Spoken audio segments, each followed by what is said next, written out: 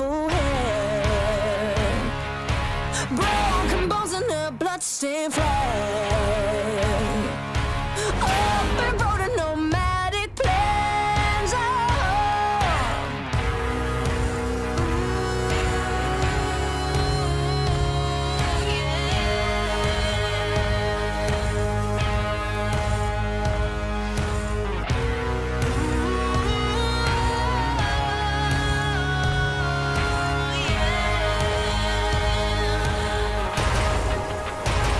I'm coming to get ya.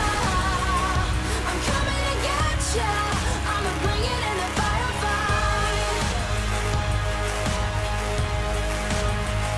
I'm coming to get ya.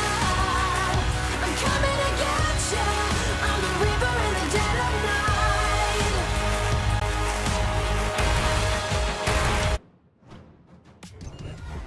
Two angles and twist remain supreme. Oh no, Val, they've done it. Rocked. Absolutely rocked. Balls of steel.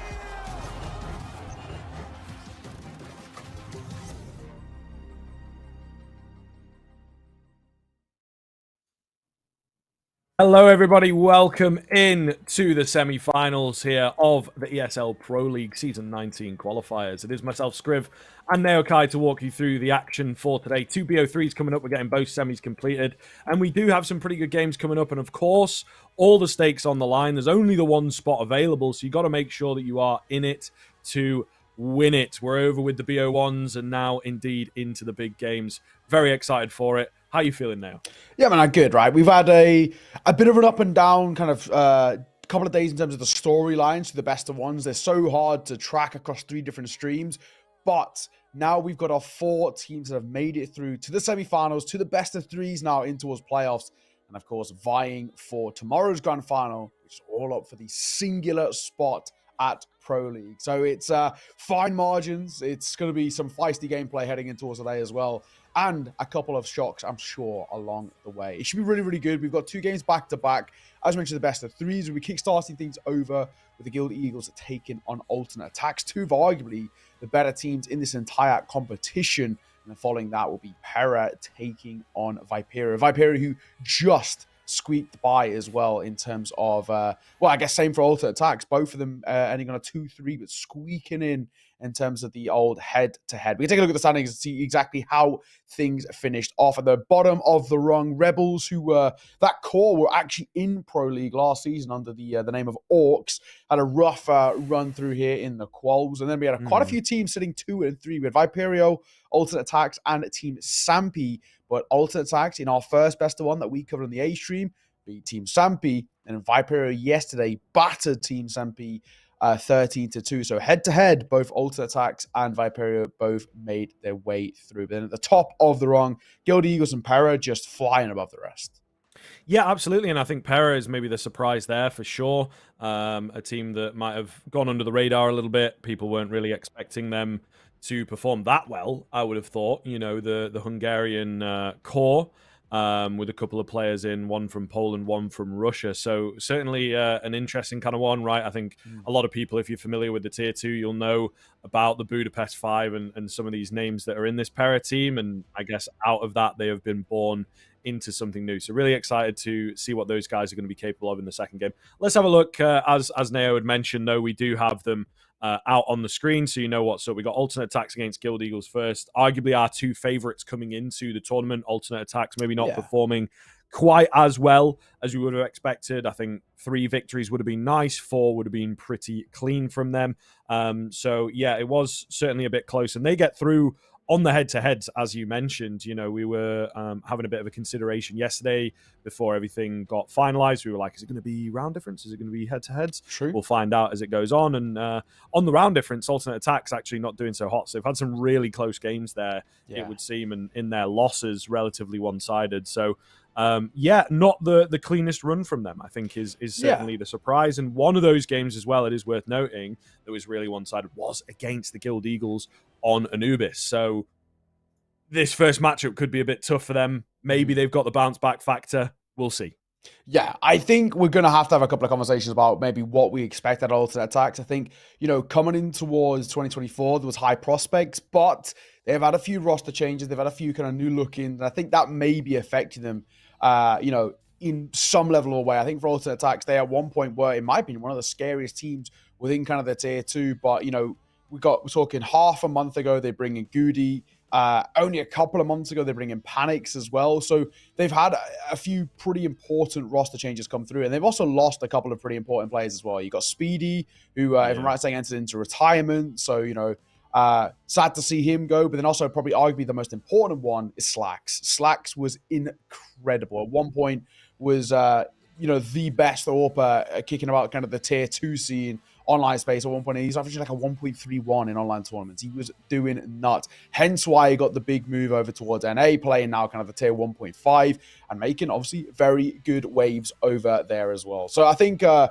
the alternate attack side, they lost two pretty big hitters in Speedy and Slacks. They went through some pretty tough roster changes, and they've had to try and adapt to the situation coming in towards this year. And now they enter into a best of threes. They've squeaked through, and they play against arguably the best team here, Guild Eagles, 4-1. They probably should have gone flawless, but they did pick up that one loss. But I think, generally speaking, they've still been so damn tough to beat. Yeah, form-wise, they look really good for me. I think it's fair enough when you got the BO1s. We still do have to lean into that sort of more random element sometimes, a team that you're not quite prepared for, or just a colder game. I guess it can indeed happen. So I think 4-1 is fairly respectable. There's no problems there for my money. I'm definitely curious to see how that translates into the BO3. One of the things with the BO1s, particularly in this tournament, that we have seen, or rather not, is the fact that there's not really been that much variation in the maps. If you look down, we've had a lot of Anubis, fair bit of Ancient, and just having a quick look here, I think the other map that came out was Overpass as the sort of fill, as it were. So definitely interesting. We do have the veto here for you for this game as well on the screen as we are talking about the maps. We've got the Overpass, we've got the Ancient, we've got the Anubis. Incredible. So not much variation in the maps at the moment here in the EPL qualifiers, but at the very least, they're maps that we know, and we do have a bit to work off of there in terms of the previous results. As said, that Anubis very, very one-sided for Guild Eagles, despite the fact that alternate attacks are pretty good at it, kind of a home map for them in terms of the amount that they've played it and whatnot. But that is difficult to translate, I guess, against some of the harder hitting opponents. Yeah, I think, it feels like a bit of a gentleman's agreement to float their Anubis all the way to the end. They've done it once before. Kind of why not do it again here? But going in towards the Overpass Nation, this is where things do become maybe a little bit more concerning. I think, you look at alternate attacks, a side who have struggled in terms of consistency throughout this tournament. With them picking in towards Overpass, you then have to ask a couple of questions about what we look at in terms of their T side. The Overpass right now remains the most CT-sided map in the pool by quite some margin. And I think because of that, when you look at a CT side of alternate attacks who need to be in stellar form, but Guild Eagles are arguably one of the better T sides in the entire tournament. On the flip side, Guild Eagles have been pretty damn clean on the CT side, and alternate attacks have struggled. So I think this is where this map of Overpass specifically, but just because of how heavily it leans on the defensive side, I worry about alternate attacks. If they can't get out the gate early on that T side, if they can't get a pistol and get the momentum going, this is where Guild Eagles will snowball. They've done it once before already against alternate attacks, and they can do it basically across all three of these maps. Ancient also leans very heavily in towards what is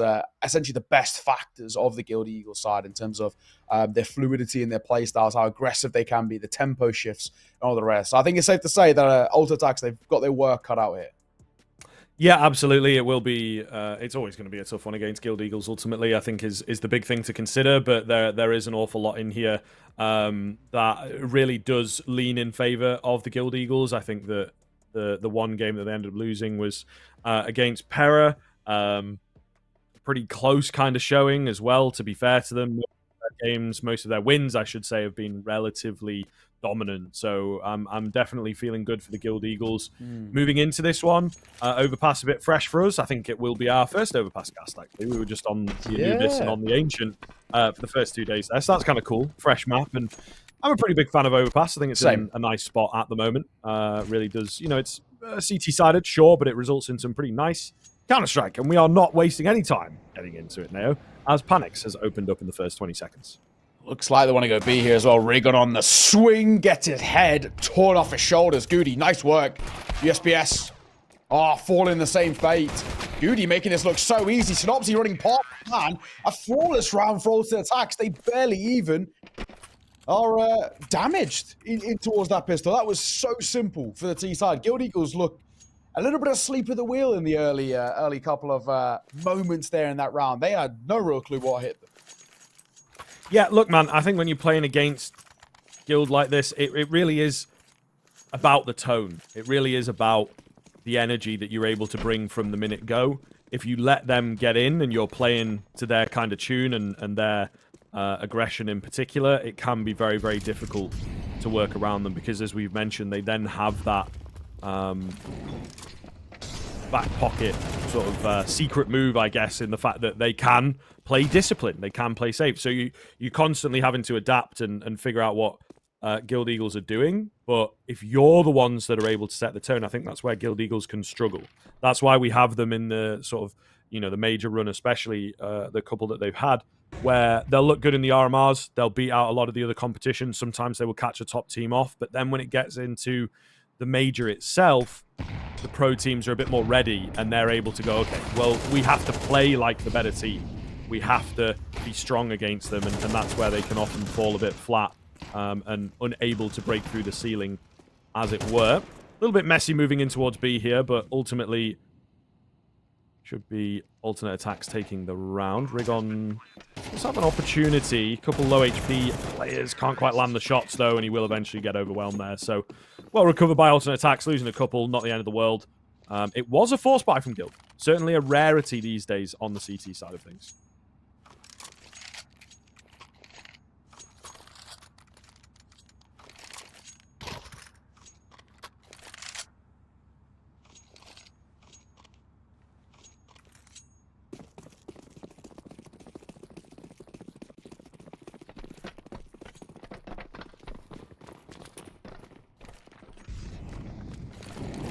Hard eco then from the Guild Eagles, as they do just pull out a few Deagles, going for a little boost play, you know, trying to get some cheesy kills in places. But we'll see here. I think Alternate Attacks are kind of wary, you know there might be a stack somewhere. Just take their time in the start of the round. Yeah, I think as well, that round was considerably closer than probably the Alternate Attacks side hope for. You got Ozek surviving 1 point of HP.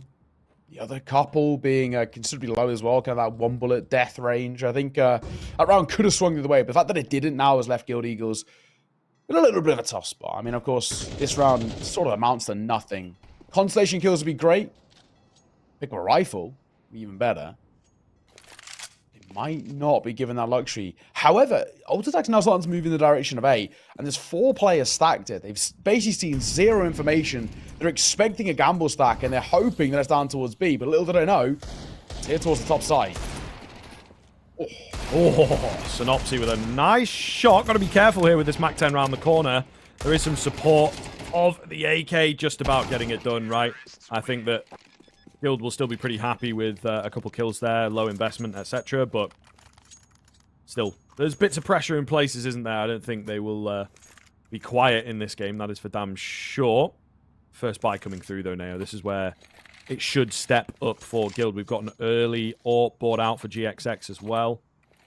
Also an early AWP for Panic. So both AWPers really wanting to jump on the big green. I like the AWP pickup. I think, you know, very early, but definitely a way to set the tone. And I think if you're someone like GXX who is can blow a little bit hot and cold at times, need to get his confidence up early. He's not done too bad so far, but take a start. Decent nade. Recon takes a tag. I'll make him at least a little bit more vulnerable towards that Galil in the hands of Freeze. If he is to fight, but Perks, the first to fall. GXX plucks him off with the AWP. Here's where the investment starts to find its worth. Get one more and he's more or less good in my books.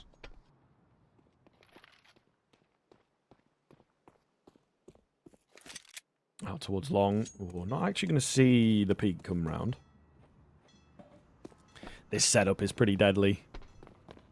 To be honest, I like it. Synopsy is digging for information. Figures he should be able to hear an execute come over the top. GXX moving up and down, heaven.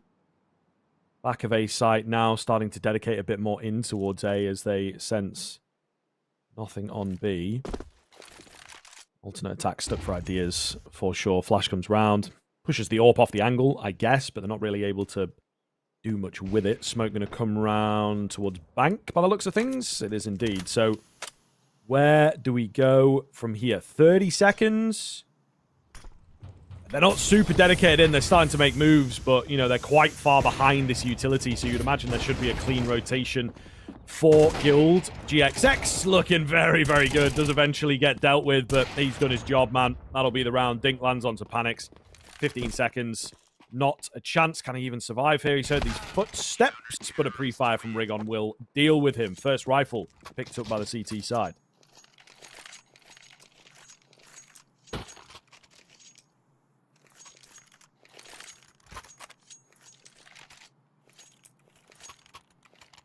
Three kills nice and early there for GXX. I think as well, when you look at the kind of the type of player he is, get that confidence under your belt early, and that's where you can start to see GXX do a lot of his best work. Those 3 kills, warranting the ult buy early.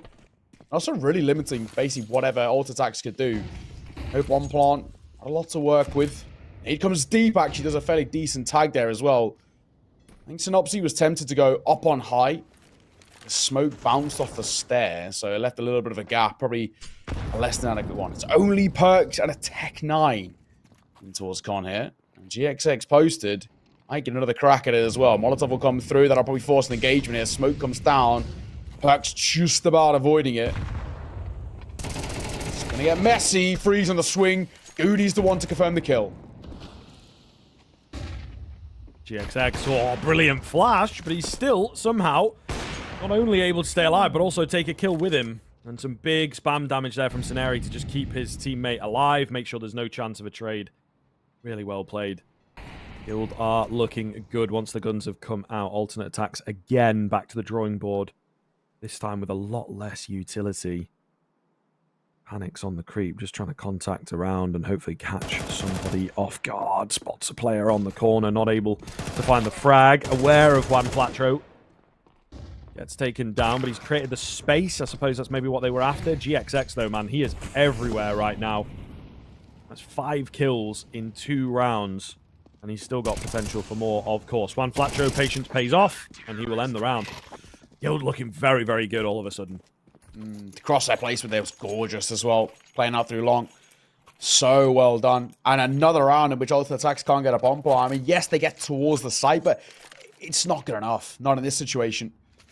Now left them with limited funds, and we can start to see Guild Eagles tie the game up, which they'll do in towards this round. Most likely, you kind of assume so, but how momentum is starting to really shift in their favor. They can start to run away with things. You spoke about how CT side of this map can be.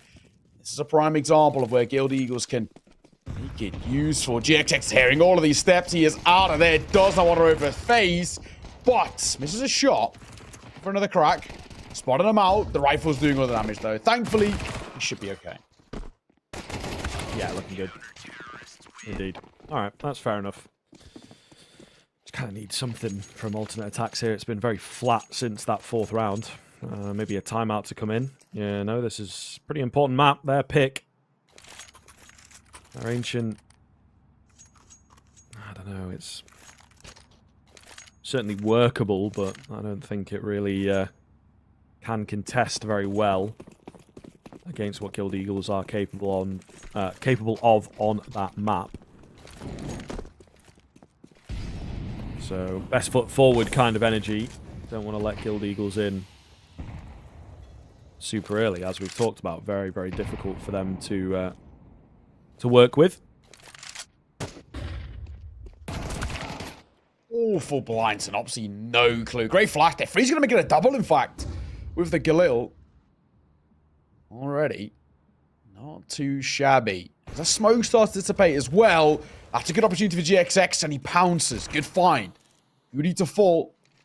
Double back towards the B side. He's the only B defender here as well, so GXX got to bob and weave, dance between the angles. He's timed as well. Surely as the smoke's faded and he spots no one, he's got to have expected a short tunnel push.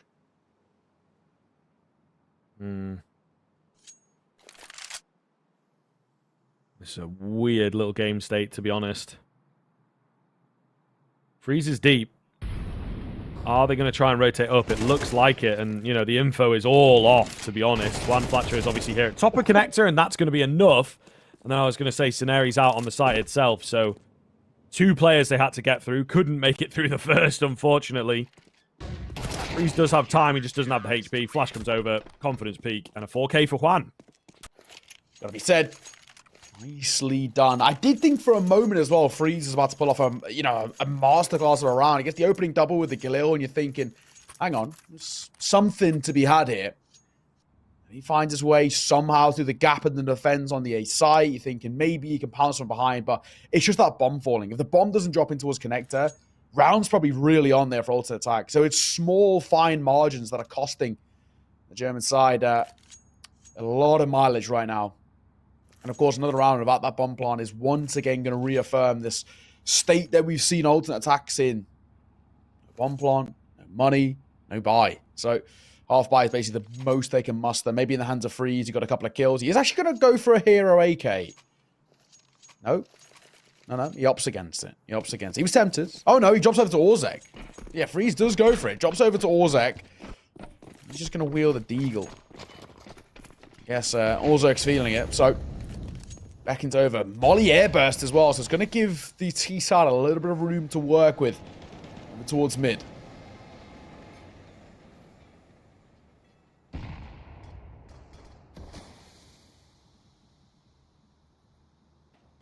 Heck.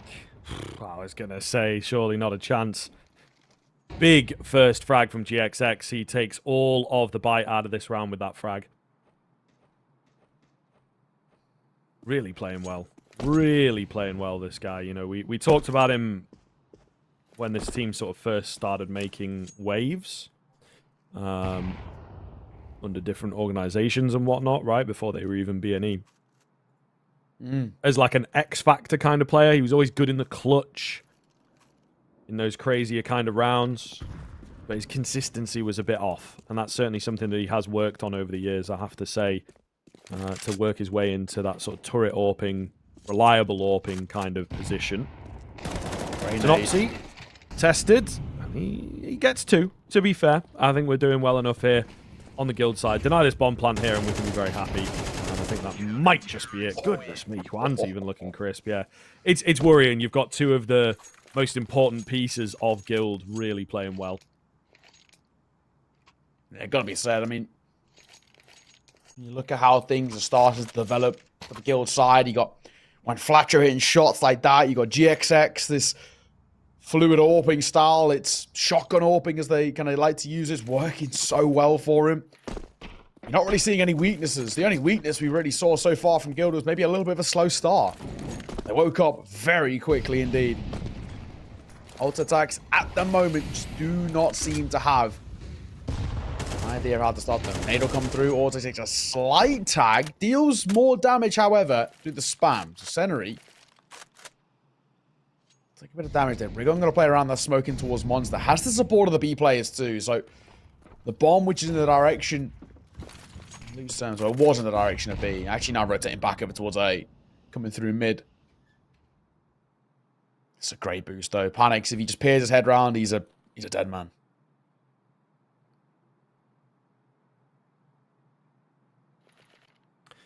He's playing patient though. I don't think we're going to see him make a move for quite some time. One gets bored and moves off the angle, so... A slow round, I think alternate attack's a pretty simple call into the start of this one. It's just kind of, let's try and stay alive. You know, bait out some utility, and then go for a simple execute in the late round. Decent nade there onto Sceneri, so softening players up is always nice. It's hard for me to even tell with all the information here. Are we going B? Are we going A? The alternate attacks are just waiting for God to give them a sign. There it is. Panic's going to find GXX. That might be the sign to pounce, but time's ticking, boys. 20 seconds. Now or never. They can't pull off this B hit. They're going to be in trouble. The flash is good, but the sprays, not too bad either. Freeze on the trade. At least one flash all alone. A 1v3. Not impossible. Ain't going to be easy. Is he even going to give it a go, though? You know, they do have plenty of cash, but I think it might just be worth keeping him as a mule. He's obviously confident. He may well be asking, can I go for it? So we'll see if he's been given permission or not. I think at this point it's a bit half and half. He is saving. Yeah, I think if he'd gone forward past that point. But he's looking for the exits, you know, so he's happy to take fights, but he knows that the round itself is just not going to be winnable. Orp is out of the map. Not a chance of that being saved. And no frag's going to come round here in this 1v3 situation. So alternate attacks finally back on the board. And as I said, very simple call of let's just play a nice wide default. Try not to die as best you possibly can. And we'll take it when something comes our way. And as we mentioned, it was that GXX frag that made the difference there. So going to need a bit more of that from alternate attacks. However, a nice one to kick off what hopefully for them will be a streak. Yeah, exactly that. I think for the alternate attack side, we do need to see some consistency come out on the T side. 4 rounds isn't awful, in all fairness. On a map which is, like you were saying, as we were coming in towards the series, one of the most, or actually the most C-sided maps statistically right now. 4 isn't terrible. 5 would be a little easier on the mental, it has to be said. Especially when you're up against a side like Guild Eagles. Anything that is a deficit, arguably, is not good enough. Because Guild Eagles can and will punish when given the opportunity. Through connector, though. Perk's just working this position. Not a lot offering up for him. At least for now. Don't have to worry all too much. Synopsy got a bit of an off angle. The flash is good, Bagudi spotted him. But somehow, full blind, Synopsy gets a kill before he's traded. Arguably, done more than enough.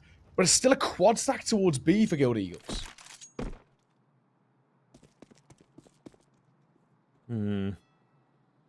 Anix contacting in, unable to find a head, but you know, with the AWP still around, that does feign presence. They're throwing in nades. They've got deep A smokes coming around. The bomb does seem to be making its way towards A, but Guild Eagles really left in the dark right now. And I do believe Shineri's sticking downstairs. He is indeed. So 3-on-1 directly on the bomb side itself. They're taking the path via long. Smart. Nobody there. So this is a really great read from alternate attacks right now, and they might just get the drop on GXX in a moment or two.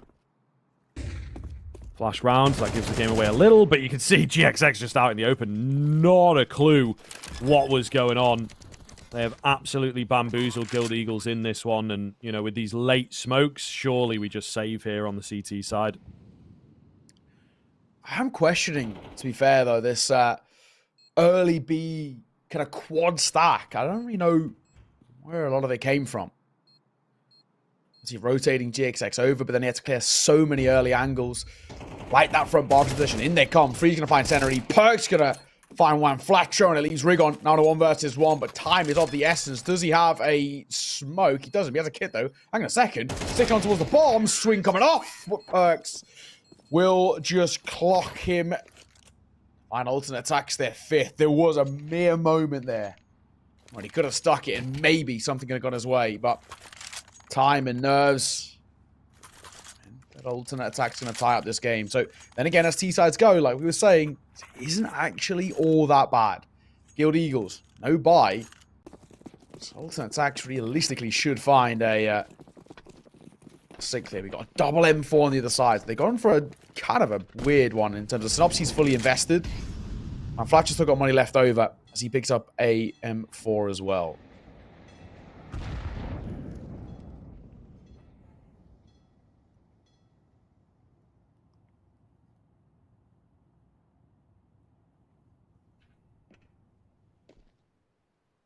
Quiet into this one. They're trying to get the M4s working. One out towards Fountain. Oh, God. The perfect flash onto Juan. He tried to play the silent game, but to no avail. A boost up, I believe, on B here. An interesting kind of boost. I like it. It's a bit fruity. I don't think it's going to see any action. Oh, it might. Bomb's moving back. So this could get a little... Ah, they've come off it, though. All right, well... That's unfortunate. It's a nice boost, though.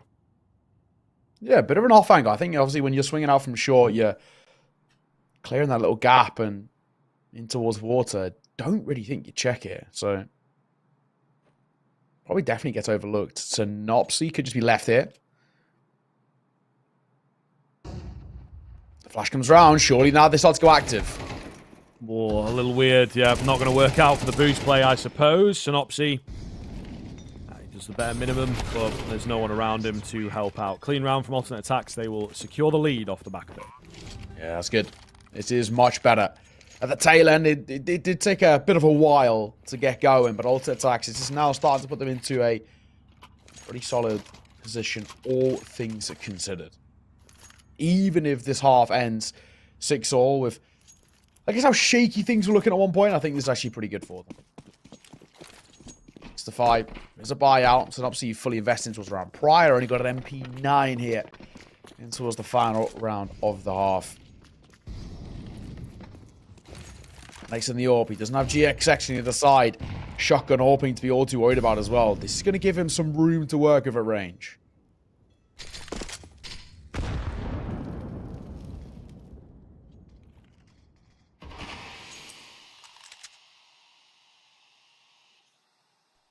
Quiet round once again here.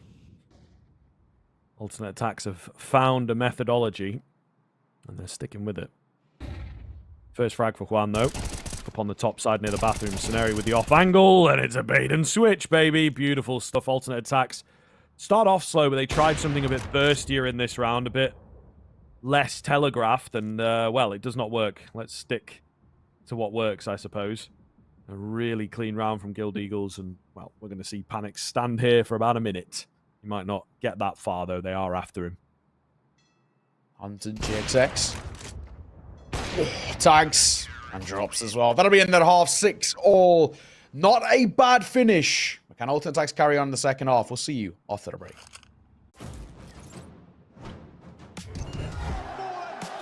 Making magic when they need it most.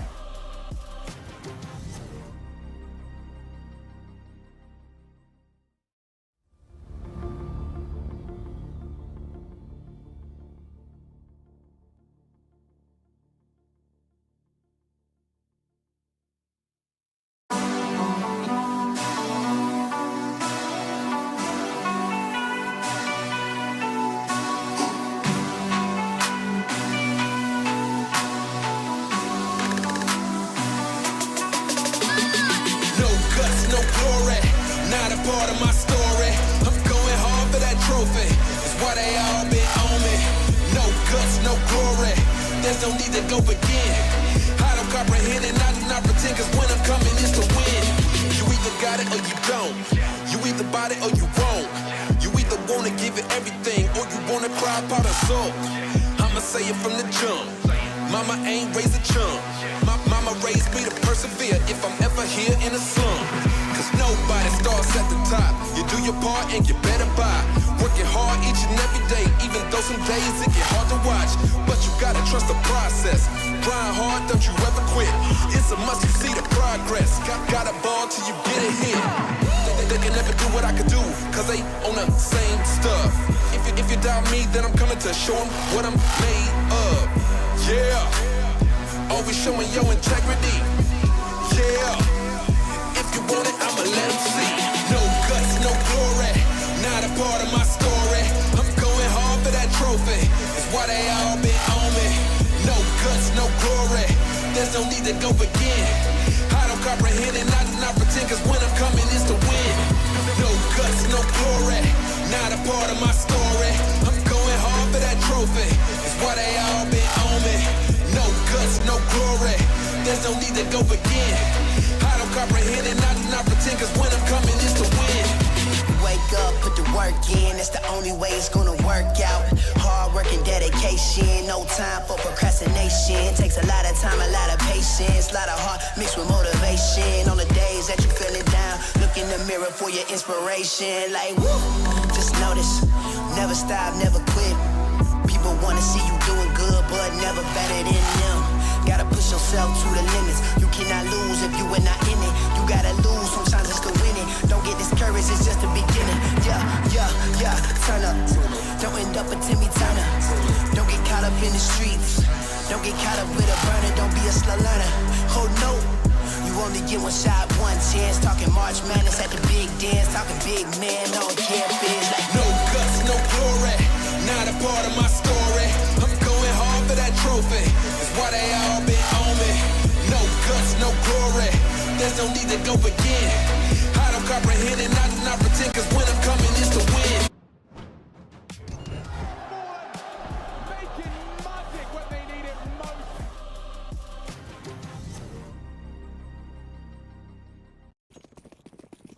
Welcome back. Second half underway. We're all tied square as well.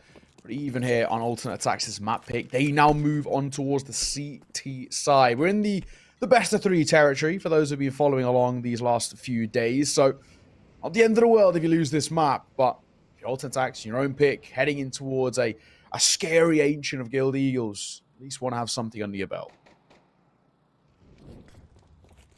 It's very true. Moving in towards the B-bomb site then. Juan Flatro going to open up. Who else for Guild? Goody at the back end of the site. There's fire everywhere. He's blind. He just cannot survive. He was trying to buy some time there ultimately for his teammates to get round and maybe find some frags while he was in the middle of a fight. Not going to happen for him. Panics. Takes the head of one. That's actually the bomb dropped. Kind of in an awkward spot. They will manage to recover it, but not before a couple more kills go down. Juan Flatro finding another, and all the kills unfortunately going the way of Guild. Juan, I believe, pushed in nice and deep there, didn't he, to get underneath them. Really well played from him, and yeah, confident, and rightfully so. 14 and 5, especially with the less rounds, the 6 less rounds, a pretty respectable scoreline so far. Yeah, got to be said. Has been a little bit of a scrappy pistol compared to what Alternate Attacks had to start off the map. But all things considered for Guild Eagles on the T side, always worrying if you're against them and you start seeing the snowball this early. Not in their favor. It's, of course, nice full buy. Alternate Attacks on the CT side, they do not get the same luxury. They've gone for a 5-stack out long here. I don't see a flash, however. Maybe if they would add a flash, they could pop in towards Fountain. Looks like they're just going to play contact. And with the bomb sort of in the direction of B, I don't think they're going to get too much action. Bar maybe Juan Flatcher's AK-47. And if they can take that in their favor, you could take a small silver lining away from it. Flatro. Oh my goodness, that's a lot of damage, but only able to get 1 kill. Still, he's got masses of information. How's the timing going to look on this? Okay, I think Scenario will make it away with that bomb. Little risky, if you ask me, but they will make it away, get the bomb plant and all that good stuff. Probably just to save the AK type vibe, deny kill bonus away, which would be wise. There's 3 MAC-10s in business here for Guild Eagles. So you don't want to give them free cash, as it were. But they are on the move. They are looking for the kills. Synopsy, oh, he hears a lot of footsteps. Spots some feet. He's been seen. Maybe traded here. Perks trying to stay alive with this AK now. And they're aware of that fact. Synopsy's just waiting for his teammates to come around and help him get this kill. I think they should be able to take Perks down. It's just a question of how many names Mr. Perks can take himself. And, well, unfortunately, it's only 1 in the end. So, AK recovered. Pretty big deal, right? It was the only AK in the round for Guild, actually. They'll move forwards up to 8 now. Looking good. 8 to 6. Not bad. Of course, relatively inexpensive as well for the Guild Eagles side. I mean, yes, an AK gets dropped momentarily, but not saved. That's all that matters for them. But going to come through here for Alternate Attacks. We got Morgan in play for Panics. Can't quite get the AWP in the 3rd round as he had in towards the 1st half. But an AWP second best. Double M4 alongside him as well. The MP9 and the FAMA. It's not a full buy either way. Actually, Guild Eagles are going to go quick here. GXX caught heftily by the nade there. Still takes that front bar from his control. And I think for Guild Eagles, that's the priority right now. Playing in this sort of pack mentality.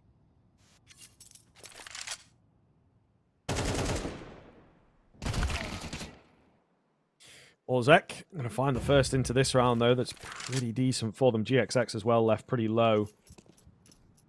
So Guild's not off to the best start here in round number 15. Definitely a difficult one for them to figure out. And I like the move from Alternate Attacks, you know, now. They're going deep in towards the banana area right now. It's kind of smart. It is kind of smart. This could get very strange on the A bomb site in just a second here. Freeze is going to take a little look back, and they're really not expecting him in towards short. Probably not expecting, you know, this area to be so clear. Oh, miscom, though, I want to argue. Orzek was in the mix in that banana area, dipped down connector to get away from Rigon, and then left his teammate out to dry, it has to be said, and they just did not communicate that cleanly enough with each other. That was certainly the linchpin moment of the round. Skilled Eagles wrestle back a really difficult spot. It did look like it was already going to be kind of concluded as well. Very well done for the Guild Eagles side. I thought with that kind of banana push that you spoke of, they had kind of that back bathrooms control. They could have maybe denied any of those standard bomb plants. And if the B guys had rotated over in time, maybe alternate attacks could have done something. But it wasn't to be. Guild Eagles going to go for their first timeout. Good opportunity as well for Devil Walk to join the conversation. To obviously help this side markedly in terms of their kind of mid-rounding and their overall kind of game plan. We know, fundamentally speaking, Guild Eagles are such a scary side. Their raw mechanics are unbelievable, but Devil Walk's done a lot to really help them in terms of the mental side and really help them in terms of their consistency, which is obviously paying off in dividends. Right now, 9-6, 3 rounds ahead of their opponents. Alternate attacks going in towards a pretty janky half by here. We should see Guild Eagles lock in double digits relatively inexpensively. And for their opponent's map pick, very important. Guild Eagles doing everything right at the moment. We already spoke about how scary the T-side can be. This early in towards the game, we're seeing it.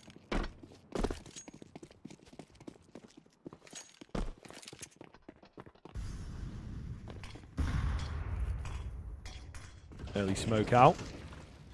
But a quick move via B short. Synopsy looking to entry onto the bomb site here. Not messing around, not wasting any time at all. Does have to be careful. A lot of bodies in close proximity. He was kind of aware. Maybe creating space. I don't know. They've been allowed to reset things a little, but just not good enough. Unfortunately, there will be rotations in. Nice and fast. 5-7 from behind. This looks not bad, you know. 2 versus 2. With the investment that they've had, a stray headshot here or there really could turn the tide on this one. They're going to create a nice bit of room. Oh, but Ozek through the smoke. Drops the bomb. Leaves Scenari with it all to do. A lack of information. Checking towards Monster for the free frag. It's Ozek on the 5-7. Another crazy one through the smoke might be enough for him. He pushes through with perfect timing, and they pull it off. A massive, massive round from Ozek and alternate attacks. I cannot believe they've let that slip as well. That was fundamentally should have been quite a simple round, but Ozek had a really, really well played one. The 5-7 doing God's work, but actually the most important thing in that situation, it's not the amount of kills Ozek gets, it's just that one to deny the bomb going down. If the bomb goes down, then time pressures and constraints start to make kind of alternate attacks work a little quicker. Ozek plays that to perfection, and for the final kill as well. Not expecting to push through the smoke. Goes out towards bridge.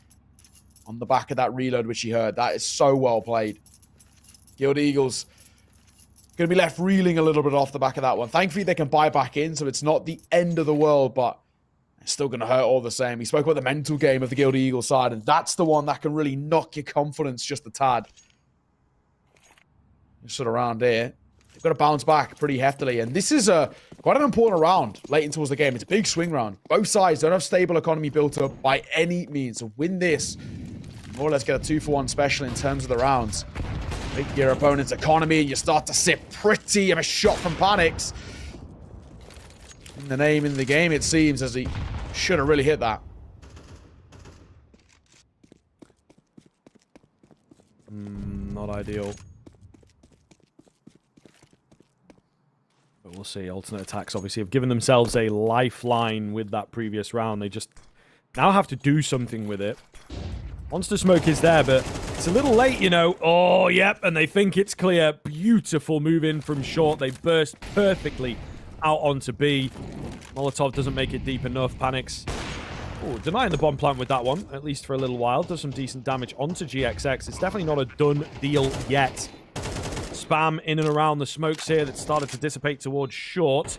Panics all though, and that gets rid of one of the prongs of their attack. Not great. Freeze. Pause. Creeping round, but yeah, just peeking into 3 crosshairs at once. You're never going to win that. Freeze knows it. He's out of there, and Guild Eagles back on the board. Yeah, it's not nice. It ain't good. Freeze. Get one, maybe two on the way out. Yes, he does. So, actually pretty important kills here in the tail end. We already spoke about how the economy on neither side is comfortable. So the fact that he's found two on the way out means that economy remains pretty rough towards the guild side. They can buy back in, yes, but out of a couple of Galils who want the util, Mac 10s or the rest. Also, it's actually on the side. It's even worse. They've only got that one real gun to speak of. They're going to go for a force buy here, in fact. So the FAMAS has been dropped over and Orb's picked up by Panics. And Orzek and Perks are going to try and join the fray with the MP9s. It's a bit of a Hail Mary investment here for Ultimate Attacks. It kind of seems like this is the make or break for this team. Lose this and Guild Eagles start pushing towards match point, more or less.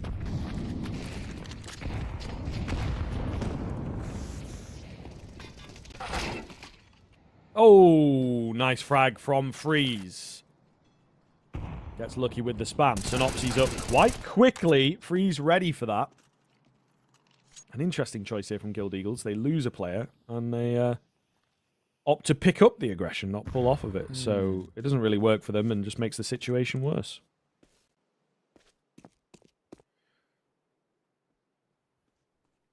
Every single time Guild Eagles have this kind of opportunity in terms of the investment, letting it slip. Panic spot at the head there. You'll know. Flashing towards the corner. Nobody offering up anything. Rigon is the big success maker here. He's got to find a kill. Of course, especially that Dice player. Might not expect him up so close.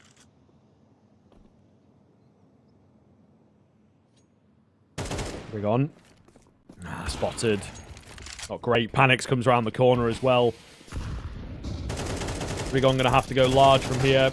Can't find that frag. Gets traded out. I think he maybe thought that he should have found it. Frustrating. Certainly frustrating. Nothing going the way of Guild Eagles in that round. Another big one for Alternate Attacks. Comes in flawlessly. Looks like it. Yep, GXX not ready at all. So, no one going down. Making some money. They've had little opportunities like this in the past and just unable to close that gap. This time might be better. Look at where the money is at here, folks. Guild Eagles. Real tough decision on this one. I think they are just going to have to go for it to even out the econ, unfortunately. So, yeah, this is a good chance for the German majority to close the gap. It's got to be said, this game is, it feels like being drawn out ever so slightly. Guild Eagles have had two big opportunities to extend the lead and maybe even close the game. They fluffed both of them. Alternate Attacks clinging on by a thread here. We're not going to see a full investment come through for Guild Eagles. Now, this is a big risk. I think we've seen Alternate Attacks go for these half buys, but at least they've had kind of SMGs or, you know, FAMASs and the rest. Double AK buy. A few pistols isn't pretty. Double stack towards that A site. 3 down towards B and 0 contact being heard or seen anywhere as of just yet. Actually, barely any util being baited out either. I mean, right now, Guild Eagles are pure contact play as a pack, looking in the direction of A, but it could work in their favor because the orbs posted, they could overwhelm. Yeah, we'll see here. Oh, nade going in. Decent damage and backed up by Orzek. He gets dealt with quickly, but he's done a lot. Panic's just trying to stay alive. Can't land the shots. Info's in there, but yeah, just can't get it done. Freeze in with a quick move. He gets taken down quick. Oh, this is not looking good.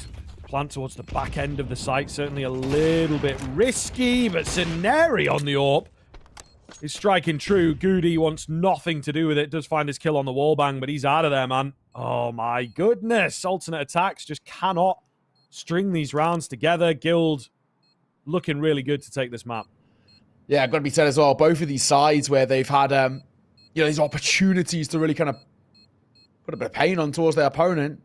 Both times, not looking too good. But Guild Eagles, credit for responding in a really good way to the way in which Alternate Attacks have been doing towards them for the last few. A low buy. Sceneri with a quad kill. And he survives as well with the AWP. That is huge. Really, really nice round from Sceneri. Not a primary AWPer, but honestly made it look very easy, all things considered. as Guild Eagles 2 rounds away now from their opponent's map pick, going in their favor, which would be huge confidence heading in towards Ancient. The alternate attack side. They do have a little bit of money left in the back pocket, but it's only in the pockets of Goody, in fact. So this is the now or never. This one falls flat. Not only the Guild Eagles lock in 12, but they just won't really have the true money to buy in towards round number 21. This has got to be spectacular again from Alter Attacks. They've had good plays when it comes towards these lower buys. We have to see it again here. Oh, this is so risky though, playing behind the smoke. They're going without a flash as well. Contact play, pure contact play. And spotted. There's one, but only Rigon. Could have doubled down, but doesn't. Yeah, maybe fluffing his lines ever so slightly. But good information. They know that they're pushed in deep B. There's not much that they can really do about that, so they're trying to pounce on the idea of A here. Oh, just spotted at Optimus. Big one from Synopsy. Well read. Well played for the double entry. Fabulous. Save out from alternate attacks. Map point for Guild Eagles. Serious business here. Oh, looking to see if he can find anything on the way out, but extra through Monson. I don't think there's going to be too much to be said at the tail end of the timer. It's going to be the round going in favor of Guild Eagles up to their 12th, and now really starts to push down on the jugular. Alternate attacks just do not seem to have an option. No alternative to try and deny this Guild Eagles T side from rolling on through. At the very least. An AK and an M4 save for Goody and Freeze. It is a silver lining, and Goody can drop one over. You look across the deck as well. Panic's Orzek and Perk's not exactly wealthy. Freeze maybe drops over like the likes of a Famas. He's still got full util. And the rest of the team try to make something work. They're actually going to go for that AWP buy. Come through. Half armor is probably more than enough with just the AKs. I mean, only Senary and the M4 does leave you a little bit worried to a degree. Poor Perks, man. Only a 5-7 for him. You say only. Orzek made it look pretty good earlier. Miracle leader, though. 4-round lead. Guild Eagles hold. And Matt Point looking in the direction of B.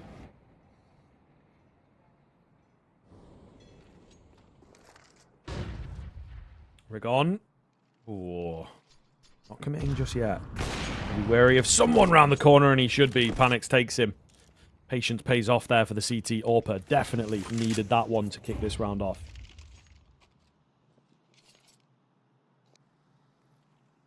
It was quiet off the back of the initial.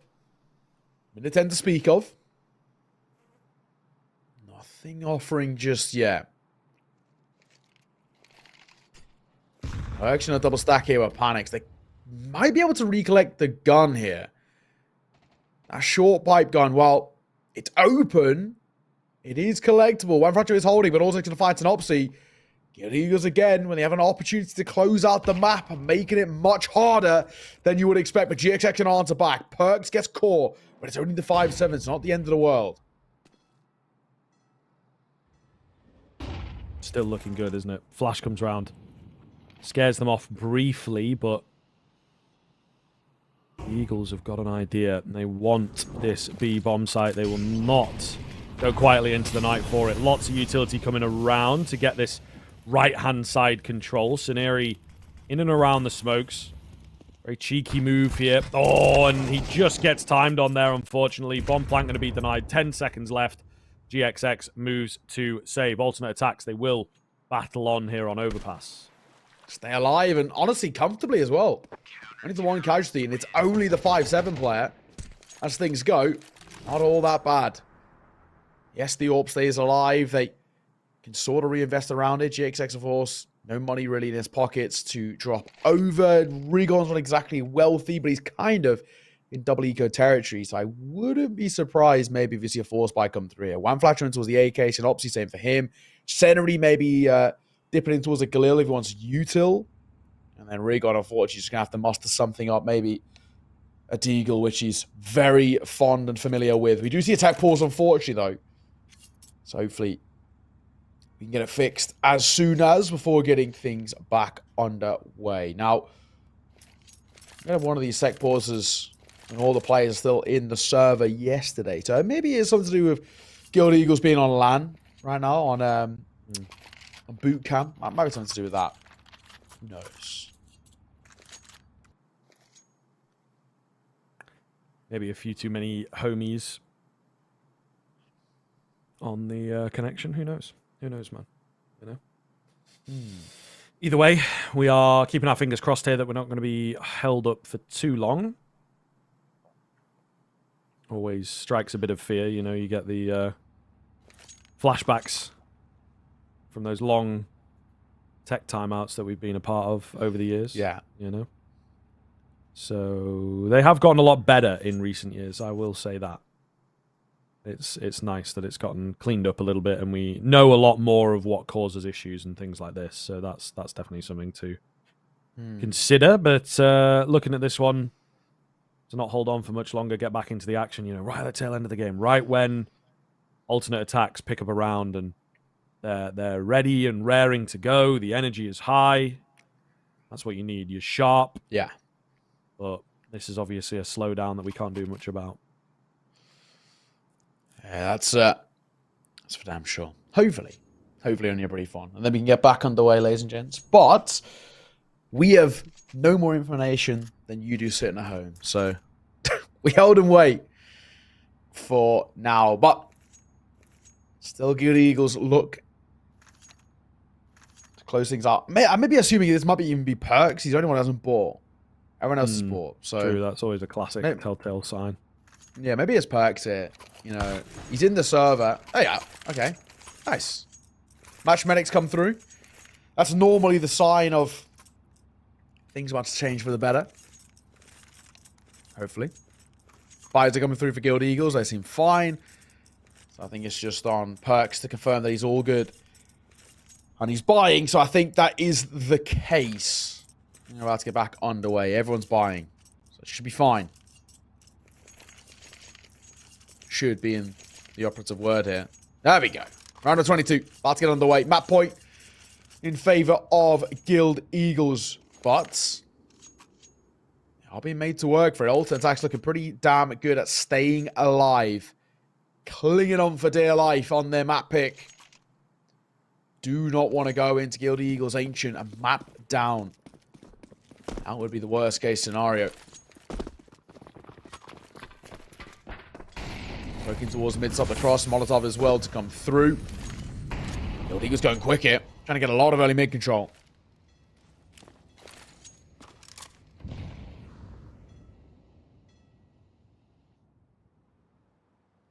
Quiet though as rounds go. Especially from Guild Eagles when they're on this T side. They love to dictate the fights. At the moment just playing a patient game. Scenario's got a decent read that there is someone around here in the connector, but unable to find an angle, really. Synopsy trying not to give his position away. Molotov comes in, though. That makes the decision for him. Scenari, meanwhile, his contact, patience, and slow creep will net the first frag as he catches Orzek in transition. So a man advantage for Guild Eagles in the early stages. They are running out of utility quickly, but they will take the manpower.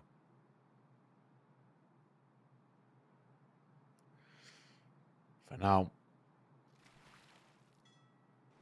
Up close and personal. Now Mac 10 going to try and get into the action. There's 3 players here towards B with the bomb. Is heading A. It's a ruse. Synopsy waiting for the call to make some noise. Orp takes a pop shot. That might beckon a rotation. The Mac 10 maybe going to start getting going. Panic's going to find Rigon. Now they're rotating over. The Mac 10 going to go in to try and hold off the rotations. The time's ticking. He's going to find kills nonetheless, though. Oh my goodness, this is so wild. How have they just managed to get into the bomb site like that? There's still a player out towards Graffiti. Flash comes in. Molotov to finish off Synopsy. Fell apart there at the very last hurdle. The Molotov as well will deny the bomb plant away. GXX can't do much. And just looking to hold on to the orb. Goodness me, does not escape unscathed. But he will escape. 2 more rounds for alternate attacks then. My God. Again, being made to work for it.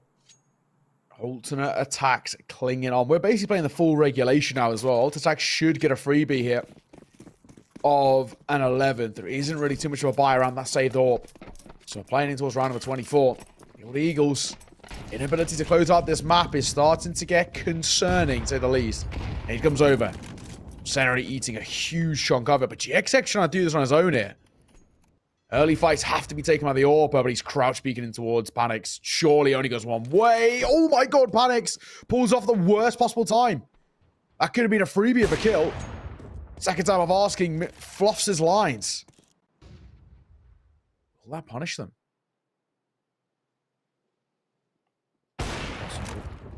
Panics. Ooh, tagged up.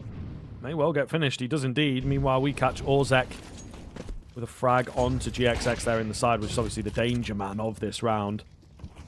Looking very good here, isn't it? Synopsy and Juan Flatro left to do it all. Just Juan blanked out by 2. That actually took a while considering there was 2 of them, but all the same, they will win the round out. Now bringing it within 1. So this is for all the marbles right now. The overtime of their own map pick on the horizon. Alternate attacks have done so well to bring it this close. Some really cheeky rounds, but couldn't string those together. However, they pick up that 9th, and they've just kept it going for a little while here. So Guild will be kicking themselves. It's come this close, and they will absolutely be disappointed if we make it into that overtime. Yeah, it doesn't help as well that because GXX has been saving that AWP for so long, he's now got a Deagle. Molotov misses. Smoke going to go through. Senary going to eat a lot of damage from the spam. That XU, that idea of Molly and go through the smoke really worked against Guild Eagles there. A play that might have worked at some time, but it does not catch alternate attacks off guard. Get a freebie of an opener. Freeze. Doesn't even see him to get the kill.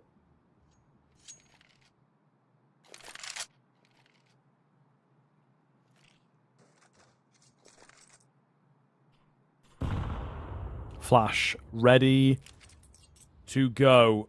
Entries from Synopsy have got to be perfect here.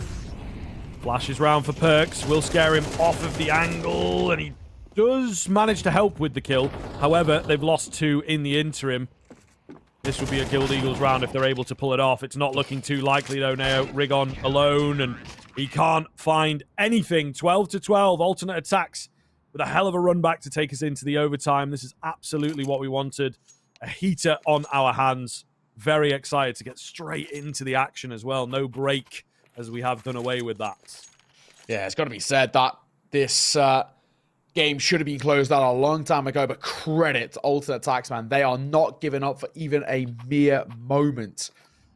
As we head towards overtime, this now becomes anybody's game for a long, long time. Basically since the turn of the half, and where Guild Eagles have the pistol, and they started to kind of build up a 9-6 lead. We saw at one point before there was any sort of response.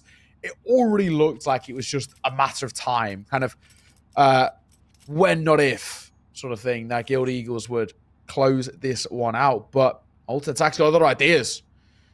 Finding that form. They'll be starting that CT side as well, so they really do get the big benefits here.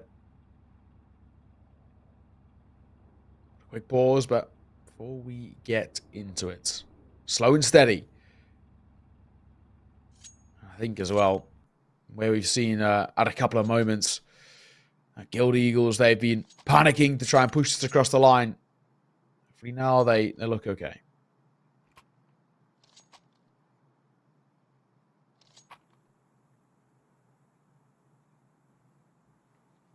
Still the pause, though. That's unfortunate. At least we'll get to see GXX back in towards the AWP, though. Out of the Eagle in that final round. Doesn't really continue the form that he started off. He started on some pretty electrical. He had 8 kills in the first 4 rounds, but it's petered off since. Calling on more of the big name riflers of Synopsy and One Flash Show to try and alleviate a lot of the pressure. Thankfully, tech pause is done. Concluded, and we can get back underway. Overtime now. 6 rounds to try and decide it before we go for some more.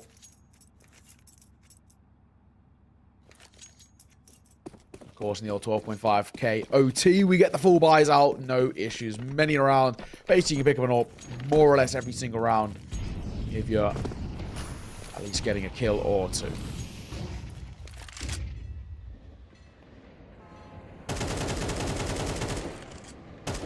Fan through the smoke. Rigon not connecting with anything. Very important round, usually, this opening one. I think it relieves a lot of pressure for the team that wins it. But obviously, you want to avoid taking your foot off the gas as well. So, okay. Goody going to get caught. Maybe thought he was covered there by Perks. Trade is there, but would have been nice to keep those players alive, I'm sure. Synopsy half, Perks half. Very even looking round thus far. Big fight here down below. Scenari wins it. He has been doing that quite a bit recently against Orzek. So, advantage. Vulnerable A-bomb site. Not looking too good. Freeze holding in from bathrooms. Not being heard over all the carnage. Quick trade is there. He slows them down. He gathers some information. Buys time, importantly. Panics. Has to come alive here. Holding the line for one. Quick reposition. Goes back in off the back of the flash, but GXX unblinded at the last second to take him down. Perks rotated up. Not ready for this flank down, is he, unfortunately? So there's not much he can do to stop the bomb plant.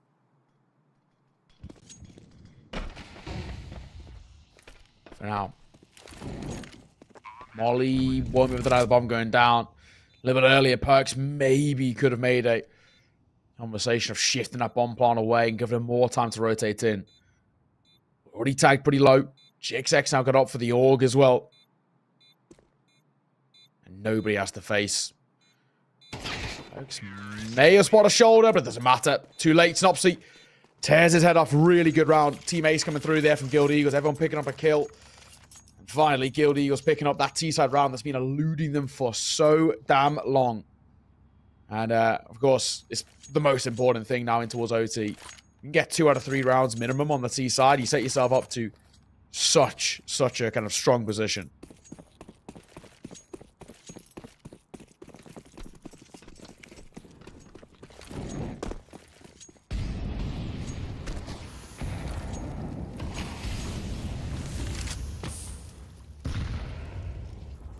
Rigon in quick through short.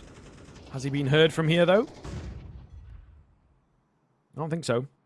Looking at kind of the body language of the alternate attack side, but they are a bit wary of short at the moment. Just again, sort of tit for tat. Lovely Molotov. No one to follow up off the back of it. Swan Flatro going to win his fight against Orzek. A rough few rounds for Orzek, it has to be said. Giving his life away early in these rounds. Without finding kills, without even setting them up, really.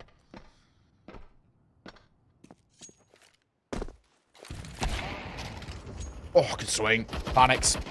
Timing was excellent there. Yuto in hand for Senri. Synopsy can't make it a double, though. Got out through Shaw. Rigon for one. Does he expect the second? He should. He knows.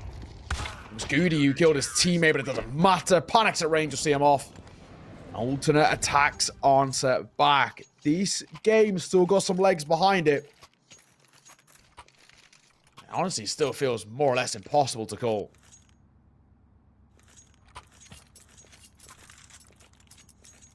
I know, it is a real tough one, to be honest. It is, I don't know, a dangerous sort of position to be in. The Ancient also feels a bit more up in the air, right? As we said, Guild, I think, have a good track record in the long term. When it comes to the online games, very difficult to predict. Alternate attacks, meanwhile, pretty poor track record, but then they have a lot of reps. It's hard, man. It's very, very hard to know where this series is going to go, so I feel like this one is incredibly important. Especially with how close it's come.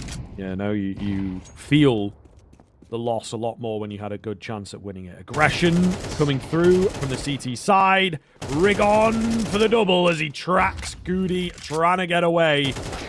And a double kill that might just start to hammer in the final nails of this here coffin. Man advantage wrestled back by Synopsy. 3v2.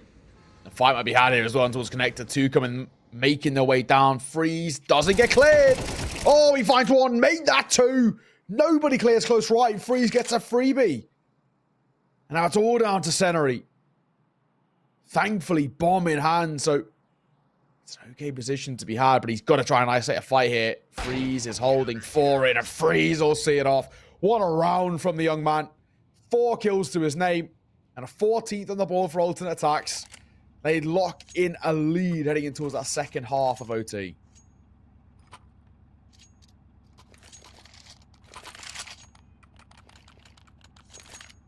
All right, let's see then as the half switch comes in.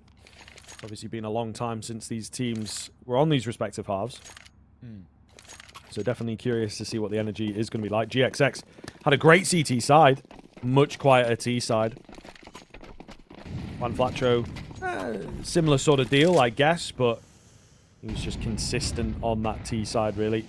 Just felt like some of the bigger rounds for him came on the CT end of things.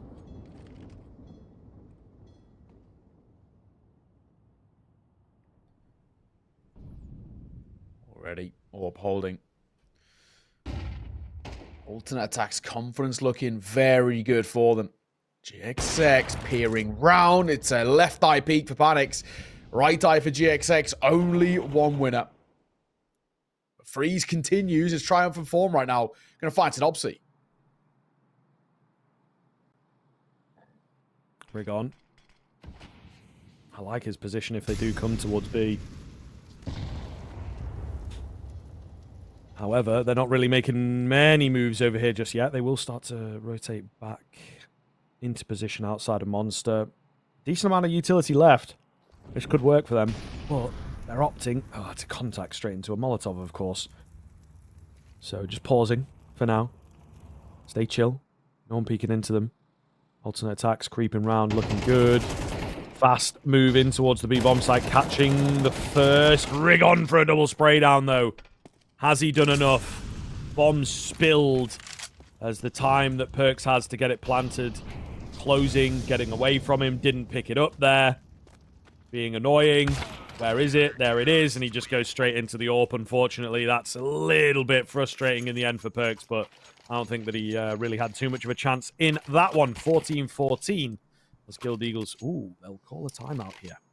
Yeah, pretty rare. See the Guild Eagles tax come through. So... they've all spotted something. Let's have a little conversation before we continue on in what has been such a close map number one. This is just map number one as well. Imagine what the series has got to deliver for us. Conversations to be had, though. The CT side needs to be flawless. The Guild Eagle side to take it and move on towards Ancients. Just the singularity under their belts, but you look at how even these two sides are, honestly. This has got double OT, if not more, written all over it. Not a lot separating them, basically, at all. But this CT side aggression, I'm liking what I'm seeing out of Guild Eagles. This is exactly how you kind of take it to alternate attacks. For the German side, who currently seem like they're in good control of the game, Guild Eagles have got to try and take it to them. Individuals like Freeze have an incredible map so far. Make him feel uncomfortable. That's the only way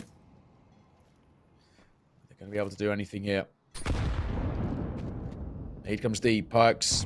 Slight tag, but not all too problematic.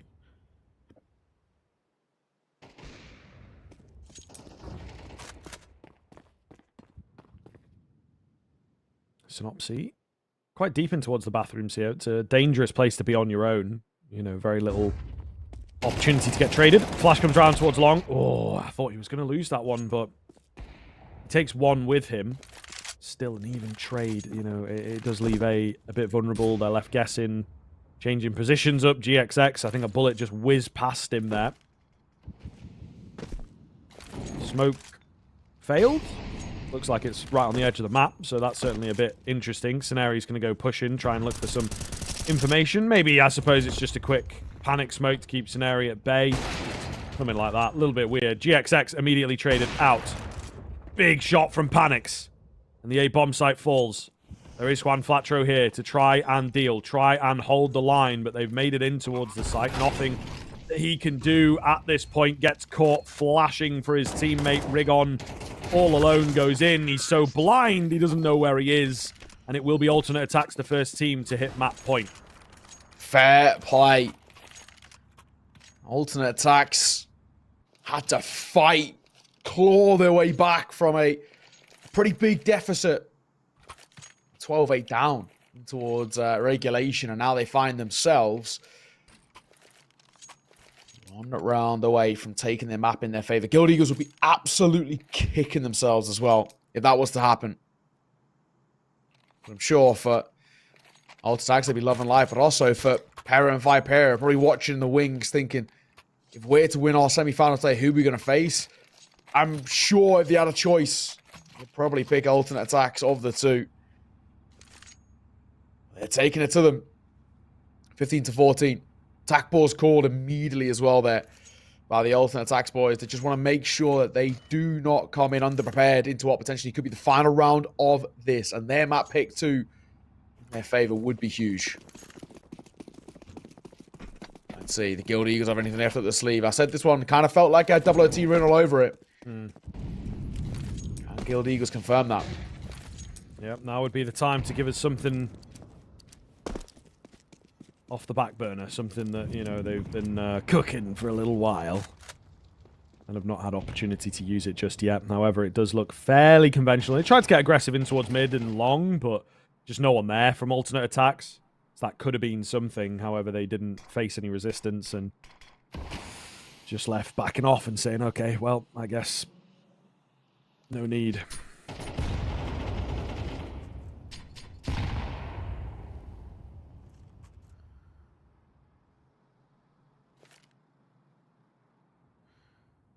So quiet right now as well. Waiting for that opportunity, but actually come around the corner here as well into towards connector. He's going to get a lot of free real estate coming through, which is good. They wanted to make a split move, kind of work in their favor. Just running the smoke, Riggin not spotting anything. 40 seconds, decision has to be made by Alternate Attacks, and it looks like they're going to commit towards the top side.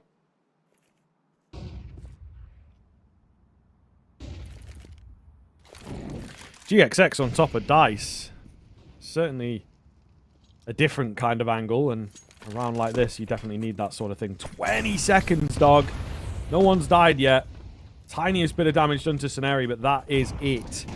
This is really not going to be easy. Panic finds the first, traded out quickly. Scenari standing strong for 2, maybe 3 if he had a few more bullets. They will just about manage to get the bomb down here. Oh, and the flank cut off. That's big.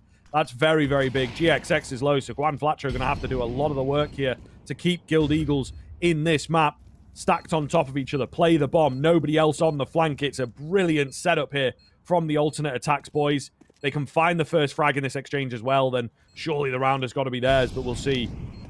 Molotov comes in. There's only one place they can really be at this point. It's deep down short, or it's hidden away. Juan, he pre-fires in, lovely and clean, but there's a second player there. They're not ready for him. Down goes the first, but not the second. He pulls off the defuse with a bit of a crouch and dance. Oh my goodness, Guild Eagles, they will make it through to a second overtime. No shot. Nerves of steel to stick that as well. The second your teammate falls, but he was already 3/4 of the way through the defuse, so you have to just hope and pray. Oh, Alternate Attacks. They're going to be kicking themselves now. That was their time. 16-14, written all over that round. That double stacking towards Plant Pot was so well done as well. But when it comes down to it, all tied square. The defuse stuck. And we go again. Guild Eagles starting down that CT side, hoping to get some of that momentum that Alternate Attacks had.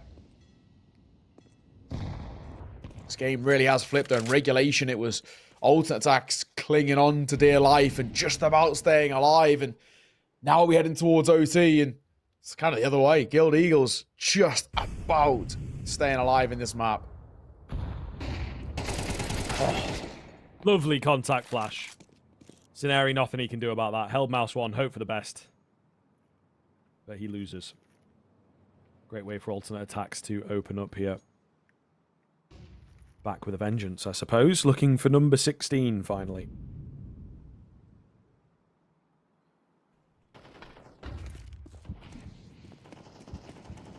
For now, as things start to just tick on over into the just shy of a minute mark, Snobsy's playing anti in that cubby. At this late stage as well, as they've already made kind of in-routes in towards long. As long as Snobsy doesn't move, I'm sure they don't check him. GXX. I had the right idea as well, but she's going to fall off the angle a tad. Perks on that corner. Plays in front bathrooms as well. Got to check for it. This could get messy. Nade in hand. He will not get away alive. And now Synopsy's made his move as well. He's fallen off the cubby. The AWP will pluck him off, and that should be the round. Yep, looking good. Juan Flatro does hold for a double, to be fair to him, but it's ultimately to no avail, is it? Rig on 2 HP.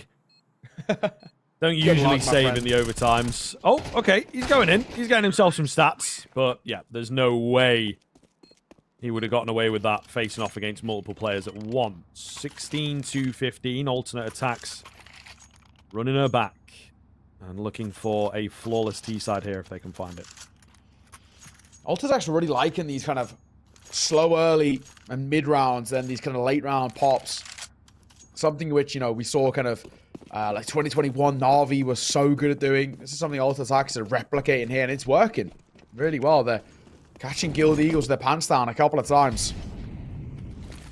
Double smoke being dropped there and towards front Monster as well. Maybe a little bit of miscomm there from Guild Eagles. Boy, is that going to come through from Senri?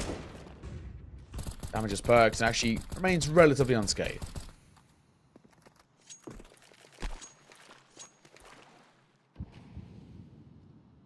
Minute and 25 left.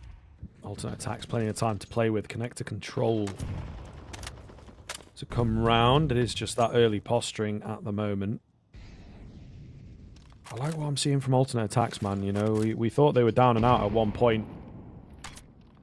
They have really stepped their game up in sort of the past 10 rounds of play. Definitely in the overtime. Matching very well indeed. Was that a double nade? Potentially. Either way, Juan Flacho is a goner. And we're looking at a man advantage for alternate attacks before they even set foot in a bomb site. Generally, pop flash for the monster player. Swing in the corner. Rigon going to spot no one. Drops a Molotov. Perfectly timed, though. Another nice and timing on that bomb. Don't have a smoke anymore, though, or a molly. 2 flashes and an aid for Guild Eagles. And a man disadvantage. Nice position to be in. They're going to pop through in towards B momentarily. Oh, but Senri beats him to the punch. Going to find a double and rig on and odds on one of his own. Senri goes huge. Stays alive as well, and GXX will clean things up. It looked pretty okay for alt attacks. 25 seconds on the clock and a man advantage. And then Senri has other ideas. Takes the round into his own hands. Once again, ties this game up 16 apiece. Nasty, nasty stuff. It is never over until it's over in this game. I'll tell you that much for free. These guys are just not stopping.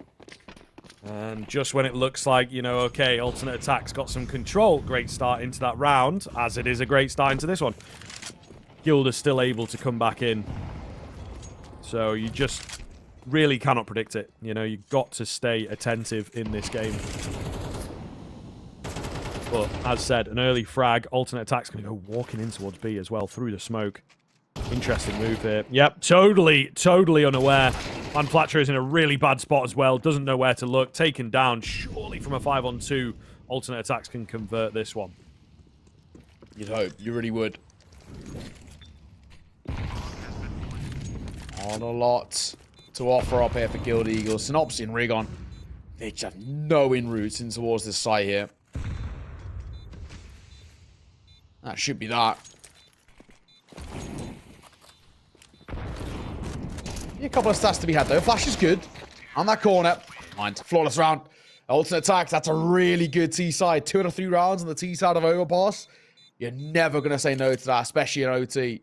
Once again, alternate attacks are in control of this game. It's nasty, man. I think we're loving what we're seeing, to be honest. The game is still, though, not cut and dry. You know, alternate attacks. You say control, but it's weak. It may be short-lived. Yeah, they're really not making life easy for Guild Eagles, that's for sure. But Guild are hot on their heels and have been for quite some time. Just a case of changing things up here on the T side. Back to it. Guild love a T side. Nice and fresh. Bring us something new. We'll see. This is a really, really pressure-filled situation at the moment. Early nade damage, of course, go in the way of alternate attacks, but nothing too aggressive from them. I think they like the one round they have. They want to keep it. Either way. Up close here. Snopsy again. A contact play. Trying to work with something, but not a lot offering up. GXX holding for a swing through Divider, but Olzek a little bit of an off angle here. Just playing up close. Oh, the timing is brutal. Just as GXX pulls off the angle, Olzek swings and finds one flat shot, but he's going to be traded out by Seneri. So it's not the end of the world. Nice shot from Panic. Scooty as well, looking good. Panic stays alive around the corner. Guild Eagles have not been able to answer back at all, really, in this round. Just the AWPer. Whoa, what is going on? An absolutely insane fight there. And he's still alive. Good God, 6 HP and a dream. I don't think he really makes it much further than this. Fully spotted out on the push now, so the flank should be able to activate quite easily. They catch him nade in hand. 18-16, 2 to play with this time around, right? A lot more room to maneuver for alternate attacks to pick up the victory. Guild Eagles, survival. That's what it's all about. Yeah.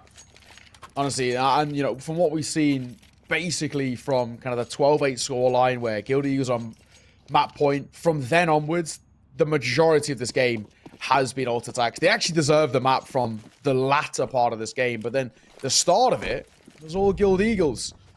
They've, bit by bit, just sort of petered out.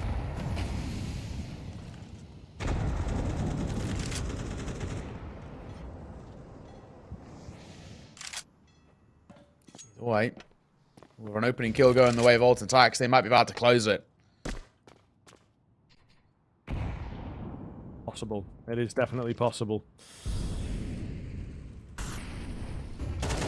Trying any way they can to get back in. Juan Flatro, so effective in regulation. Little quieter in the overtime. Panics with a push forwards. Able to pick up an important kill. Scenario gets traded down below. Panics knows where to look. It's all on Rigon. Ah, man. It's a nice first frag, but it costs him so much HP. One bullet and he's done. And they know that, right? The comm comes in that he's low. Panics has even swapped off of the AWP. No funny business. Win out the damn game. Hell or high water. Rigon moving forwards. And I mean, he's going to go straight into a fight with Panics here. He's ready for it, but just can't find the shot fast enough. 19-16. Alternate attacks. You have to give them credit. To me, it looked like it was Guild's map, right? They were sat at 11-8, 12-9 at one point.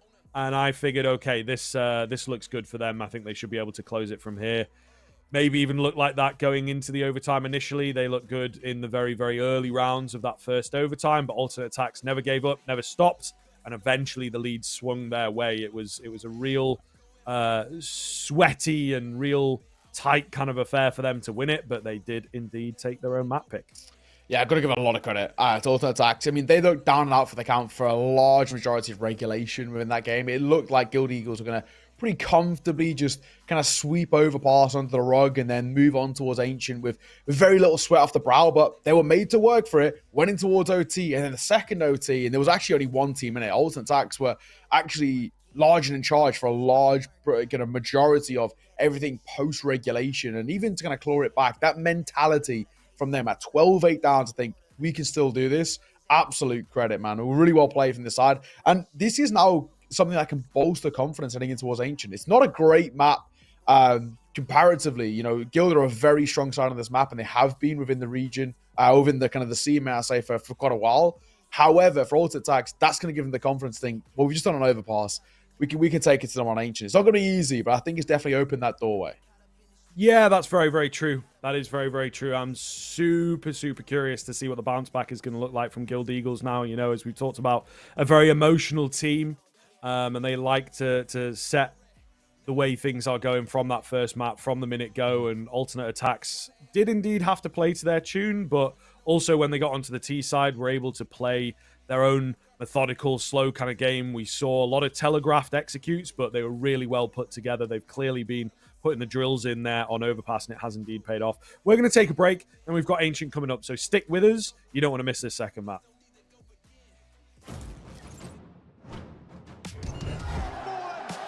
Making magic when they need it most.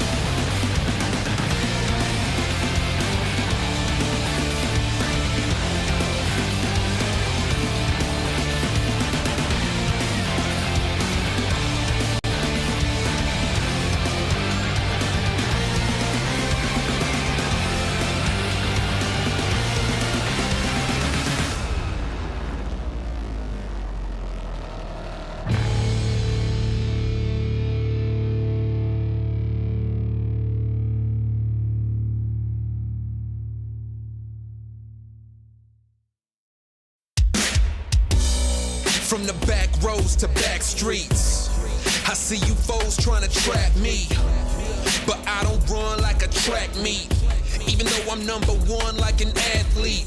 And the way I maneuver around you and through you, I'm coming and I'm bound to pursue you. I'm everything that you knew of, plus more. What's in store is I'm about to get to ya. Sleepless nights, better think this twice before you step to me and come and speak with stripe. There's a lesson when you reach my life. It'll be chin checking and I'll teach you right. Plenty tried, plenty failed. Too many times I've seen plenty bail. And there will be no surprise what I'm about to do when you are looking through my eyes. See many go, see many come. See that they won't bring it to me, son. Try me if you want, but won't be any fun. I'll take the challenge, I'll beat anyone. I'm the one, I'll be quite clear. Bow down to no one, I'm right here. I get it in, I don't fight fair. And guess what? I'm your worst nightmare. Cause I ain't taking no losses, and I don't even care what the cost is. Are you prepared for the forces I'm about to bring? Cause I'm the boss of all bosses. I penetrate your thoughts and fill them with doubt. You gon' feel where I'm coming and feel what I'm about. If they come in with the drama, I'm wheeling them out. Cause I ain't about to have somebody here stealing my clout. I keep my friends close, enemies closer. Cause that's the way it is and the way it's supposed to be. Anybody can see there's only room for one, and that one is me. Plenty tried, plenty failed. Too many times I seen plenty bail. And there will be no surprise what I'm about to do when you are looking through my eyes. See many go, see many come. Seen that they won't bring it to me, son. Try me if you want, but won't be any fun. I'll take the challenge, I'll beat anyone. I'm the one, I'll be quite clear. Bow down to no one, I'm right here. I get it in, I don't fight fair. And guess what? I'm your worst nightmare. I'm your worst nightmare. Are you prepared?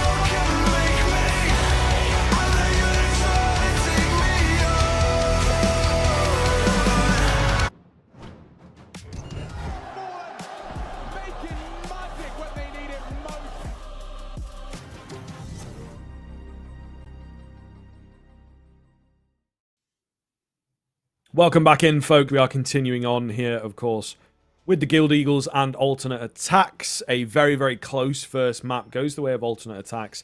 They picked into the Overpass. It was a struggle, but they got it in the double OT. So we'll see now. We'll see bouncing into the second map. You know, it's sort of a middle of the pack, I think, for both teams. I think it's safe to say Guild are a little bit better on it, have some sort of higher caliber opponents. It's one on LAN, I think, that performs relatively well for them as well, but it's more looking at that win rate from Alternate Attacks. Really not good. However, with picking up the first in the fashion that they did, maybe there is something in that that they might be, you know, a bit more confident around. Not quite sure. It's difficult to kind of tell where this pick fits. I think it's just, for me, based on the way that Guild are able to keep themselves together moving into map 2. Yeah, I think as well. I mean, a real saving grace, you know, when you look at the numbers, you look at maybe the caliber of opponents between the two of them. The big saving grace is that Alt Attack still play this map a hell of a lot, more or less with every map. They play so much Counter-Strike within kind of the tier 2 online space that they have reps under their belt. They have plenty of them. So I think this is the really important thing for me is that when you look into a map like Ancient, while traditionally we like to look at the numbers and the stats, I think just the raw fact that they have these numbers on this map under their belt is a big thing. Last time these two sides played, tail end of the year as well, we had an Ancient in there. We had an Overpass as well. Overpass was taken by Alternate Attacks. That was a lot more one-sided than a 13-7.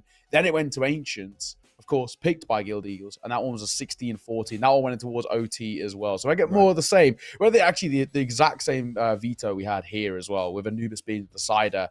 And that one was won up by Guild Eagles 13-9. So, you know, when you look at the last time they played, about just coming up to about 2 months ago now, it was a fairly close affair. You got in towards OT, on towards an Ancient. So I think that's probably pretty good signs that we should get at least a pretty close game here. But I think the big thing is, like you mentioned, what's the mentality of Guild Eagles looking like in terms of bouncing them back off that loss? A loss in which that probably shouldn't have happened as well. When you're 12-8 up, you should not let that game slip.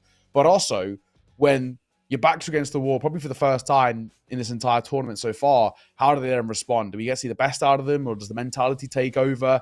All those things, I think, are going to start to be the question marks that we answer in towards this map.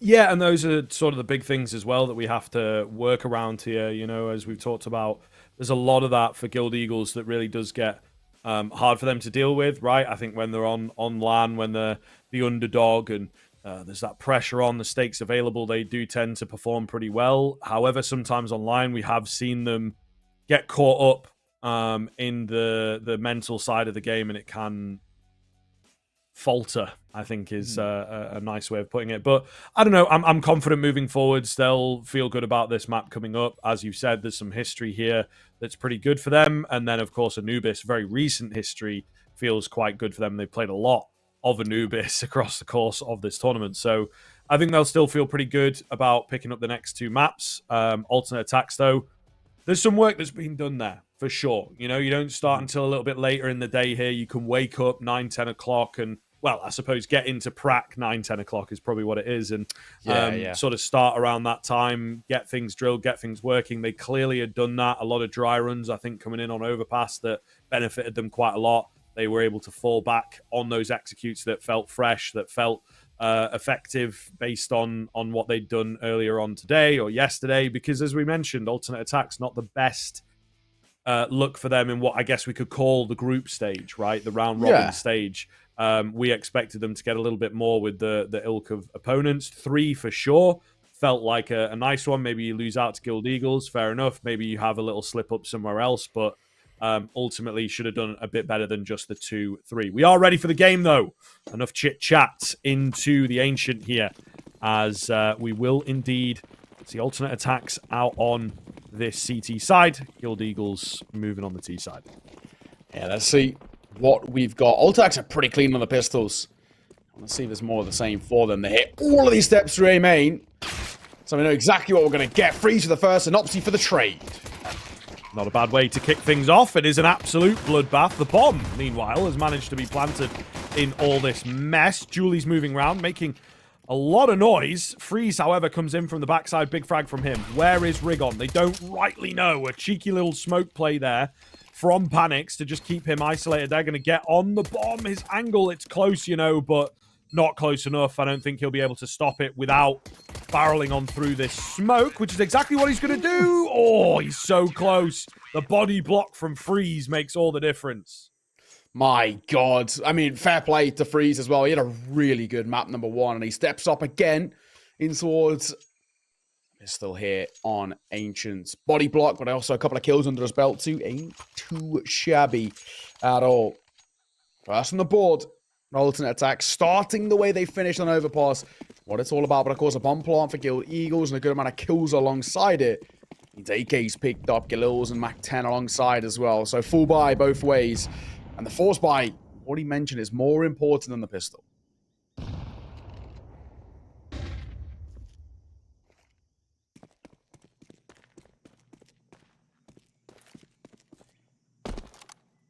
A little unsure of how to set themselves up on the alternate attacks, it looks like. Freeze sort of in between angles. Not looking super comfortable there at mid, you know, not necessarily holding it, just spotting for information. Guild, meanwhile, not going to put any pressure on mid anyway. And they're shaping up pretty heavily for a B play. Presence outside from Synopsy, not able to get anything done. I don't rightly see them doing anything more than just getting the smoke and a couple flashes down range.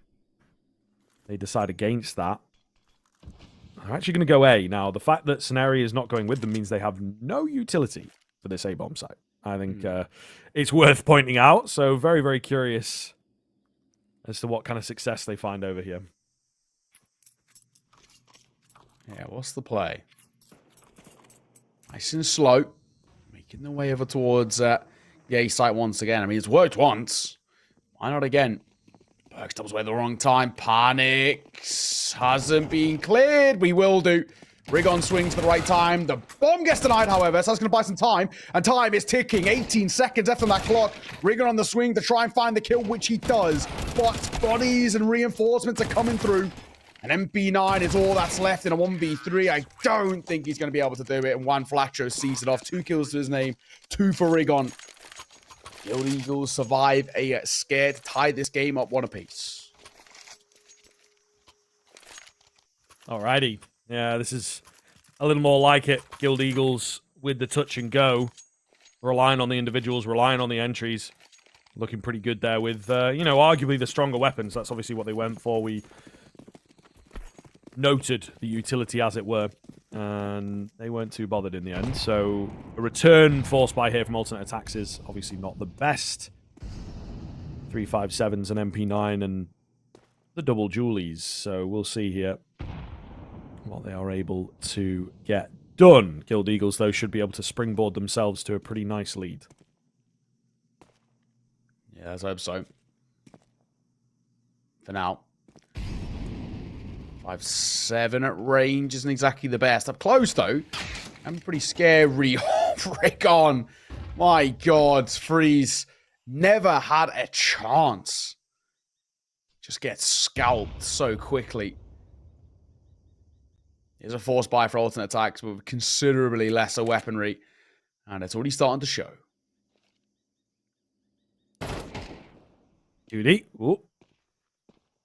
Sword around the corner, but not quite. Waiting for a fight to come his way. And the Julie still can be devastating, even against the stronger weaponry. You know, quick headshots. Hard to deal with. Running and gunning. However, they will find him eventually. Just Ozek in on the site. And he's creeping behind enemy lines. Couldn't find the catch on GXX, though. And Perks wishes he had anything but an MP9 at this sort of range. Tapping away will still catch one. So that's an upgrade of weaponry, but he can't get away with it, unfortunately. So clean there from Guild, only losing 1 player. Looking pretty good. Should be a 3rd round on the cards for them as well. Yeah, gotta be said. Guild Eagles is the start they need. Force buy then in towards kind of survival against respond to alternate attacks has now put them in a comfortable spot. They get a freebie of around here. There's such a none to minimal investment coming through for alternate attacks. So Guild Eagles will take a little bit of a buffer zone. Which is basically what they needed to get that confidence early in towards their map pick. 4 USPSs for alternate attacks. They're going to 5 stack over towards B.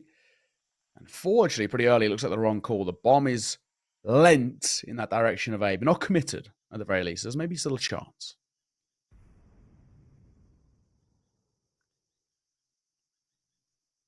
Uh-oh. He is being watched. I think they have just seen him there. So Synopsy, a dead man. Yeah. Did not know what he's getting himself into. But he gathers all that info. It's only a Mac 10 that he's lost. You know? They'll happily take that on the guild side. Rotations are pretty quick, as they are on this map.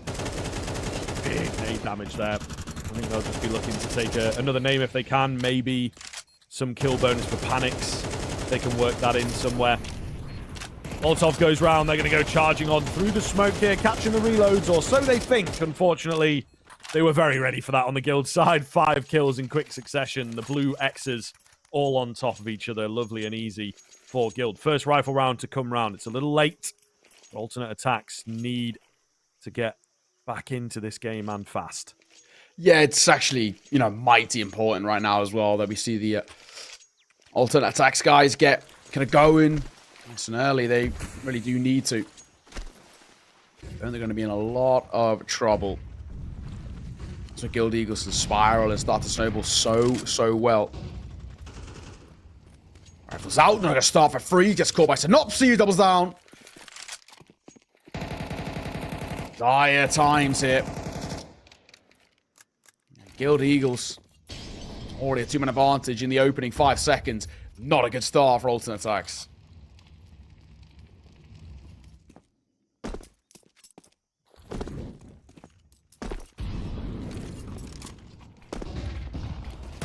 GXX looking for another entry, and he does manage to get it. That's ridiculous. Rigon dealt with, but they're just going to overwhelm the site here, aren't they? Perks trying his best.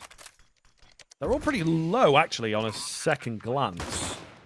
There's this flank from Synopsy, so Perks on somewhat of a timer, but you never know. He doesn't know that, unfortunately. Tries to get out, denied. And Guild moving up to 4 quite swiftly. Yeah, nicely done. Link as well. How well things started so early. Double kill coming through from Synopsy, just locking that round into place within kind of the opening 5-10 seconds. That's what it's all about. Alternate attacks. Shell shocked ever so slightly. Didn't really seem to have a response just yet. 3 rounds the difference. We'll buy from alternate attack, so realistically should be extended even more. Perks will make his way into a turn at the very least. Strong position to hold. And a 5-7 at close range could maybe cause, small upsets. We saw alternate attacks win these sort of rounds before. Orzek with a bit of a masterclass, so not out of the realms of possibility. And there's Orzek here, close towards main.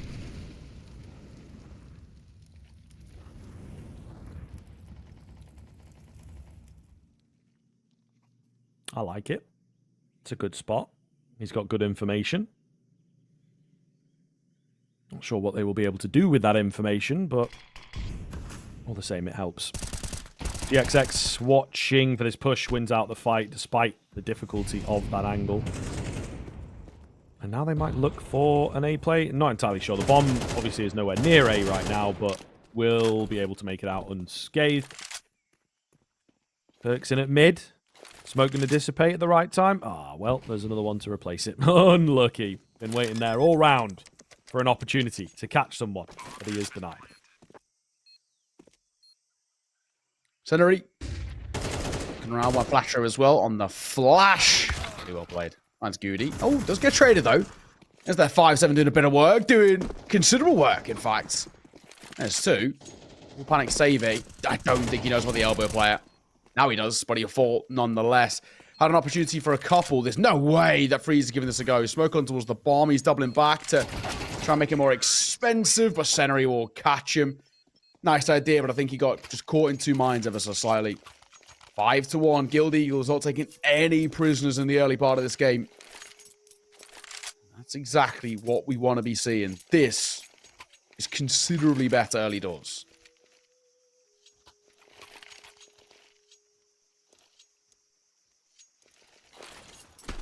Alrighty. Early smokes coming out. Guild Eagles. Yeah.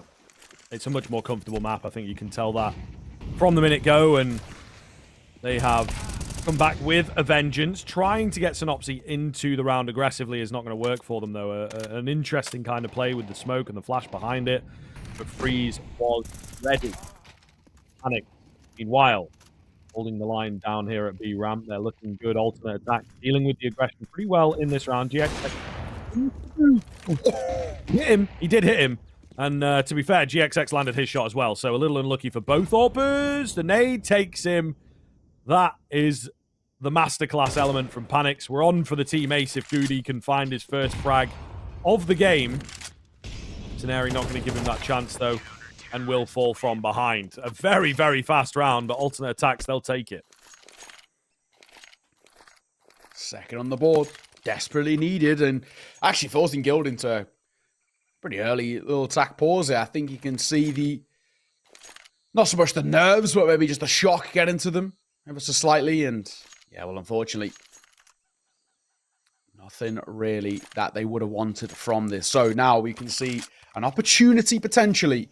Alternate attacks start to close that gap, but any consistency out of the CT side, however, and it's been hard to find early doors for the German roster. Guild Eagles back into a buy, no bother, or back in play for GXX, no questions. But still,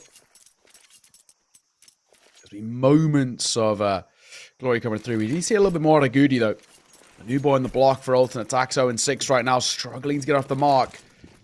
10 ADR as well, not exactly a dream start for him. But it's still early doors. I'm not going to count him out just yet. No, this is true. I mean, for me, he looked pretty good on the first day in moments, but it certainly does seem that he has struggled. Ozek, Poor speaking guy, of the man. struggle, yeah. What can you do about that? Freeze in a deep position. Oh my god, Rigon just teasing him. He will still manage to find a kill. Trying to draw Rigon in here. Surely, trade. Oh, it wasn't there. Okay, a little messy in towards mid then from alternate attacks, and with all this mid pressure, they've given up control of A. Right, Juan Flatro goes in deep, catches the cube player off guard. Goody's on the board.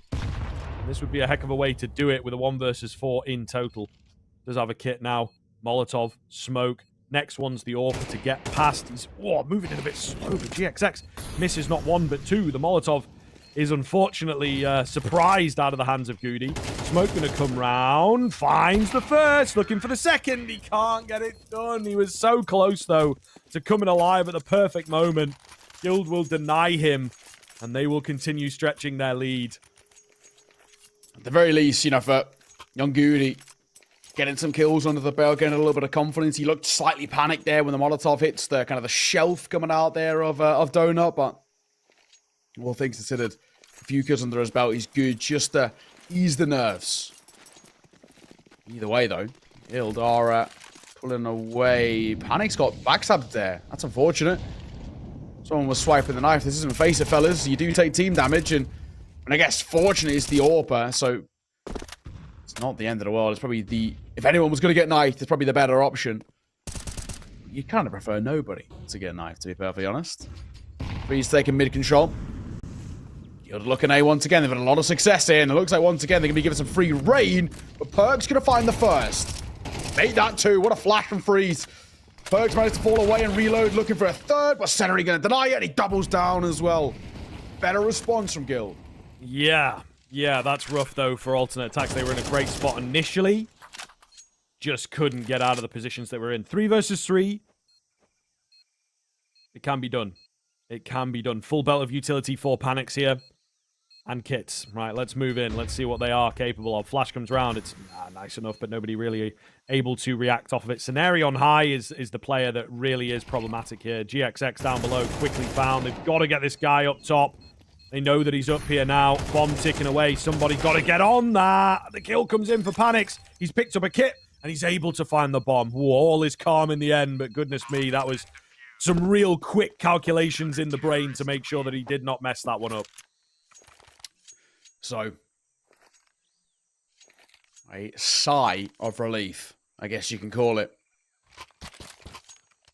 Has to be said, though, this game still feels in control of Guild Eagles, but there's moments, flashes of brilliance. The alternate attacks, boys, they are starting to come alive. Better late than never on that CT side. We do need to find that late form consistency. Both sides picked up back-to-back 6-6 halves in regulation of map number 1. And Alt Attacks are hoping to do the same here. GXX are expected to close. Goody! Yep, panicked. Timing got the worst of him. Okay, but Orzek's in for a double kill. GXX with the kill onto Orzek himself. Oh my goodness, what is going on here? Freezes in deep, goes down despite, you know, in theory, a catch-off kind of position. This is all over. Perks is on the fastest flank you've ever seen. One Flatcher is like, I'm out of here. I'm going mid. See you later. Going behind B, or are they looking more for an A angle? I think they're going to try and move out, and, well, now they can kind of go anywhere. They've cut Perks off. Maybe they heard him. Maybe they heard him in towards CT, and they're like, okay, A is likely to be cleared out then. Or maybe not, because they are still weary of the Q position in particular. Perks has got... Oh, correct read. Can he win the fight? No, he can't. Oh, man. That was the moment, wasn't it? Drop the bomb.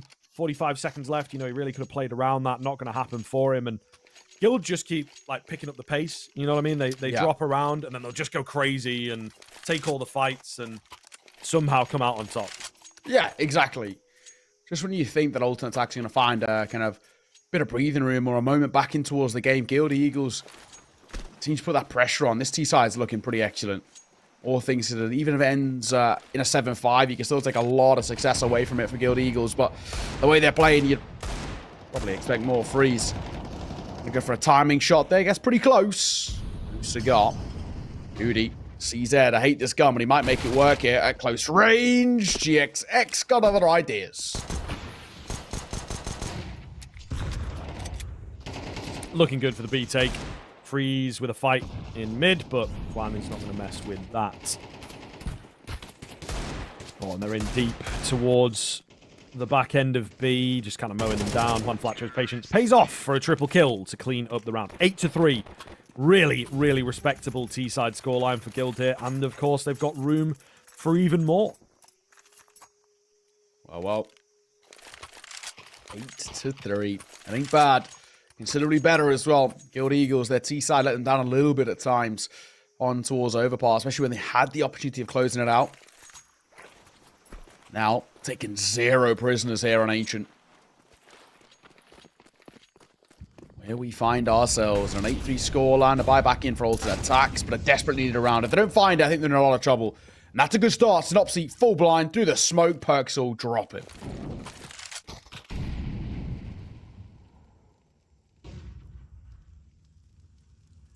It's a nice early pickup. They absolutely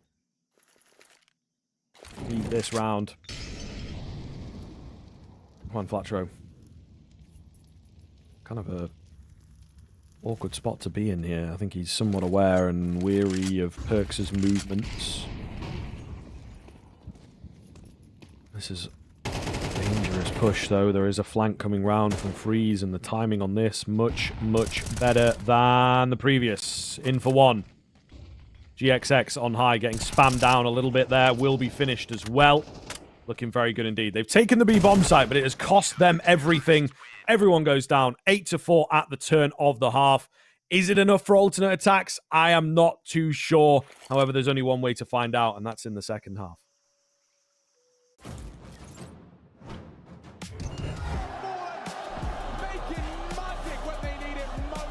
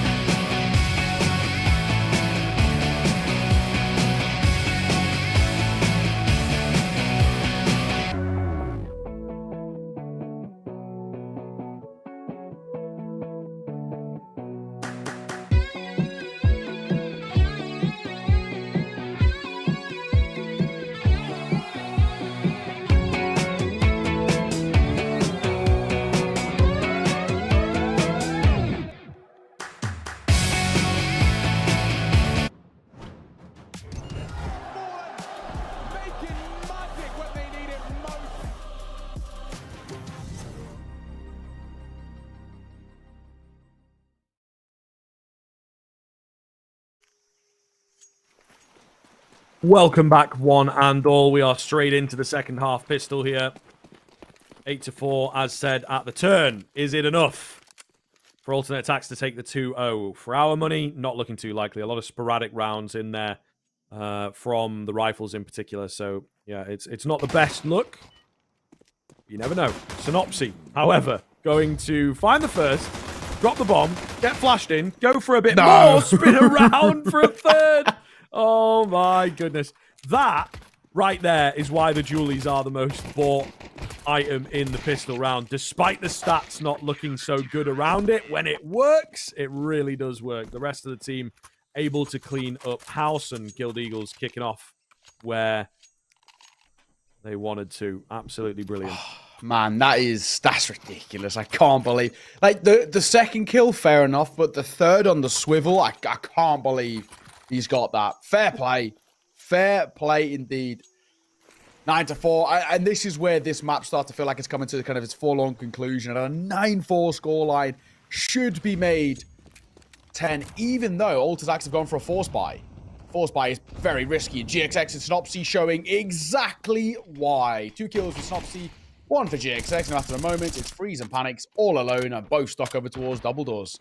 They ain't got a chance in hell, surely. Yeah, this is rough as well as the start goes. They've obviously lost the pistol, gone for a force. Brilliant. Absolutely hilarious nade there, but, you know, Panics doesn't stand a chance now that they know where he is. But, yeah, they lose the pistol, they go for a force. Force doesn't work. Like, you really are in a dire spot now. Panics is doing some damage here, which we're definitely a fan of, but his days are numbered. Flank's coming round. He's savvy to that. He's still not dead. Okay, there you go. He eventually gets finished. But, yeah, 10-4. Should be 11 for Guild. Like, it needs to be a hell of a T-side here from alternate attacks, and I just don't think they have that in them. Ain't bad. It ain't bad at all. The double did just locked in, and because that was that force buy coming through for alternate attacks, it just feels like they haven't really got too much left in the locker. They're going to go for another force buy here. Oh, okay. They do refund. I saw Perks going into the half armor Tech 9 and thinking they were going again. Panics is more or less full bore. Freeze is sitting on 1.5k. And Hero AK, alternate attacks. Doing some real damage to the old economy. But Ozek going to make it work. And find the first. That's good. A lot of damage onto Panics with that Molotov, though. Next level back over towards doors. Hey, listen, again, man, we're happy for a kill. We're happy for some kind of presence. If they can keep it going, then I think they will be happy on the alternate attacks side of things. Nades, little bits of damage. Shadow, hand, shoot the hand, bro. Shoot the hand. Oh, my God, Van Flatro might just have overstepped here a little. Flash does come round, but it's too little too late. We now have a man advantage and another rifle secured for alternate attacks. Getting a little freaky out here.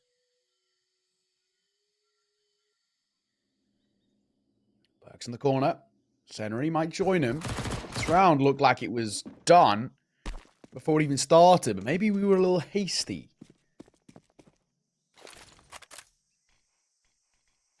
Smoke comes through. Haven't Goody any space or any sort of around. But all that continues to impress, man. That's a second kill for him with the AK. This Hero AK living up to the name. Yeah, pretty nice, dog. Pretty nice. Synopsy, however, able to drop said AK. They do find the bomb plant. But getting the round from here is going to be a real challenge. Combined HP of 65 and no armor, you know, is really not the best look in the world. They need a miracle. They need to get some drops here. Synopsy, one there. Now just Panics. Tap onto the bomb, but Rigon making noise while he's walking in, checking his angles. Okay, he's got to be towards cave. Taps. Panics. Playing the mind game. Brilliant. Why would you not in a situation like this? Where the hell is he? Why is he not peeking me? 10-second timer goes, and Panics goes in for the peek to make sure he is not on it. But very, very well played there in the 1v1 by Panics. And he dies as well. So in every single way, just a win for the alternate attack side. You got a Hero AK, minimal buy, and they make it work. Fair enough. Guild Eagles let it slip. That happened multiple times as well on towards Overpass. These rounds, which should be kind of surefire rounds, it just feels like Guild Eagles, in terms of their mentality, just shifts. They just don't really know fundamentally what to do or kind of how to play it. Costly. But thankfully, in the kind of long-term scope, I guess we can say, it's not too problematic. We obviously get forced by in response by Guild Eagles. You see the double M4 and the FAMAS come through with the 2 pistols in support. In the same way that alternate attacks can make the force buys work, so can Guild. Like that. Synopsy for 1. Orzik to 4. It's an important kill too. Yeah, pretty big. Pretty big. Juan Flatro going to get another. Does get traded. A ding. But, yeah, it's just too much to deal with, unfortunately. Saneri picking up a rifle. Alternate attacks, man. They're just plagued. They can't string them together, it seems. We'll see what Goody and Panics can do, but we'd assume not very much. Saneri faking the runaway. If there was a bit more HP available, maybe Goody finds that frag. Just Panics. They've located him. And surely with 3 in close proximity, he should not be making it out of here alive. A Shot. mad shot from Synopsy there. But yeah, as said, they just can't string them together, man. I don't know what is happening. Really, really difficult game here for alternate attacks. 2 rounds away now as well. Guild Eagles wanting to push us on towards that Anubis. And of course, we saw these 2 sides play that yesterday. We saw how it went. It was a pretty one-sided affair on the old Anubis. 13-6 for Guild Eagles. And they'd be hoping for a repeat of it. They're not quite there just yet, but they're pretty damn close. They should get a 12 here, but have rushed towards A, through the flames, through the fire, into the AK of Synopsy. All the kills scooped up. Synopsy gets 3. 1 for Rigon, 1 for GXX. It's a very quickly done round. Map point, Guild in considerably quicker fashion this time.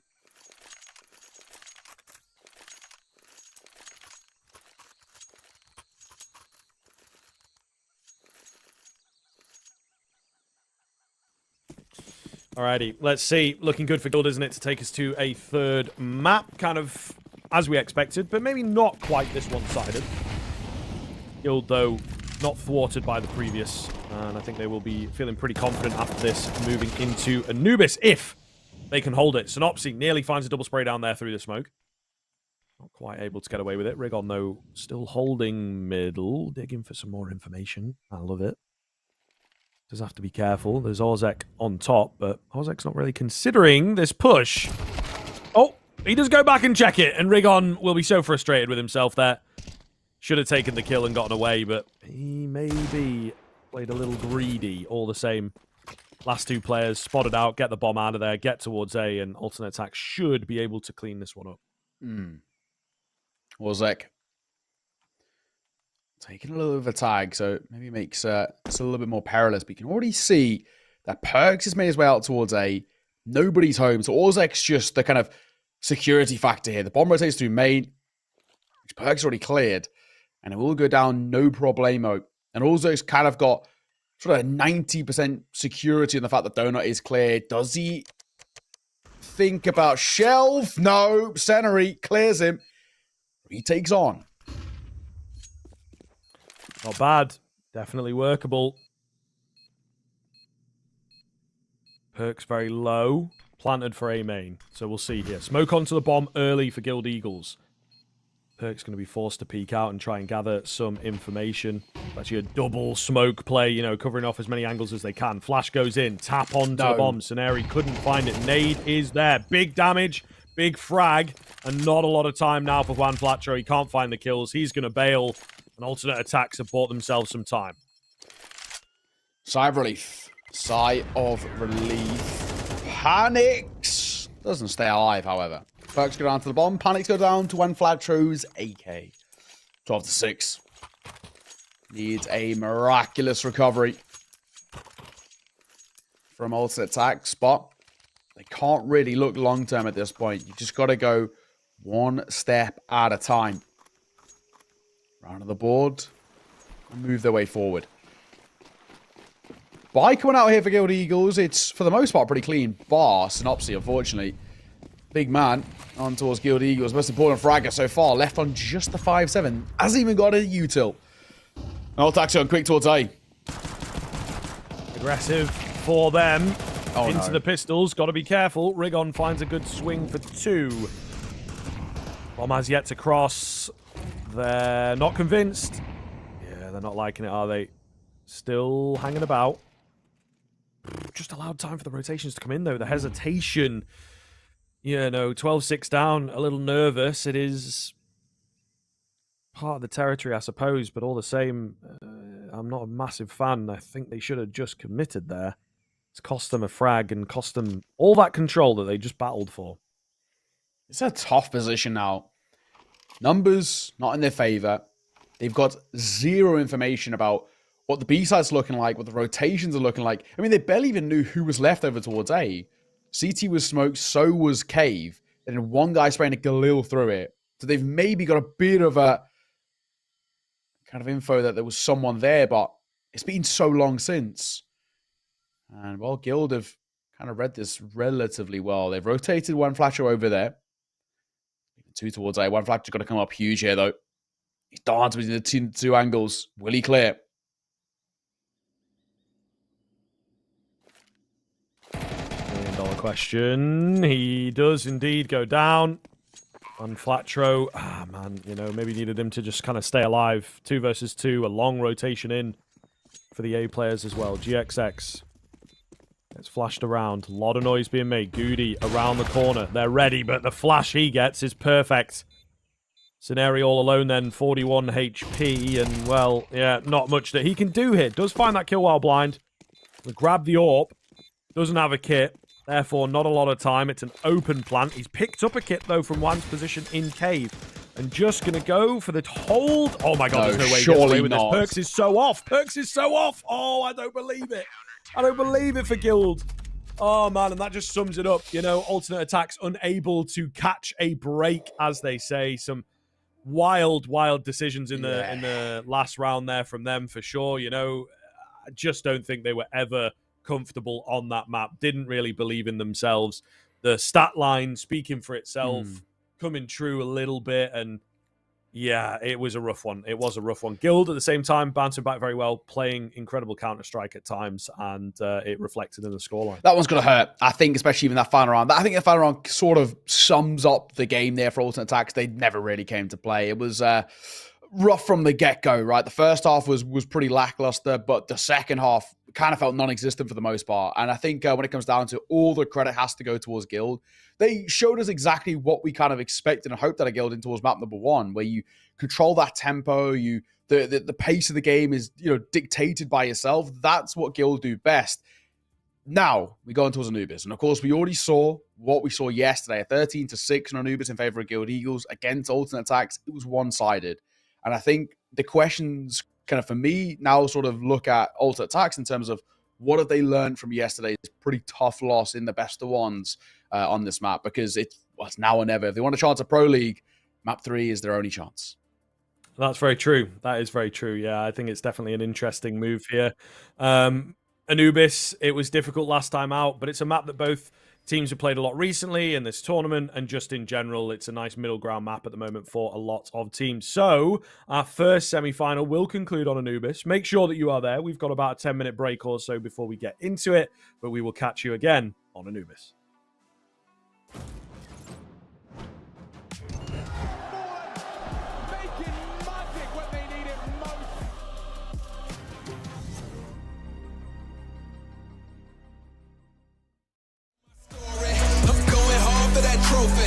Why they all been on me? No guts, no glory. There's no need to go begin. I don't comprehend and I do not pretend, cause when I'm coming it's to win. You either got it or you don't. You either bought it or you won't. You either wanna give it everything or you wanna cry about a soul. I'ma say it from the jump. Mama ain't raised a chump. My mama raised me to persevere if I'm ever here in a slum. Cause nobody starts at the top. You do your part and you better buy. Working hard each and every day, even though some days it get hard to watch. But you gotta trust the process. Grind hard, don't you ever quit. It's a must, you see the progress. Got a ball till you get it hit. They can never do what I could do, cause they on the same stuff. If you doubt me, then I'm coming to show them what I'm made of. Yeah, always showing your integrity. Yeah, if you want it, I'ma let them see. No guts, no glory, not a part of my story. I'm going hard for that trophy. why they all been on me. No guts, no glory. There's no need to go begin. I don't comprehend and I do not pretend, cause when I'm coming it's to win. No guts, no glory. Not a part of my story. I'm going hard for that trophy. It's why they all been on me. No guts, no glory. There's no need to go begin. I don't comprehend and I do not pretend, cause when I'm coming it's to win. Wake up, put the work in, that's the only way it's gonna work out.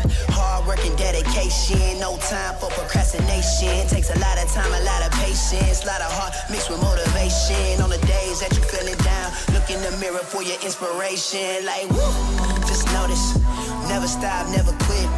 People wanna see you doing good, but never better than them.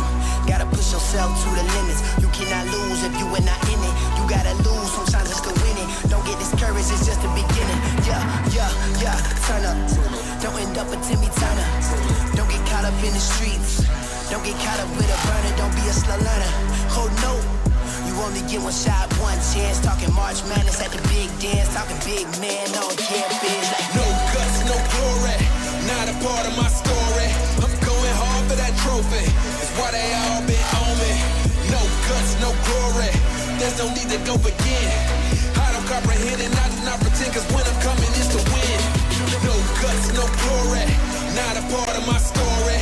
I'm going hard for that trophy. It's why they all been on me. No guts, no glory. There's no need to go begin. I don't comprehend and I do not pretend, cause when I'm coming it's to win.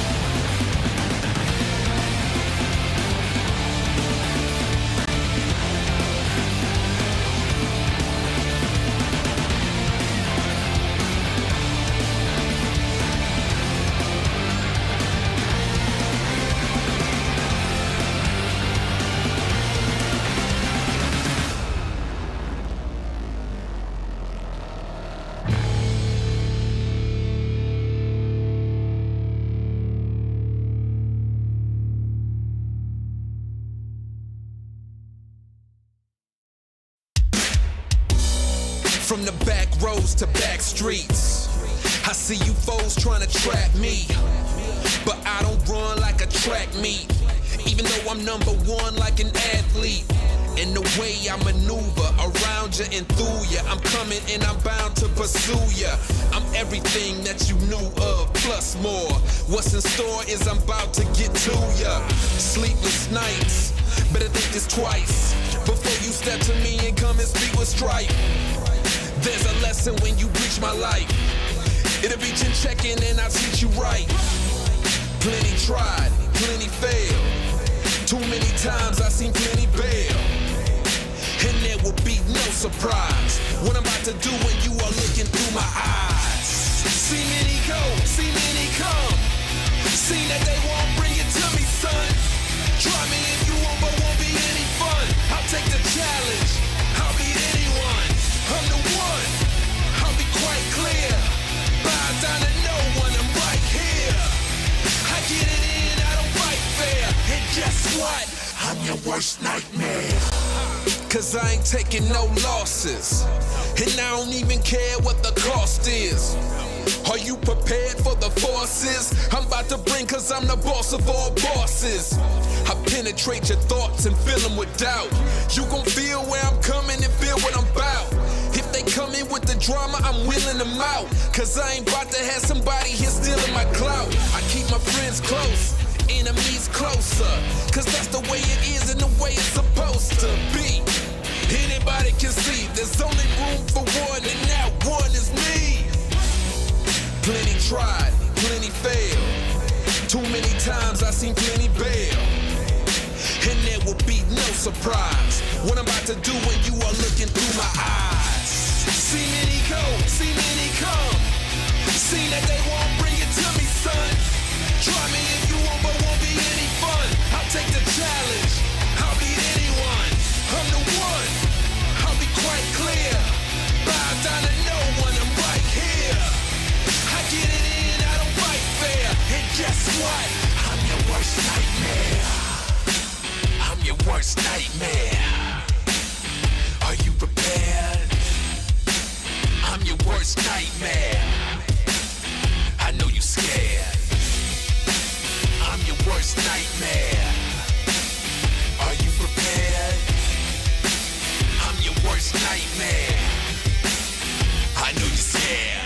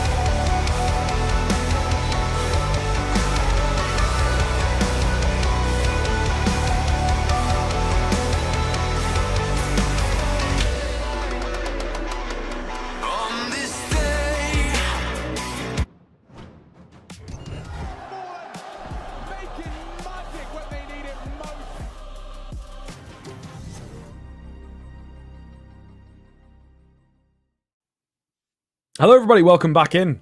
The decider coming up here between Guild Eagles and Alternate Attacks.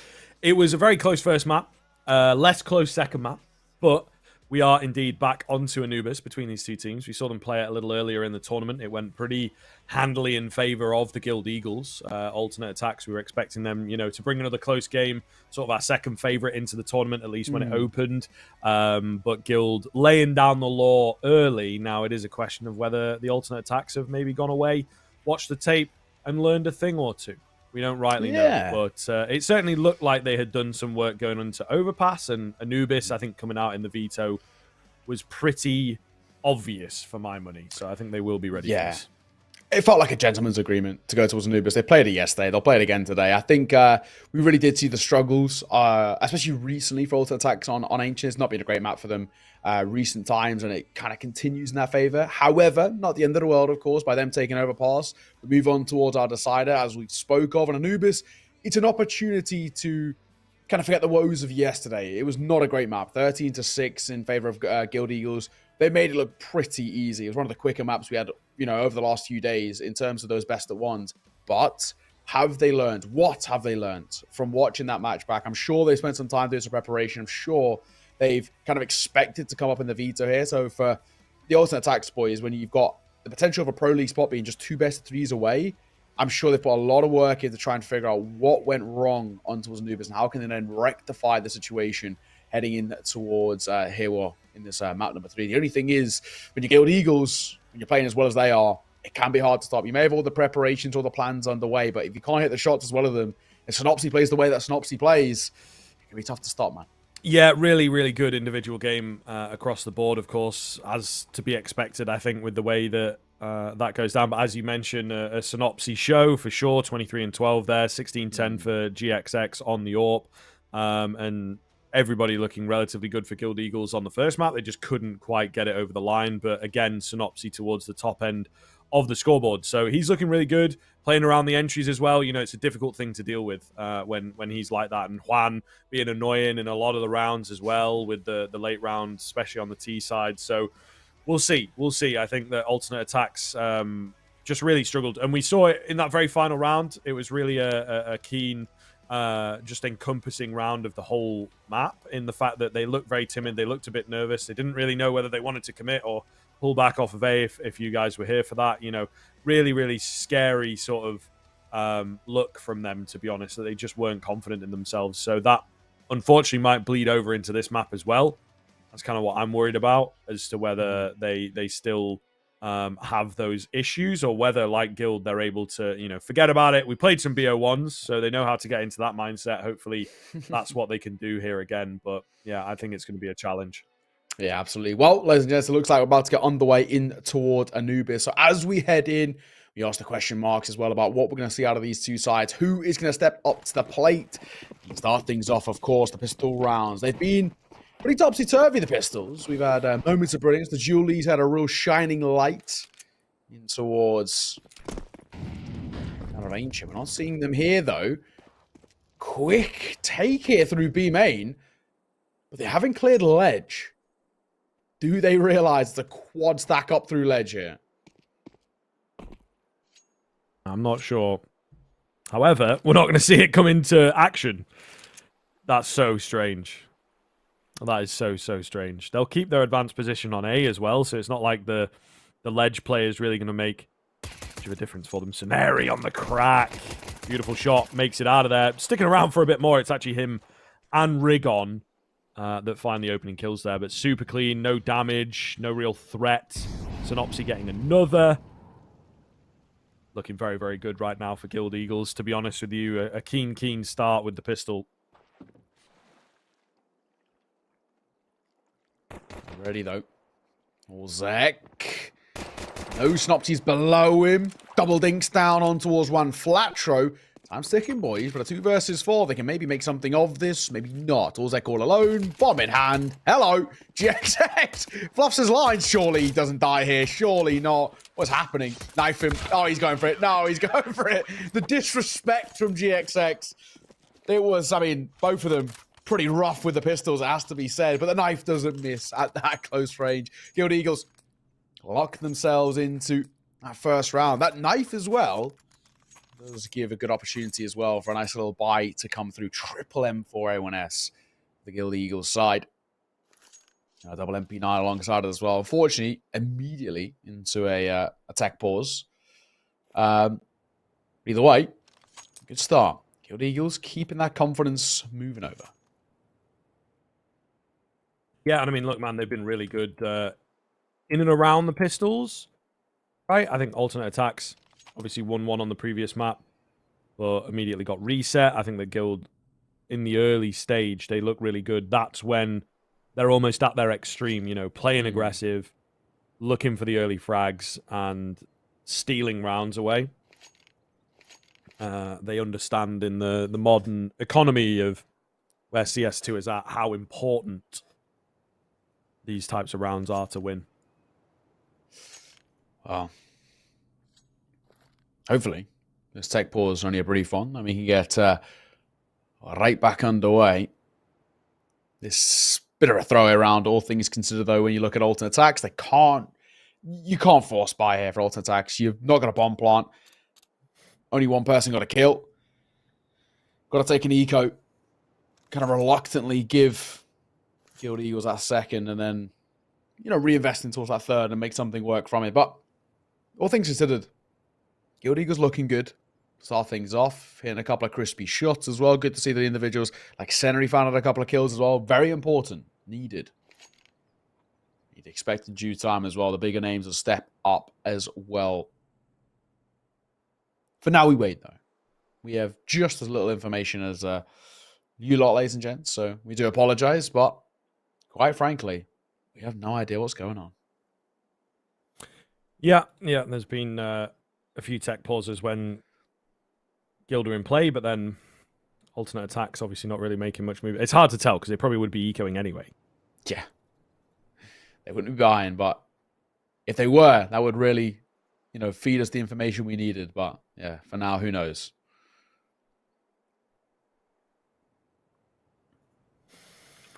Yeah, it's always a bit of a shame when it's right at the start of the game as well.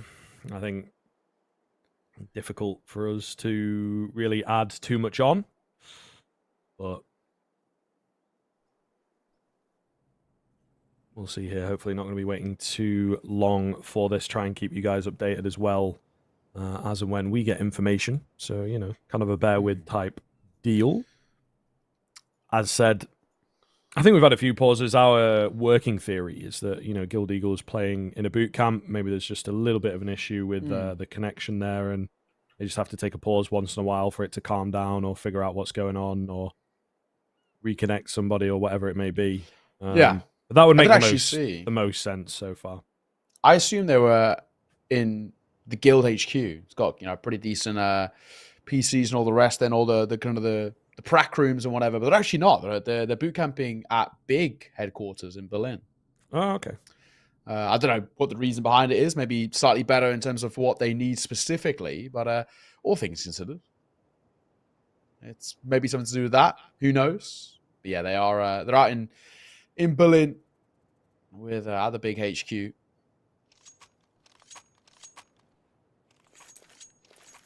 still wait though. Oh, there we go. Thankfully, sooner rather than later, we get things back underway. Second round about to begin. Guild Eagles found the first. Alter attacks can't really buy until the second. So, should be a relatively clean 2-0 start. We see one flash investor for Freeze and the rest of the team sticking on just those Glocks. So, hot flash and a plant play is what Alter attacks are hoping for. I don't know whether they're going to be given that luxury, however.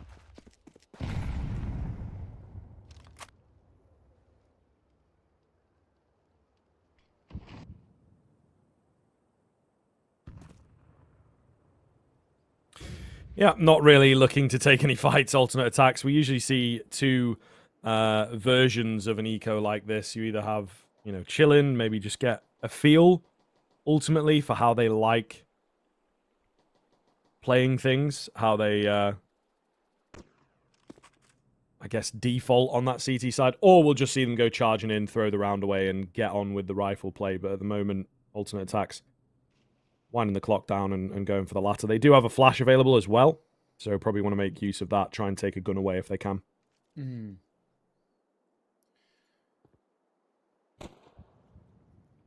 For now, thinking towards Freeze. He's dropped in the corner. Center, he only gets one in all fairness, but Synopsy will mow them down. Sort of expected. Only the one casualty. Not all that bad. Gold Eagles 2-0 as expected. Here comes the full buy though for Alter Attacks. This is where things kind of matter most. We see the rifles back out in play. Traditionally what we would call a bonus buy for Guild Eagles, but they've got more than plenty to work with. A quad M4 investment, they should be fine. What do we see there from Alter Attacks? They absolutely need to start this T side well.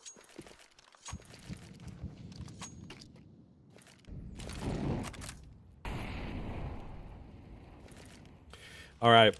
Again, not really taking the early fights. There's a little bit of anglage there from Ozek towards Canals, but they're just looking to go for these telegraphed executes, something that worked pretty effectively for them on Overpass.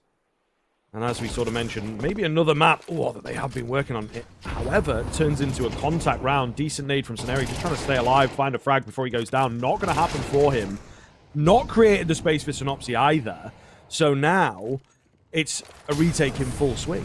And I don't really like the look of this one. Yeah, they're all over. They're panicked. They're just playing into the hands of alternate attacks. Guild have not really put too much up. There's damage there. They might be able to put together a buy here, even if these two players do not save. But it's got that element of utility to it. Rigon, though, he hears 2 reloads. And that gives him a decent amount of information to work with. The spam through the box was close, but it's not enough. Trying to get a cheeky frag. Van Flatro goes walking in, feeling so confident. On the Guild Eagles side, Rigon spots his player and does eventually find the low HP Ozek. There's a flank coming in, though, and that is enough for them to work with. Alternate attacks secure the round. Much better, right? Just a quicker tempo from Alternate Attacks, taking the fight nice and early. I think kind of setting their priorities really well there. Get that bomb down. Put the kind of the pressure of the clock, so to say, on towards Guild Eagles. Force them into, if they want to give this retake a go, they've got to go now. That's where you can make a side like Guild Eagles feel uncomfortable. Much better from Alternate Attacks. Good change in tempo, good shift. Forces Guild Eagle now into a bit of a kind of haphazardly buy. You got that 5-7 in the hands of Synopsy, which can obviously be dangerous, and GXX only wielding the Scout compared to the full rifles on deck for Alternate Attacks is definitely a weaker investment. Shadow going to be spotted here, surely on the corner. Panics doesn't swing just yet. Ceneri with the early find. There's a trade out across the map, so we're back into a 4 versus 4. This one's a bit scrappier. As Synopsy is alone briefly, there will be help on the way. Alternate Attacks, so they've put the brakes on. They'll take that 4v4 and look for a reset in the round. GXX. Hoping that Scout can do some justice, but it's actually already going to be called upon for Rigon. Spotted 1. Isolates 2. Rigon, that's so well played. Freeze and Goody caught napping, dropped, and the bomb will follow suit as well. That's surely got to be around 40 seconds to recover, and they've got to go a long old rotate to mid to find it. Nasty, pretty nasty stuff indeed. Ceneri, Rigon, GXX with control of the bomb now. Ozek coming in from behind, checking all his angles before really working his way forwards. And of course, there's a smoke. 20 seconds. They don't think they've got enough time, you know, with the drop that Guild Eagles have got. So the low buy works out for Guild Eagles once again. They're able to tap into that. It was something that was so effective for them. The bounce back rounds, the low buy rounds, really, really great from them on Ancient. And it looks like they're set to do that once again now. Not bad. Not bad. Really well done. Has to be said from Guild Eagles. I mean, of course, Rigon stepping up in a real big way there. Lovely double kill. Normally you expect maybe get the one, get traded. But Freeze and Goody, the spacing wasn't too good, and maybe the communication as well. Let them down just a tad. I'm going to see a nice early attack pause called here on the Alternate Attacks, boys. They've got a not so nice conversation to be had here where things aren't looking too comfortable. They should squeeze out a buy here. You can see Freeze has enough money to get in towards the AK armor. Panics, unfortunately, not so much. And Goody even more worse off. So triple AK is the best they'll get in terms of that. Galil can come through and Goody maybe the Mac 10 or even in towards like a Tech 9 if he wants full belt of util. We shall see. Yeah, Tech 9 and that util as expected. Alternate attacks. Hoping, kind of winging on a prayer here, they can get this second round on the board. Guild Eagles have prime opportunity to start pulling further and further away.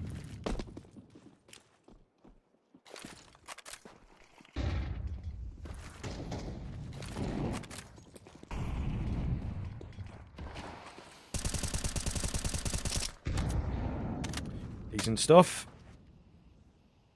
As Alzek looks pretty good here for me. 5 and 3 at the moment. Carrying a lot of the weight. As is Goody. Down the rest of the board. Nobody else has fragged as yet. So, just want to point that out. Definitely an interesting look for alternate attacks. Once again, looking towards the A-bomb site. Success over there as Perks gets himself on the board. There we go. Alzek going to entry in as well. A-bomb site looking set to fall. GXX with a desperate attempt to hold off. And alternate attacks with something a bit different, man. This contact A play is really, really interesting from them. It's working. Second time it's worked as well. And remaining of Rig on 1 Flat Show, just got to sit tight and watch that timer tick down. Alternate attacks, surviving for the second, of course, and doing it flawlessly as well is so important for them. You do pick up the M4's upgrades from just that Tech 9. Not bad. You know, at the very least, I think for Gil, they should have no issues really saving it. That's Rig on swings. So they'll be fine. And the only question, of course, being in terms of their investment towards the next round, I think they're kind of actually sort of dangerously in that double eco territory where it might even force buys out of Synopsy and Scenery. Yeah, here we go. MP9's going to come through. Their money, unfortunately, just a little bit all over the place. It's probably best to kind of make some sort of a full reset. But then, there's alternate attacks into actually quite a good little position here. Alternate attacks. We're not this round. They've got the odds in their favor to do so. Tie the game up and game absolutely on for a T-side of Anubis. It wouldn't be all too bad.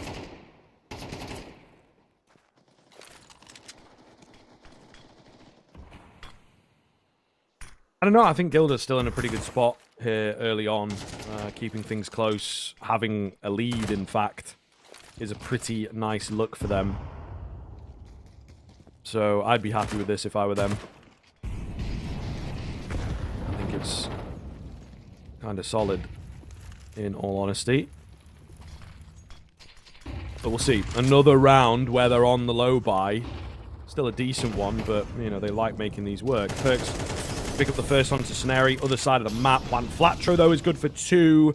Or not looking good at all with the main hit. 3 versus 2. Still strong weapons for these 2 remaining players. And an A-bomb site that is semi-vulnerable. They might go charging in thinking it's more open than it is, though.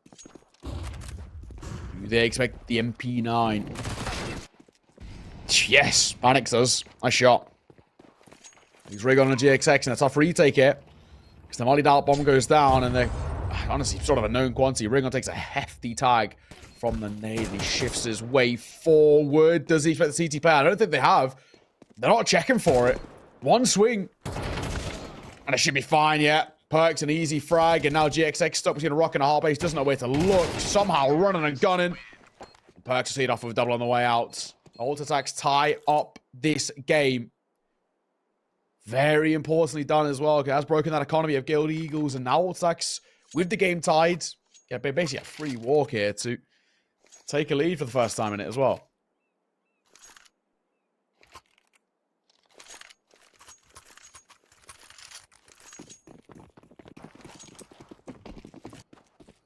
All right, let's see.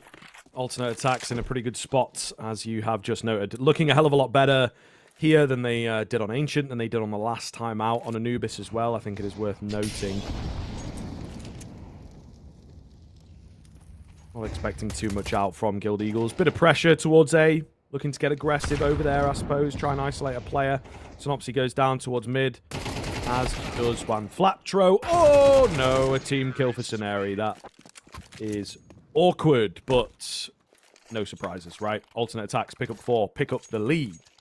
And we're liking what we're seeing from here. Let's see if they can continue this energy. This is good. This is good. He's had an alternate attack starting to come alive. I mean, he took a little bit of a while out the gates, but already actually looking much better than what we saw in towards the previous map from alternate attack, especially on that T side, but also actually compared to yesterday. Only picked up 6 rounds yesterday, and it was, you know, hard fought. They were here and there, nothing in terms of real consistency. This is a lot better already. Learn a lot, it seems. Reviews doing well. So I'm going to come down in towards front hand side of a main. Actually forces Scenari away. Doesn't really want to contest it. One T-side lurk smoke. Getting a lot of information there. Lead in the corner. And Flash tags up all Zek, but he'll reply with a molly.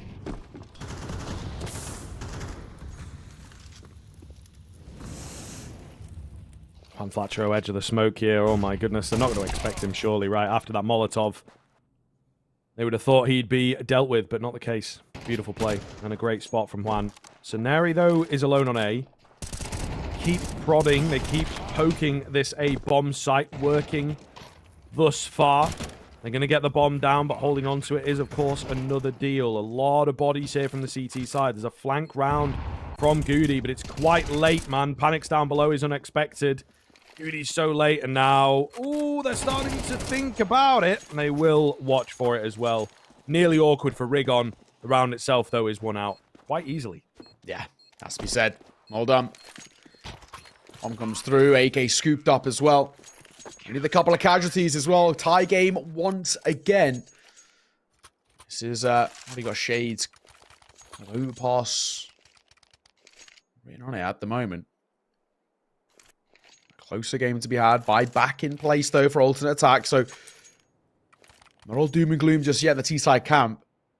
They've actually got enough money left in reserves for at least a few rounds in arrears. Same can't be said for Guild Eagles. And this is where you've got to see Guild Eagles not only finding these rounds, but finding them relatively inexpensively. Like they've just done there, but on a consistent basis. It's quite a big ask, all things considered.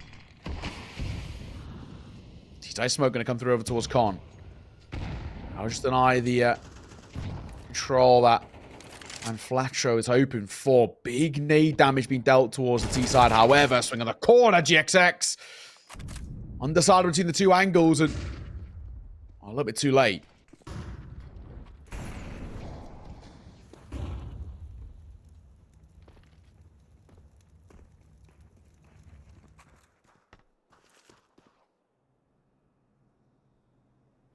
It's a decent entry. Alternate attack still looking good and staying alive in this game. You know, as soon as Guild are in, the T-side remain vigilant. Rigon with a weird angle here, man. Yeah, I don't think they're expecting that at all. And he knows it better than they do as he finds himself all 3. The bomb to boot. And the round swung back in favor of Guild because that's what they're capable of.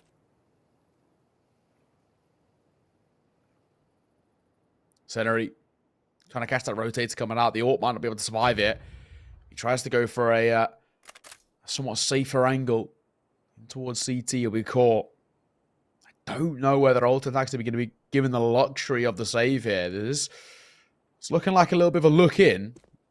A wrap coming through from Rigon. Time ticked. I mean, 10 seconds left. There's no chance of the round. Synopsy. I don't think he realizes how dangerous it was. And then in terms of that cross, when Flasher going to come and join him, I think he's dead it. No, he's not. Bishop and panics. On the corner, not falling for the bait. Waits his opportunity. Synopsy will force. Panics does keep that up alive. But a good round nonetheless for Guild Eagles lead back in their favor. And alternate attacks now starting to once again feel a little bit of that pressure. It's a much closer game here than what we had in towards Ancient. Guild Eagles roster starting to find that consistency that sometimes can elude them.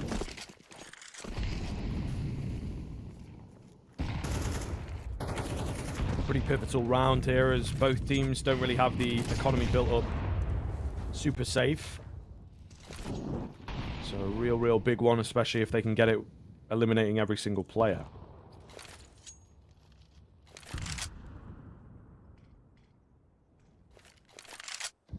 It has started quite slow once again though now, a minute and 20 on the clock as alternate attacks sat outside of the B bomb site this time around. So not moving to their trusty A, which has been sort of a crutch for them. You know, when they lose a round, they like to go towards A. But not here. Juan Flatro getting cheeky as he moves in aggressively, looking for another. Not quite going to get it, but the trade is there for him. 4-on-3 ensues. Better. Much better. And while we're freeze falling, feels like it's reaffirming the idea that Guild Eagles are going to pull away with a bit of a lead here. Guaranteeing at the bare minimum. Tied game at the half, but the way they're starting to play now is looking pretty damn good. If you're all Zek and Perks here, I don't even think saving's the worst call. You've got Panics who's got enough money to buy into an AK next round. Goody, who can probably squeeze out at least a Galil armor, and Util. When he really frees, he's going to have limited funds, but use this in the buy-in for the last. Good nade on towards Rigon. He's expecting to swing through on water. He would be right. Molotov going to come to the corner as well. Rigon's probably in a lot of trouble here. Swing, die. GXX tucked back corner, but he's alone. He's trying to buy time for a rotation, but time is of the essence. Ulti's actually going to get that bomb down, and safely. Oh, yeah, GXX doesn't want to overface, and he loses his head. Maybe an aggressive move would have been the order of the day because they win the round. Trust Guild to play timid. Unbelievable stuff, and alternate attacks. They're given a slim opportunity. They got to land all their shots, and they do just that. Timeout taken. Cool off needed. And, of course, advantage is being looked for here. Fair play. Really well done from Alternate Attacks. 2v4 turned on their favor. I mean, that's really impressive. I was, you know, kind of the idea that saving was the call there. I'm glad they didn't listen. Really well done. Great isolation of the fights coming through. I mean, Rigon eats so much damage with that nade that bounces on towards brackets and then it all kind of locks into place there. Tied square. A game on our hands. Absolutely. And Guild Eagles, unfortunately, haven't got the money to facilitate a buy. That's such an important round picked up out. Even though Guild Eagles have been putting up rounds relatively consistently over the last kind of 2 or 3, the economy is still in a jeopardizing state. So it gives alternate attacks, honestly, a bit of a freebie here. In the corner, Synopsy Eater, slight tag. Waiting for a swing as well. Nothing being given just yet. Flash in the corner too. In a bit of trouble here, Synopsy. Might be tested sooner rather than later. Down he'll fall alongside GXX.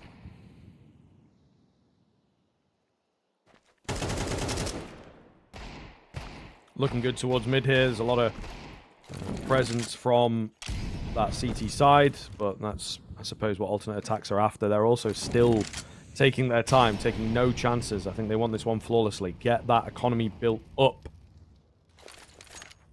So no silly deaths. They're coming in for the squeeze, and there you have it. Cleanly done. Rigon alone with the Deagle, hoping to find a head. Yeah, it feels like he might be a big ask. Oh, okay. We'll get one. We'll get 2. Alternate attacks. A couple free Bs. Oh, and he gets another as well. Fair play. You take some silver linings. I mean, money's no issue heading into the final round, but at least for Rigon, confidence-wise, he'll take a 3P on the way out. 14-5 right now for him as well, so he's actually been playing pretty damn well. However, it's alternate attacks have a lead in their favor. 6-5.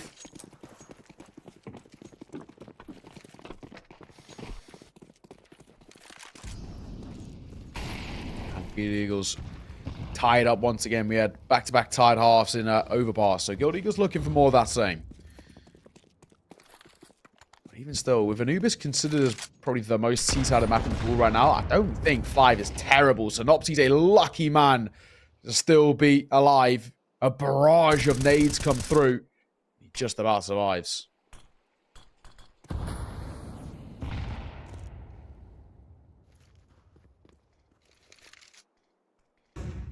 Panic's holding the line here. Decent nade there onto Perks. Didn't think it would make it in to do that much damage, to be fair. But it does. Molotov in. Messes with the boost up. But again, a very, very, very slow posturing kind of start from alternate attacks here. Perks holding for the push, making sure that he's safe. I think they are maybe coming his way, or just going to keep control of what they've got.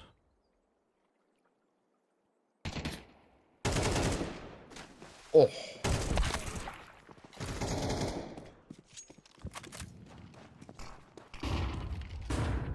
He's answering back. GXX in that corner. Not cleared properly. We'll get one. I'm not committed just yet. 2 versus 3 ensues in the final round of the half.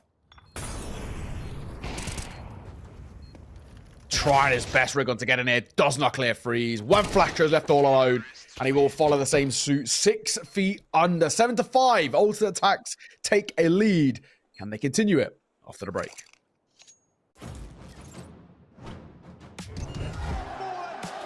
Making magic when they need it most.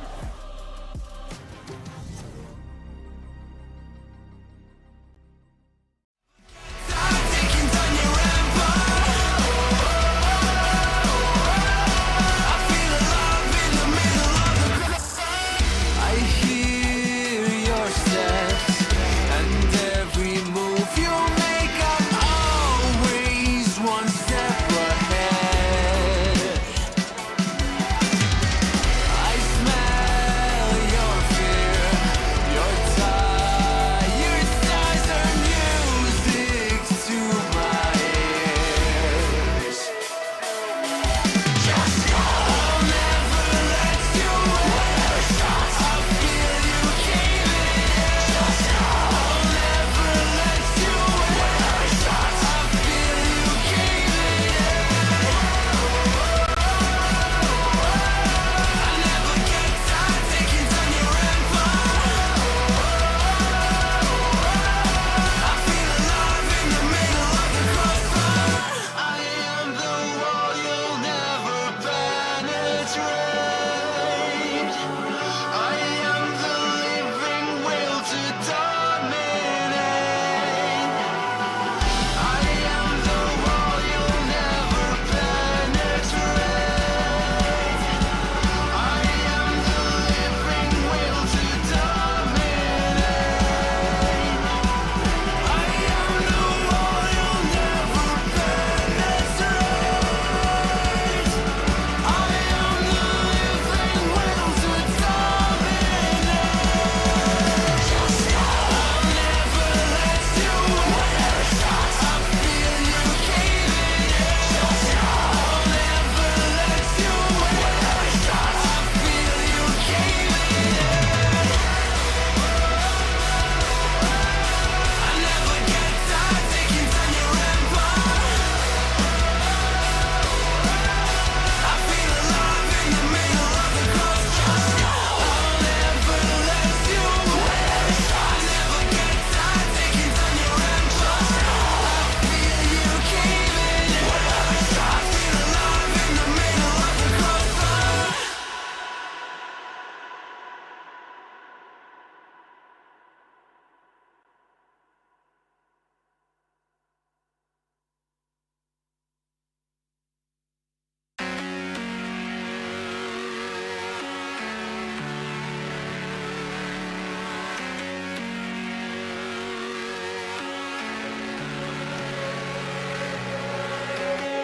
It's so high from here. You can see the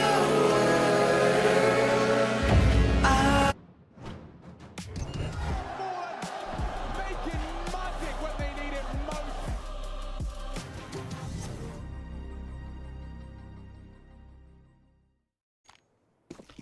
Welcome back, everybody. Second half underway here, of course. Alternate attacks taking a slim lead, looking to work with that moving forwards. And, well, pistols have not been their friend across the course of this series, so we'll see what they have got in store for us. Ready for the A-rush, however. This looks a hell of a lot better. 3 players round that corner were waiting for this attack. Juan Flatro, the only one to have found a frag. And he will fall swiftly thereafter. Alternate attacks, picking up the pistol. That, to me, looks like a well-rehearsed, well-studied pistol on the CT side of alternate attacks. They knew it was going A from the get-go, from the jump of that round. Triple stack through A main, and one who immediately dropped in towards water through mid. They knew it was going A. And that shows that probably Guild, it's a pretty standard play for them to be popping quickly in towards A main. I'm going to go for a force buy, though, Guild. I'm not a huge fan of the force buy, but I guess I've got to take a gamble in some way. 2 Mac 10s, may I say. 2 Tech 9s. A P250 panics, waiting for a shadow to give him an opportunity. And he does have support, too. Can be tested, in they come. Mow down in for Synopsy. Yeah, it's a little bit wild, to be fair. Freeze will manage to trade him back, though, now. So we'll see here. Bomb plant definitely on the cards, and they're giving up control right now on the alternate attack side of things as well. It's a weird game state that we find ourselves in. There is a flank coming round from Freeze. Might not expect it this fast. Definitely curious to see how the rest of this retake goes. On the swing hit. Judy and Co leading the charge. Tech 9 up close, though. Only going one way. The Mac 10 will clean it up. I think for Freeze, it's a save/exit call, and a pretty reluctant one at that. What a response from Guild Eagles. The force buy off the back of losing the pistol is such a gamble. And this time, it pays off. They're reaping the rewards now of a 6th round on the board, but also weapons scooped up for free, too. So all things considered, basically got as good as it could get as well. I forget what Eagles, only the 2 casualties. Not bad. And nobody surviving the ult attacks. It barely could have got any better for the Guild Eagles roster. That's really good. They're going to go for a timeout immediately off the back of it. That's now them within reaching distance. The 2 rounds behind. They might even force alternate attacks into a force buy. You got Orzek on 1.5k alongside Perks. The rest of the team have enough money, but the question mark does come really for Orzek and Perks. Yeah, they are going to go for that force. It's kind of the standard meta right now, but it's such a risky one. Lose this. Give you the alternate attacks, boys, and well, Guild Eagles are going to tie this game up. Nay bother.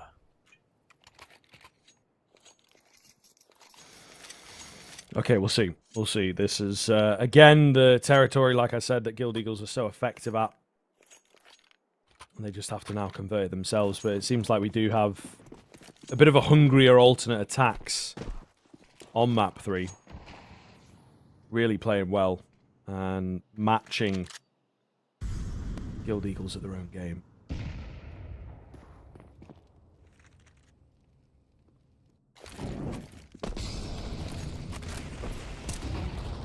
Ooh, first kill for Freeze and a double as well, to be fair now. Okay. This is kind of crazy. Again, opening up in a mental kind of fashion. Scenari, GXX, Juan Flatro scared off. I mean, they can't really move into A, to be fair. What do? I think they're still going to try and blunt force their way on towards the site. It might not work. A rotation has come through. They're doubling over. Orzek going to join the group in between kind of that mid position. It's quick rotation towards A as the Utah comes through. Surely doubles over now. Freeze in the corner as Perks fall. We need another Freeze masterclass. He's decoupled from him. The flash is great. It's pretty nice, to be fair. Trying to get something through the smoke does not quite land. Can they get the bomb plant out here? It would be nice to have that pressure on alternate attacks. A slow creep in, though. Smoke's going to start to dissipate here. Panic's hanging around. It's Orzek on top of this smoke, though. Looking good. Scenario with a big flick across. Goody's miles away. Freeze can't really do much to stop them here. GXX moving up. Backstab is there, and it's just Goody alone. Wow, this one has slipped. That's crazy. Goody could still get it done for sure, but a massive recovery from the Guild Eagles thus far. He's picked up an M4. Not many bullets in it. Position now known. 5 bullets left, and neither of him giving him the fight. Not very nice at all to be on the receiving end of. Onto the Deagle. Does manage to get Scenari. No kit. Spots the bomb. He's panicking a bit here, isn't he, to be fair. Moves across to the second M4. GXX not going crazy. Going to get the drop on him. Finds it, and that's number 7. Big round 1. Yeah, maybe with a kit or a smoke, we could have had a conversation there, but yeah, well, I mean, without it, it was never going to go any other way. Even if kind of GXX was nowhere to be seen, he would have been absolutely fine. Guild Eagles are find their 7th, but they only find it by some considerably fine margins there. 1 man remaining alive, so made it expensive, but it does give Guild Eagles a prime opportunity now of just tying up this game 8 apiece. It's been a marathon of a best of 3, in all fairness. These two sides have been, for the most part, inseparable, bar a little hiccup from alternate attacks on Ancient. I think at the moment as well, there doesn't really seem to be any give between the two sides. Free's got a Deagle. He's the only one with any sort of investment, and he's already tagged pretty low.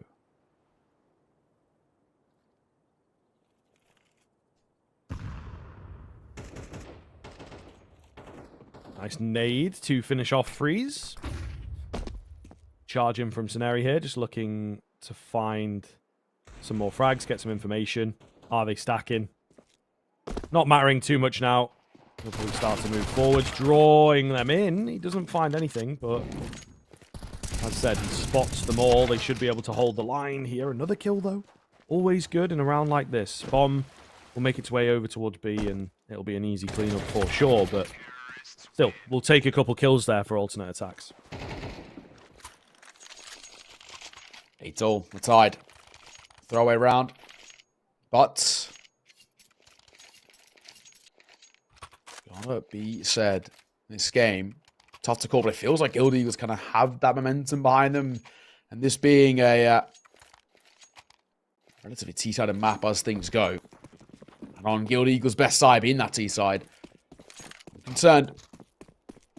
Alternate attacks letting this slip just a little bit. Synopsy will cross unscathed. Oh, the flash is good. But Synopsy's better. Only good for one over. Perks will answer back, but do they expect Rig on? They don't. Perks will double down. That is a wild little exchange. It looks like alternate attacks have at very least wrestled back some control, right? Keeping them out of B. The rest of the boys can't quite capitalize on the distracted defenders.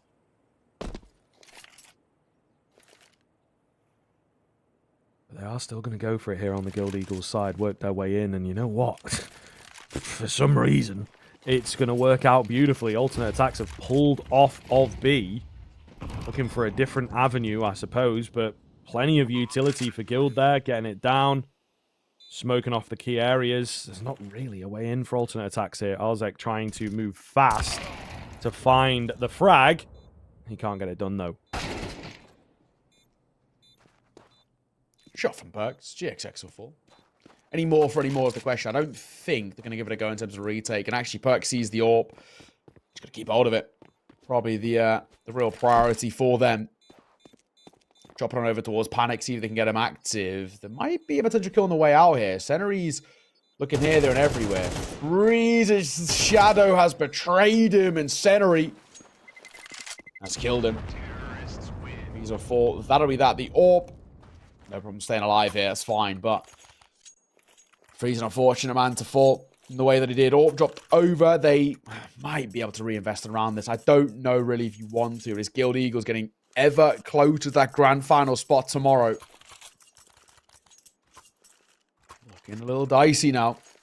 They are going to go for a half buy, it seems. Not fully investing around the AWP. I think that's probably the safer call. Yeah, I mean, it was looking pretty good for alternate attacks at one point, wasn't it? But since the turn of the half, they have really struggled. T-sided map and Guild showing us why. Nice pressure out on towards the bomb site by the looks of things. Smoke going in. They will slowly make their way around. There's obviously a response smoke there from alternate attacks. Guild maybe thinking... going through it. They are indeed, now that the smoke has been blown. They'll find the first, and the chaos is enough for them to work in. Freeze dealt with quickly. Bomb site secured. Plant coming in. Perks is still here quite close to the action. You might not expect him. 5-7 at range does well, and Scenario is so very low here, folks. But Overstepping, a missed shot from Panics costs him his life in the end. Double digits found by Guild. Yeah, gotta be said. Gotta feel the Panics there. Feels like he gets slightly CS2'd, quote unquote.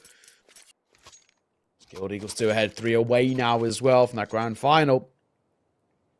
Not a bad position to be in. Of course, that was a minimal buy around the AWP. Now they go back into an AWP, but they got the rifles alongside it. And the fact that they even made it close with just the pistols is commendable. A chaotic round, to say the least, though. A lot can be taken away from it.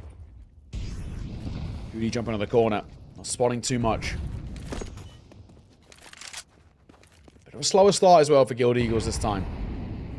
I like stepping up the tempo, playing this pretty chaotic style, but they are just going to slow things down. More contact play be made here, but Snopsy's got a lot of space early doors in towards mid. Freeze seems to be aware of it, but even still, moving nearly betrays Freeze.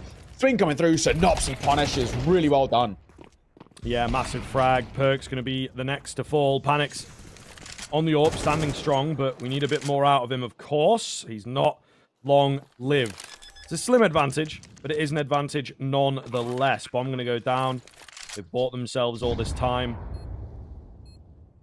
And things look very, very good for Guild Eagles. I don't even think alternate attacks really want anything to do with this. Yeah, they're moving away and just giving it up.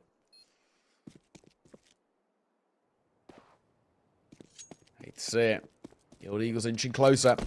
I think, arguably at this sort of stage of the round, it is definitely the right call. Keep them 2 rifles alive. Hang on a second. They might not even get that luxury. Synopsy looking in. Timing. 4x3 moment there. Doesn't spot the arm. We view this in a lovely 16:9 aspect ratio, but it's looking the other way. 11-8 nonetheless. 2 more rounds is all that's needed. Maybe we could see Alt Attack squeeze out a full buy here. They can actually drop if you're Goody and Orzek. I think they might go for this. No, okay. Perk's just going to go into a 5-7. Thought with Panics having 4k, they may have given it a go. Perk's could go into a rifle as well. It only would have been Freeze. But if he gets a drop, it would have been fine. I think they're prioritizing maybe Panics in towards the AWP as soon as... Or potentially could be the final round. A Guild in their second attack timeout. So close to the finish line. Basically just hoping they don't get a repeat of Overpass. They were 12-8 up on Overpass and they let it slip. I don't think mentally they could take one of those again. That's one of the ones that keeps you up at night. It's very true.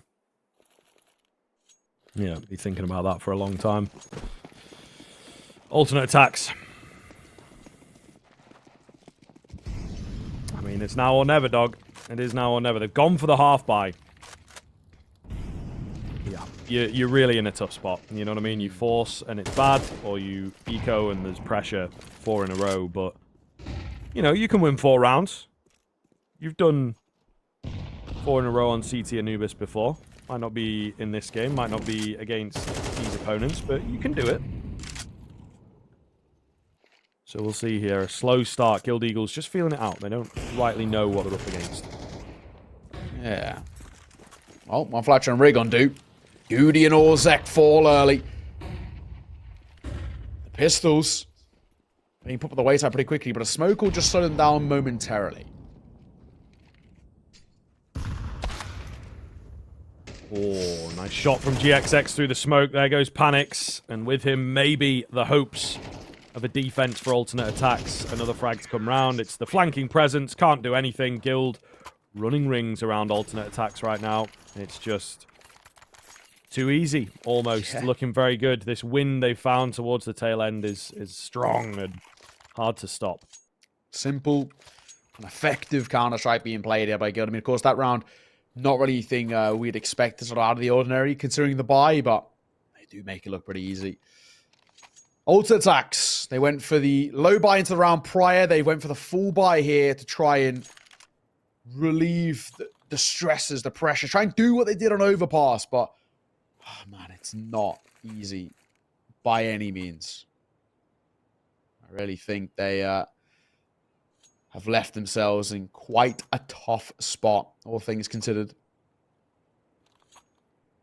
Now or never, though. They want to stay alive. Got to do it here. We'll see. Round number 21 could be the final round of this marathon of a series. And it's a fairly long map, all things considered. Unless ult attacks can just stay alive. I mean, they've done well with the pressure in the past. Synopsy, though, just getting very cheeky on the edge of the smoke, man. Like, Guild are unstoppable, to be honest with you. And it's just very scary to deal with. Ozek looking for multiple. Pre-fire comes in. Needed more than that. B-bomb site falls. Perks and panics.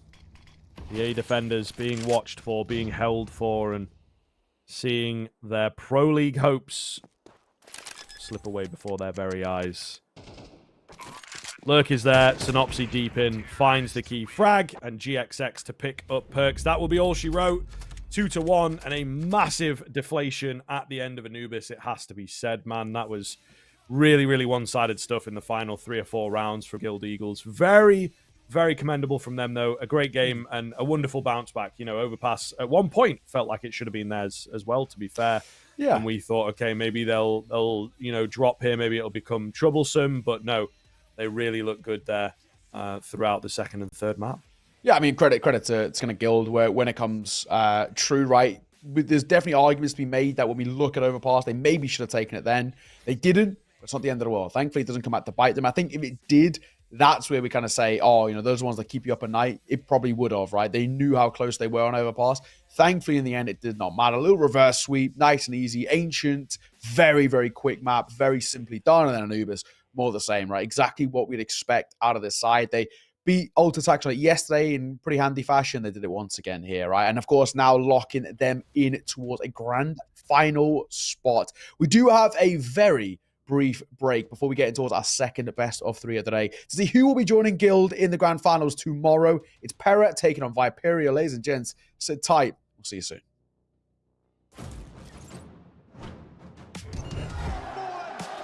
Making magic when they need it most.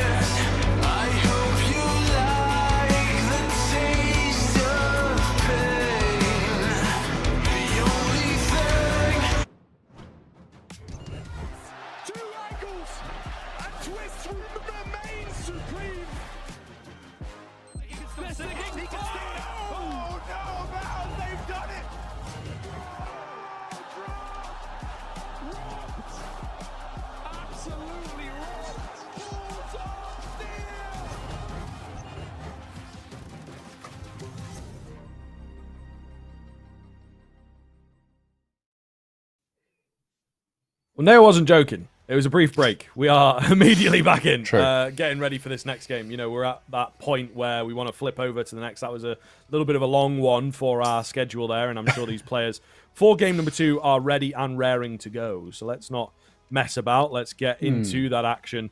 Of course, it is going to be Pera up against Viperio, the fellas that just squeaked in at the bottom end.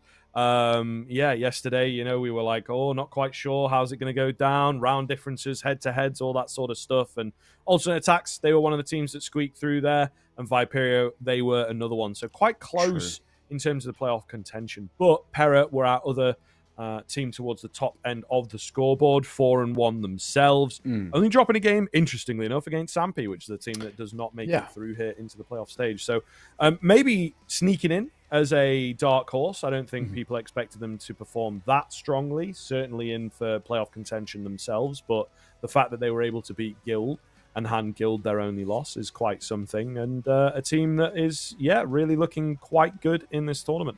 Yeah, I think right now Pera are actually a kind of a bit of a dark horse, a scary side. I think they've actually been putting up some really good performances online. They've, qualified for the RMR, for example. I mean, those open quals are brutal. Like, the teams that don't make it through, the big names that barely even kind of scratch the surface. When you think and you see kind of a side like Pera making it through not on the open qual, but then the closed qual as well, making their way in towards the RMR.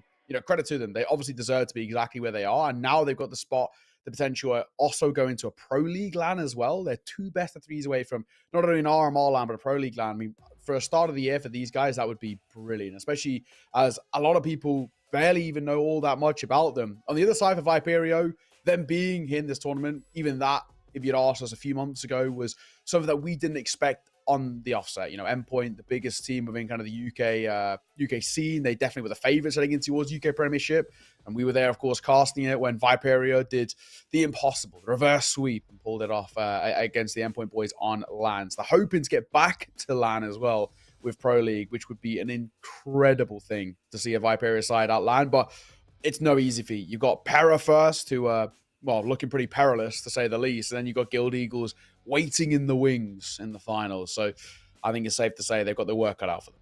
Yeah, I do feel both of these teams as well. If we see that Guild Eagles that we saw on map 2 and 3, it's going to be a difficult one. But focusing in on this matchup itself, I think there's an awful lot here that really is unprecedented, I think. Viperio, we don't quite know what to expect from them. They had a very poor start, 0-3, but then their next 2 games, incredibly one-sided, 13-2, 13-4, right, in the second day. So really, really, really solid stuff to make it through in that second day.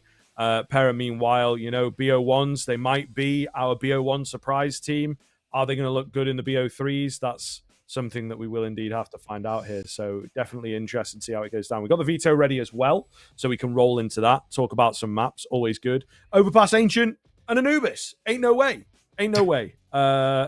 Same maps coming in. I think it's a little part and parcel where the games are at the moment, where the teams are at. They're really liking Ancient for sure as a middle ground. Anubis is super aggressive, allows for a lot of individual prowess, but it's also just the way that it has fallen. It makes a lot of sense for these 2 teams to have, particularly an Overpass and an Anubis in there. They both like playing it. They find decent success on it. The Ancient is the big one. Viperio, 6 played, yet to win it. So it's a loose stat, but it's certainly a map that they unfortunately have to let through, but they don't like doing so.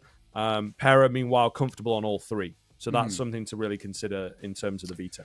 Yeah, I think when you look at it as well, I think probably the veto's gone basically as good as it probably could get for the Viperio side. You got kind of their traditional first ban is always Mirage, which they go for here. It's good because at the moment, Pera are 10 for 10 on it, 100% win rate, 10 map winning streak on Mirage. They're looking incredibly scary there. Ancient, like you mentioned, 0-6 if your Viperio is not great, but it is actually traditionally their first pick as well. If it's open, they'll always try and pick in towards an Ancient. So it's definitely a map that they're comfortable with, just results-wise, not so much. Then if we go towards Anubis, that's where reps, I think, is probably going to give Pera a massive advantage there. They played 11 times compared to Viperio's 4 times. Those sort of numbers are pretty scary when we get into towards these sort of positions. Then for our opening map too, you got Viperio, played it 4 times, only won it 1 of the 4. So numbers don't look favorable, is what we're trying to say here, in the favor of Viperio, where for Pera, actually everything kind of seems to be kind of ticking the boxes in their favor. Looking very good. They've been playing very well at the moment. Their forms are pretty immaculate, only losing once in the groups. Joint top with Guild. I mean, that says a lot when it comes down to it. And of course, I think for Pera, they want the opportunity to beat Guild again, this time in a best of 3, rather than, some people claiming it's a best of 1 fluke. They want to prove it in the series as well. And if they do, a Pro League spot awaits. When it comes down to it, I think it's safe to say Viperio coming in as the heavy underdogs. We'd hope for a miraculous story, but it's not going to be easy. The boys have got their work cut out for them. But if we see the form that we saw from them yesterday, 13-2, 13-4, maybe we might see Viperio at least push the distance, if not maybe cause an upset. Yeah, it is possible. It is possible. I think they can keep that energy going. Yesterday was definitely a good day for them in terms of results, in terms of making it through for sure, but also I think in terms of proving to themselves that they can do it. There's obviously a lot around the UKC and the tier 2 energy that they have, right? We've got Endpoint, but Endpoint have often found success when they bring in bits of talent from other places, and they've obviously had to work with the very, very top end of the UK scene, keeping some of those players around for a while to build them up. But we have a lot in the UK of teams that do kind of well domestically, then they're a little unsuccessful, I think is putting it lightly, on a more European and international stage. And then the teams don't really stick around so much. So I think that's one of the big things that we're hoping to see from this, is that this tournament will just keep Viperio in on the scene and moving towards a bigger and better goal. But time will tell. Time will tell. Looking good yesterday. Can they repeat that success against Pera? I think it is going to be difficult here, Neo. I can't lie to you.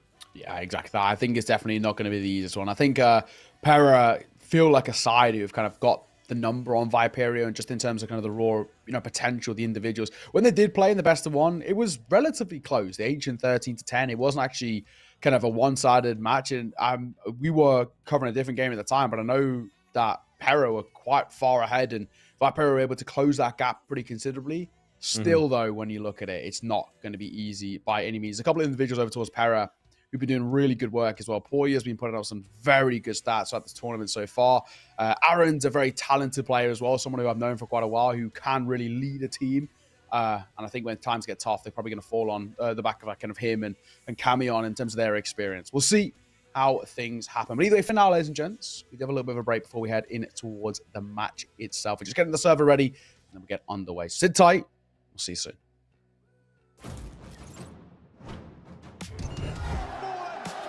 Making magic when they need it most.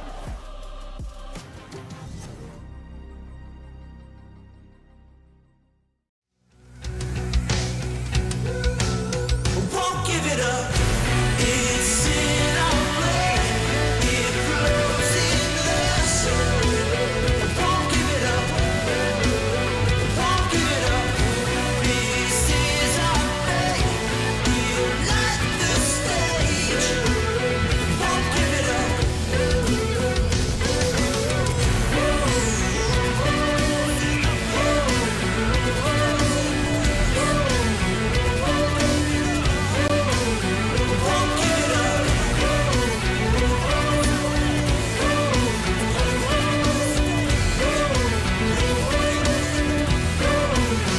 Won't give it up.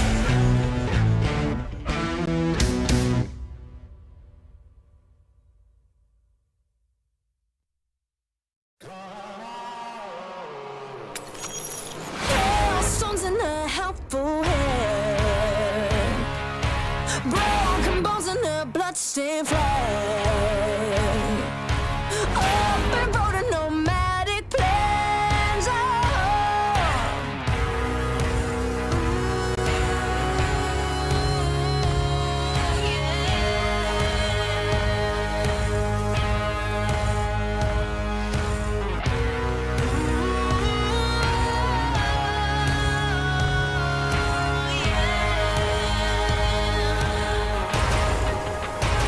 I'm coming to get ya. I'm coming to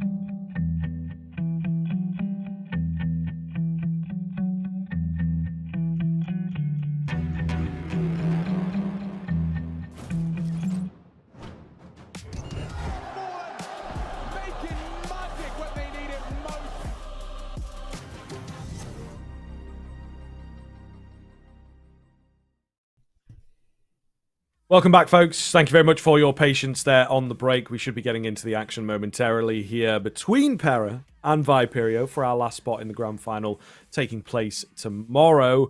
Looking forward to this one, as we've said. Pera looking really, really good. Great form in the BO1s. Viperio, the Cinderella story, I suppose. For sure. A really good day yesterday to make sure that they make it through into the playoffs, but we are very unsure here of how this is going to go down. Will it be dominant for Pera, comfortable on the maps, looking good thus far, or is there a new lease on life for Viperio?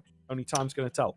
Yeah, who knows, right? I think there's a lot of these conversations to be had about what we expect coming out of both these two teams. It goes without saying that Pera are the favourites coming in towards the matchup, but Viperio have already pulled off one bit of a Cinderella story in just being here in this tournament, and then even making it towards playoffs as well. What a third, right? What's one more under the belt for this Viperio side? They're a new roster. They've changed the core up a little bit. They've now kind of a new lease of life. They're no longer a UK primary team. They're an EU team.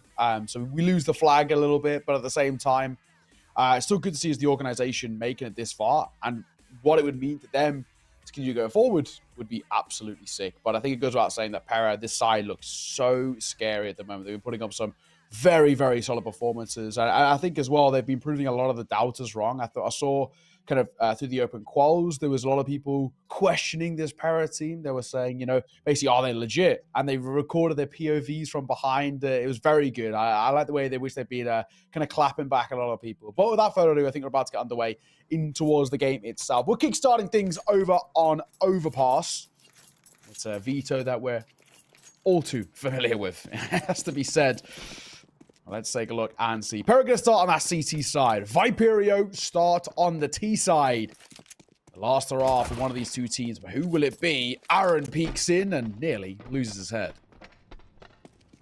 Yeah, dangerous kind of peak for him. He's now just looking to stay alive. Ultimately, goes digging deep in towards that connector area. Get some good information for the A players, so they'll get aggressive. Look to take some fights. That's a little wild from MSN with that one. However, kills keep on coming through, looking very, very good indeed, as it's just Zodi remaining. They've been absolutely ruined on this A bomb site.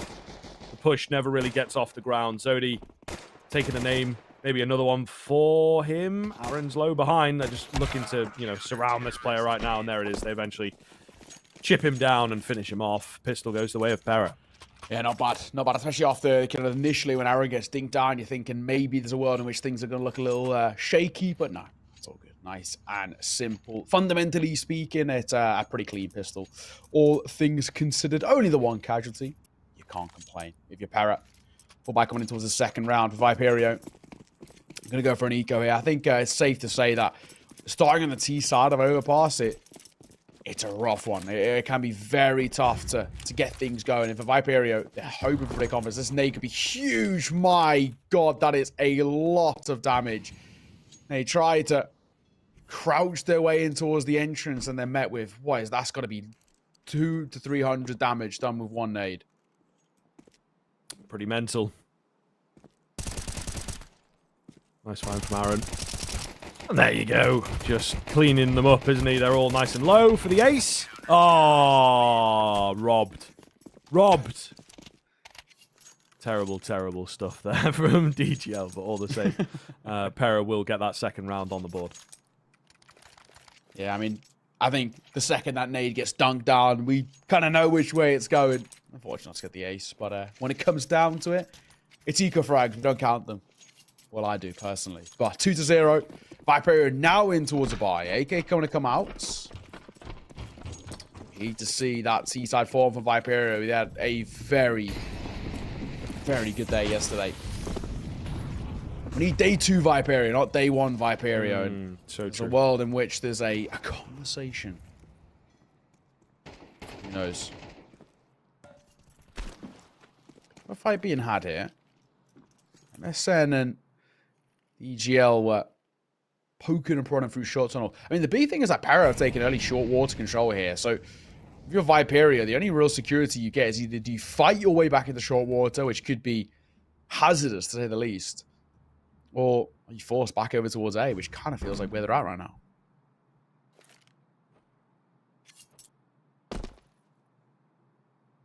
It's quite a quiet start into this. Viperio obviously putting A lot of pressure on this round. Absolutely need to find success with it. But just playing slow and easy. Gathering information. Zodi, he's not ready for that angle at all, is he? Yeah, I don't even think he would have seen Aaron, to be honest. So they're not fancying A. They're just very quickly going to move onto B and try and give that a go instead. They've got 3 smokes left, but that is it. It really is thin on the ground utility-wise, trying to get the strong weapons out. Contact move, by the looks of things. Bandito catches one, and the second. Beautiful timing. Absolutely beautiful timing. Could not have gotten it much better than that. Will go down, but they've netted control of this B bomb site, bought themselves a bomb plan. Something to speak of here. Oh, yeah. Molotov's actually good. That's our default plan here. Mango just about avoiding the flames somehow. I thought around that corner it might have tickled him, but no. Bomb goes down, now Viperio have a chance. It may not favor them in terms of numbers, but Regan not being cleared. Now he has. Now he's in trouble. 1 versus 2 for Mango. Can't stay alive. Dealt with quickly. And Pera will move into that 3rd round. So looking pretty good for them. You know, Viperio showing flashes, moments, individual prowess, but unable to get anything too substantial as yet. Still early doors. So we're waiting to see if they can keep this rolling. But yeah, it's going to be a difficult bounce back if they can't get a round off the ground. Well. 3-0. Start things off. I think where we're at the moment as well, when you look at this Viperio side, that lack of bomb, the gaining of the bomb plan, may I say, has given them the opportunity to buy back in, but they lacked money that they would have hoped to maybe get that AWP out as early as. I think that's probably kind of the priority here. We've got a little bit of a lesser investment, 3k left in the bank, so we should have money for the AWP in towards the next. But for Pera, it's so important, right? They've picked up a 3rd round, but not only that, if they're not on a bonus buy against Viperio's full buy, it shows that, at least at the early part, they are just head and shoulders above. Aaron doubling away at just the right time. Fall back. Triple stack towards B. I think they're assuming a lesser investment is going to be the play here, so maybe a pop in towards B, but they'd be wrong.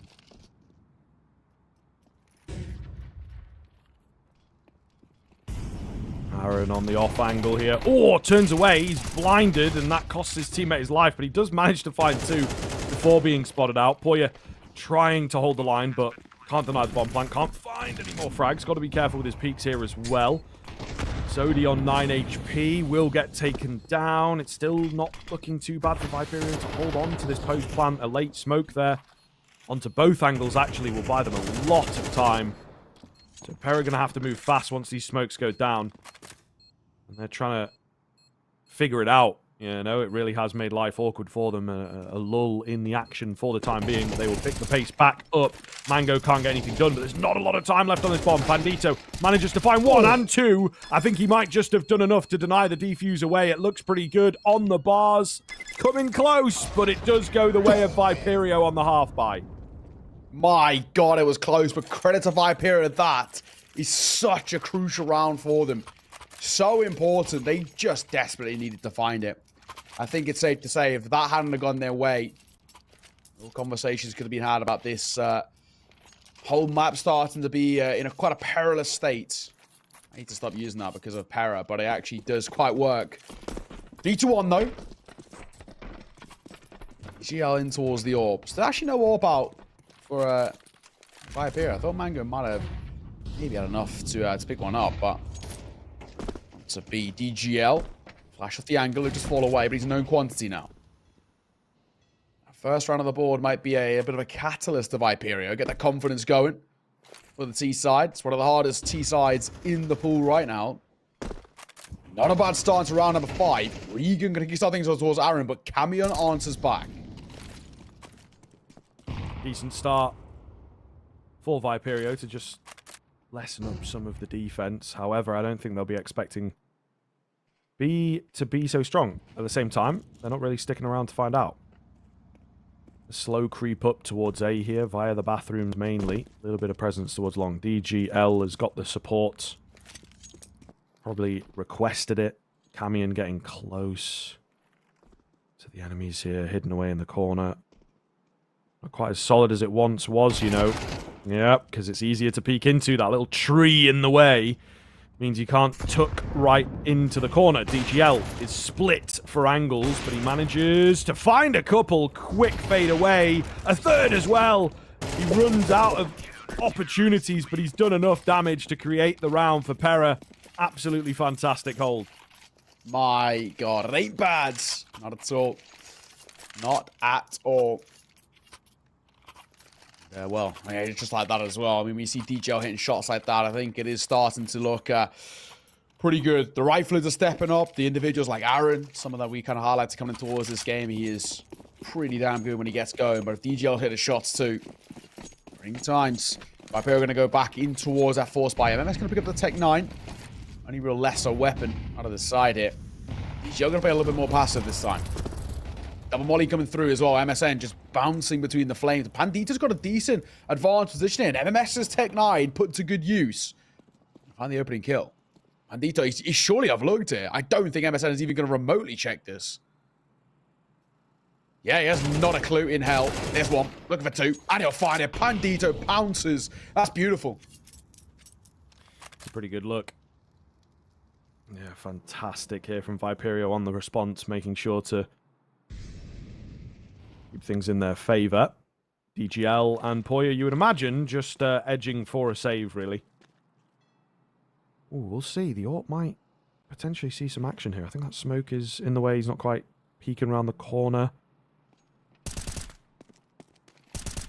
Either way, they're giving up the round, I think, to be honest. You know, stick around, take some guns, be nice and confident. They will be ecoing the next around these rifles.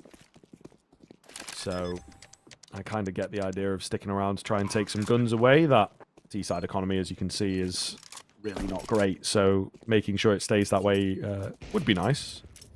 There you go. DGL going to find a frag. But his presence now known. They might go after him.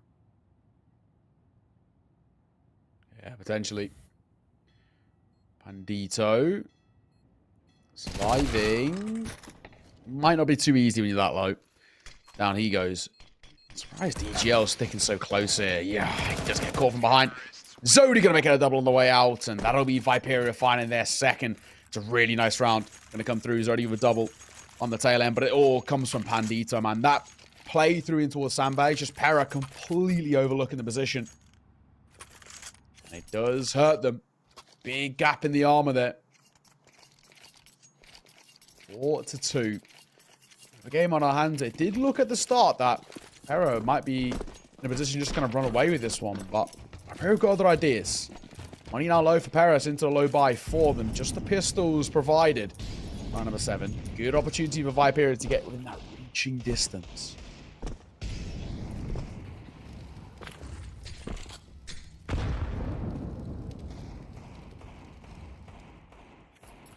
Nothing coming up in the early stages of the round. Viperio playing pretty far back. I think they're weary of some advanced moves, you know, and also understand how important these force buys can be. And we have just seen a game from Guild that looked pretty good force buy wise, not going to lie. So I think keep your eyes on that for sure.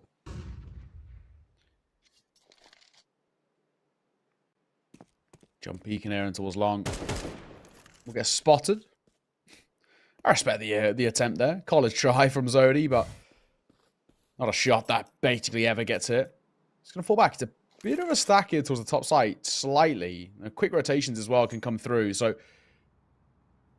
this position by Aaron might go overlooked.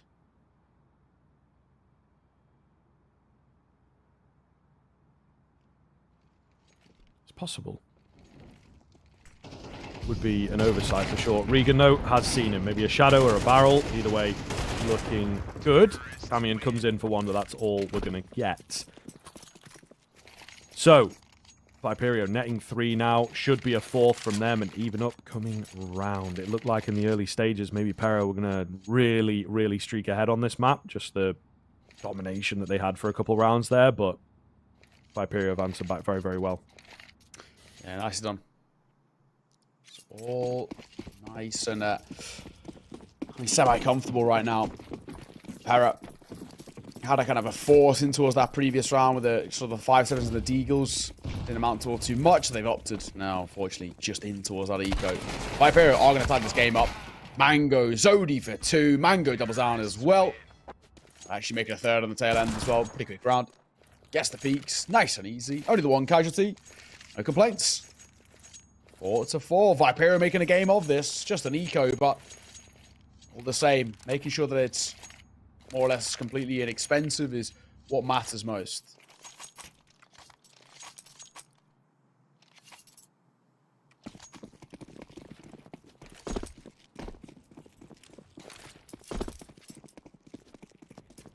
I like the look of the buy.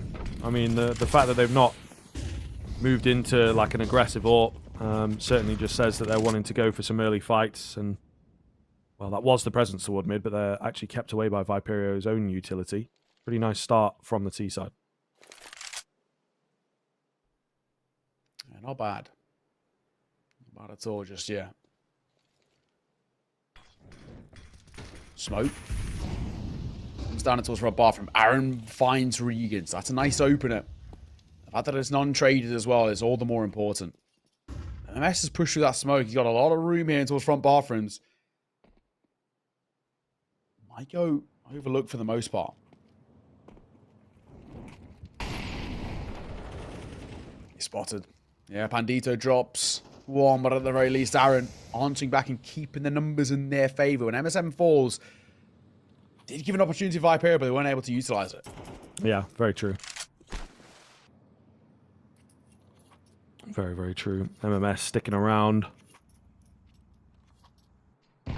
Hoping something comes his way. That's probably their best bet. And I think probably what Pandito and Mango are just going to have to wait for, really. That smoke to go down and MMS to have a bit of a move. But we'll see. As the round develops and the clock winds down, they're looking more for distractionary play. Cammy on note, very, very ready for this move. And he gets a double kill because of it. That'll be the round. 10 seconds. Not a chance for MMS. Yeah, no chance in hell here. That should be that. MMS. We stay alive? Yeah, looks like we'll be fine. They're looking in kind of roughly the right direction. Doesn't make too much of a difference. That'll be nice, clean, and comfortable. 5th on the board for Pera. Again, relatively little hassle in towards that one. Attack ball is going to be called too. Opportunity for Pap, the coach. Getting towards the conversation. See what he can I guess bring to the table. Safe to say, though, it's so far not exactly been the easiest run. Made to work. You definitely have to question as well. I mean, what's in the locker really for this Viperio side? They've made it close so far, but a couple of these have come from this broken economies of the CT side and all the rest. We need to see Viperio getting consistent wins on gun rounds, and that's when we can maybe start to feel at least a little bit more comfortable after a map pick. But so far, you've got to consider this is Overpass, the most CT side of map in the pool. On the C side, only one round behind. It isn't the end of the world just yet.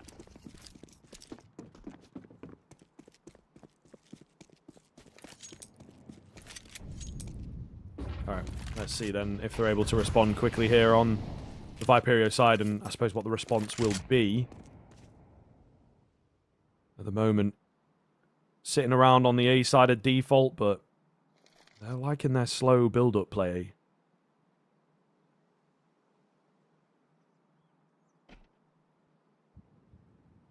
See what they can do with it. Very, very slow. Little contact in the first sort of 30 seconds here.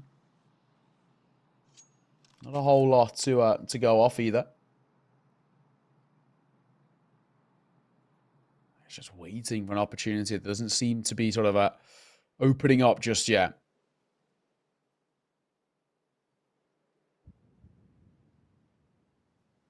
Yeah, it's very slow. Very, very slow. But they are gaining space towards the banana area. I'm liking the moves. I'm going to go digging for some information here. Nothing quite presenting just yet, but he might be able to get in behind at a good time. You know, catch them with the nades. Nobody always watching just yet, but I think they're just getting away with it. We'll see what Aaron can get done in the next few moments. Poya going to go down quickly on the site itself, and cheeky little Molotov behind. Maybe they heard a scope or a step, and a smoke as well. They seem acutely aware of the fact that there could be a flank. Mango getting off the plant slightly early, but this round looks good to me. The defense is split on the retake, and like I've said, they're kind of aware of what's going on. Bits of damage here and now. It's DGL to find the first one. Onto the Viperio players, though. Bomb tick pretty far, thus into the round. Camion with another frag. DGL also strikes again. Looking good, as not a single kill comes in for Viperio. Pera, they play it slow, methodical, take the 1v1s, and they win it out. Not bad. Not bad indeed. I think Viperio, very slow early to mid-round, actually worked quite well for them. It just kind of baited out a lot of that early util from Pera. They didn't actually really know what to expect. And once you get the bomb down, you're thinking things are okay, but I think they just slightly overface. When you're kind of Pera, you got the time against you, you're smoked out of a large majority of those positions. Should have just slowed things down, unfortunately. They didn't. Pera able to pull off the retake, isolate those fights, and of course, get another round to pull just that little bit further away. An alternate round of the half. Pera got a 2-round lead. Win this one out here as well. Kind of a pretty large knock-on effect towards the economy of Viperio. Could actually give them an 8-4 half as well if they're able to win this one here. And that's not a bad start. Aaron's going to find the first. Yeah, decent look into the round for sure. Pera back to their winning ways, perhaps. Fighting towards connector mid-area, potentially about to go down. But we'll see. Regan catches Aaron, and I think DGL made his presence known, missed a shot, backed off, so unable to really answer back there. So a 4v4, Viperio can work from here. Try to make something of this at the very least. For now, bomb collected. The long old rotate back over towards B. MSN on the boxes. As a smoke dissipates 45 seconds, and they're looking in the direction of B. And there's 2 players here to meet them. MSN with the off angle, a little slow to react, and it does cost him his life, you know. Might have been looking at his minimap potentially all the time. Either way, he did not see that player as well as we did. Man advantage there for Viperio. Bomb going to go down. Camion moving in aggressively. He's been heard. He's been seen now. Trade is there. He does well to find 2, but not sure it will be enough. DGL left alone. He doesn't really find too much. M4 traded out. He's hungry for it. But nothing presenting at all. He's now committed as he moves down. No save option available anymore. They're going to hear him. He just cannot see anything. The smoke goes down. There's not a lot of time. Probably needed to have had a tap by now, and Zodi will just catch him. You know, deer in headlights. Easy pickup for Viperio. Yeah, nice. Pretty simple. All things considered. Pop out on towards that B site. And yeah, like you said, MSN. A little bit of sleep at the wheel there. I'm not exactly too sure. I'm assuming, yeah, like you mentioned, looking at the minimap or something. If you found that opening kill, it actually probably would have been okay, because only 3 guys were on the initial execute on towards that B side. They put it into a 2 versus 2. It opens up the door to, I mean, lock out that bomb from going down, or even just buy time for the rotation to come through. But yeah, not to be. Either way, final round of the half. Bad in play for DGL. He's had a couple of beautiful moments already. He needs one more. Camion first contact, but Pandito tears his head off. Not a bad look. In all fairness, a man advantage now for Pera. A deep, deep run from MMS here, though. That lurking presence. I think they will have heard him up on A. Maybe kind of faking it out, you know, causing some panic in the Pera camp. Aaron could be in a good spot here. Regan, though, watching for him, finds the frag. Not sure if Aaron spotted the bomb there, to be fair. He was still sort of looking up, wasn't he? Hard to tell. MSN's here. Rotation's potentially on the way. Execute coming in. MSN with his off angle. This time works a lot better for him. Nobody around to trade MMS. Deep Molotov will keep the rotations at bay for now, but, you know, they've got to make it into the bomb site first, which is no mean feat. MSN playing very well indeed. It's Regan. Oh, stands up against two. Oh, what? How's that on his head? Oh, my goodness. Oh, my goodness. All right, well, MSN given another chance into this 1 versus 1. Absolutely ridiculous. Could not find the shot. And Regan now just trying to stay cool in the 1v1 goes wide, but MSN strikes true for his 4th of the round. Not bad at all. And at the 10.5 as well, 7-5. I think if you're Pera, you're absolutely going to take that to the bank and back. Whether they can continue it on the T side, we'll have to wait and see. But before then, we've got ourselves a break. We'll see you in a moment.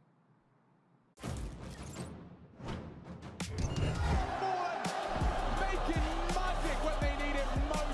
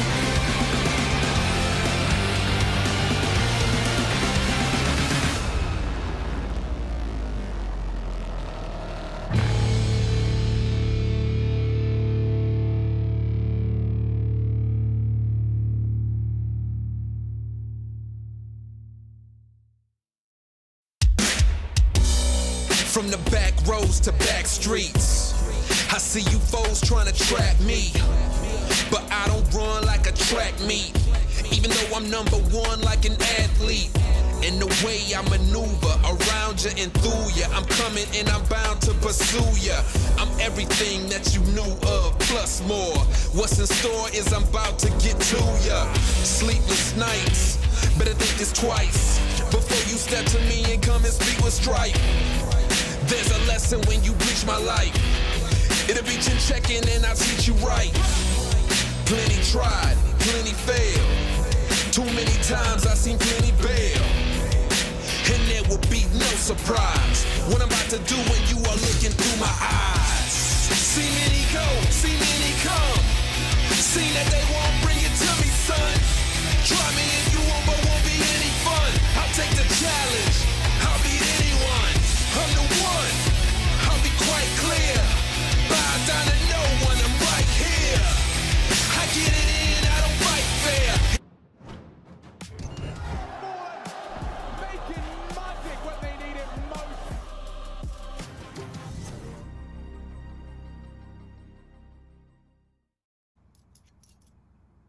Welcome back, one and all. Moving through into the second half here, of course. There's a 7-5 finish. Not bad. CT side of map at the moment. So, you know, 7 is your bare minimum, I suppose. We'll see what Viperio can do now that they flip over to the defensive side now. Exactly. Exactly. We'll have to wait and see. I mean, I think 5 rounds on T-side isn't actually bad by any means on statistically the most CT side of map in the pool. You take them.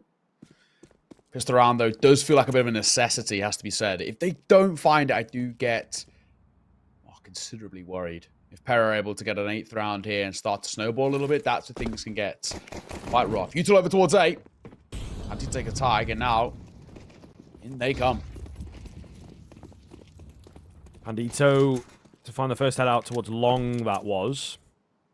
Oh, he's now being hunted. Yeah, just kind of a battle for survival. He does have 2 players on him, though. Keep them distracted, and his teammates could certainly work their way into the bomb site a hell of a lot easier. So I think they'll take that. He does go down. But if they move fast, there you go. They've isolated 2 players, brought it back into a 4 versus 2. Know where the last 2 are. They've got a kit. Get him on the bomb. Not planted for long at all. And, well, Regan and Mango will hold things nicely there. Yeah, well played by Pandito in particular to just realize it's like, all right, kills don't matter here. Let me be the annoying one. Let me be the distraction. Yeah, not bad. Not bad. I think it's for Viperio. That's the right way to play it. All the credit again in that one has to go towards Pandito. Just that kind of drawing of attention that he has over towards Long. You know, he pulls in that back Barfrins player. He's basically kind of a what's meant to be a bit of a reliability factor in terms of denying any flanks. But then on the other side, dragging that guy off the site, running him all the way down Long, it meant that that rotation back on towards the site was pretty timely. So yeah, well done from the youngster Pandita there. Did really well just to kind of drag him away. Either way, unfortunately, it's a tech pause. So had a couple of these today. Usually fixed relatively quickly. So never fear, peeps. We'll be back underway as soon as. But a pretty close game, all things considered so far. Both sides have a really good stake in it. I think for Pera, who looked really scary and towards the best of ones, this is not a bad position to be in. At the moment of your Viperio. Hot on their tails and have a really good chance to tie in the game up. We see a force fight to come through from the Pera side. They're going in towards those Galils. Which I think is, obviously the right play here. Got a bomb plant, so you may as well buy in. But you do look at Viperio, they're going to have a buy of their own. Mango got an M4 out. And he's on the MP9. And they can probably, they want to go, they can probably definitely squeeze out another M4 in the hands of Regan. It depends how they want to play it with the rest, whether they go into the FAMASs and U2, maybe the MP9s want a full belt. That's what the play is. Yeah, we'll see. Few options. Obviously, just kind of waiting here for this pause to end. And I suppose it gives them a bit of time to talk and consider the options. But yeah, we've been a little plague day today, you know. Only a couple techies throughout the course of the first couple of days. But today, there's something going on, you know. It's tough, man. Happens, though, mate. Happens. Yeah, exactly. Those are just as much in the dark as you are, so we don't really know what the issue is. So I'm assuming, and you know, they say don't make assumptions, but I'm assuming there's some Viperio side, the fact that kind of so Regan and MS haven't really gone for too much of a buy yet. It's my thought process, but I don't know. Very good fighting, so potentially we could back underway. But as things go, it's not been a bad performance on both sides. Conversations to be had about, I mean, really, both sides. This is a very important kind of round coming towards the next. You still look at the kind of what is a force back coming through from both teams. Take this one, you can start to really maybe even pull away a little bit with the game. You beat the economy of your opponent. You start to get a bit of momentum. Wind in the old sails. It's a very important time to be right now. So this round, arguably feels like one of the most important ones we've had so far this game. And if your Viperio is hot on the tails of Pera, even more so.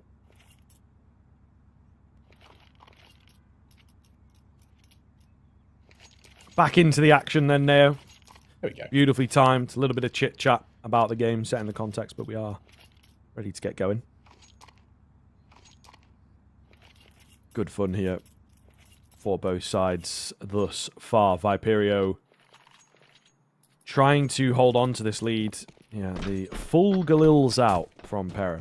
Definitely an individually driven team. That's kind of what we were talking about a little bit at the halftime break, to be fair, that, you know, we felt potentially Pera have got the stronger individuals. Whether they can work them in the right way does depend. And, well, making themselves known very quickly into the sort of first appearance of rifles, as it were, from this second half. They're immediately on the board. Not bad. Granted, damage is being dealt towards the likes of Conraro and Poya, which makes them pretty vulnerable, even to like something like an MP9 to the head. But right now, it all goes quite off the back of it. Viperio, decisions to be made as well, how they want to play this. Double split on towards B. MMS playing through Con. And he might get tested in a moment as well.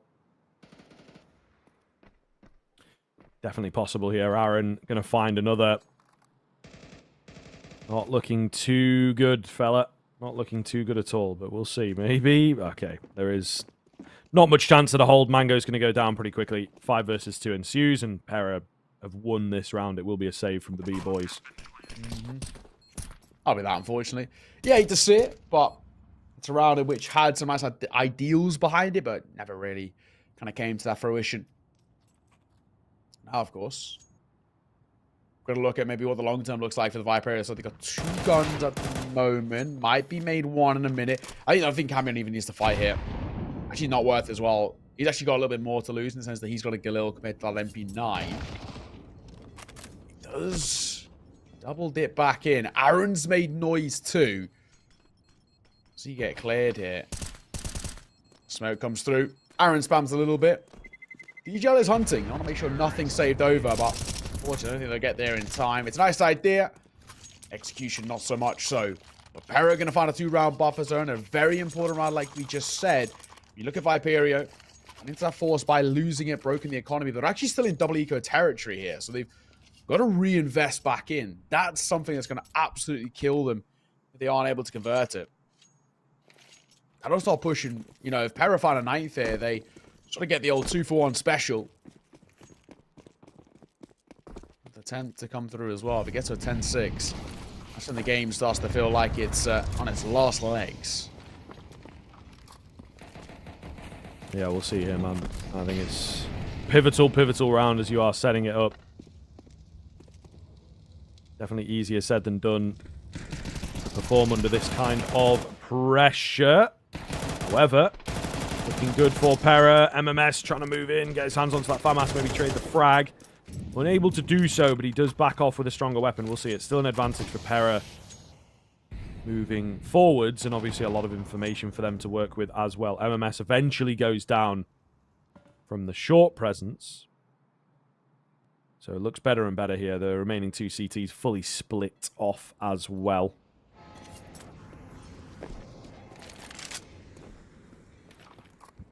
Said. Aaron had a good opportunity there. It's unfortunate that the shot. Pandita, though, now becomes a known quantity, and so does Zodi. So, realistically, they want to go towards the A side. They get it for free. Not anymore.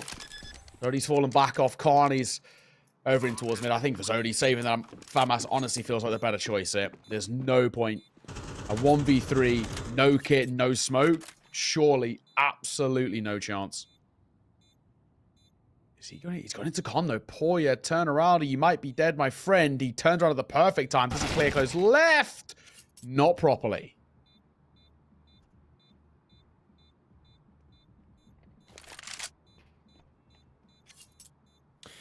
Bit rough for Viperio in the end as well. Not being able to hold on to as many players. So yeah, I'm starting to worry a bit for them. As you said, if they find the 9th, there's a good chance they get a bit more than that. So 1 spray down by Zodi. DGL unfortunately has left the world, apparently.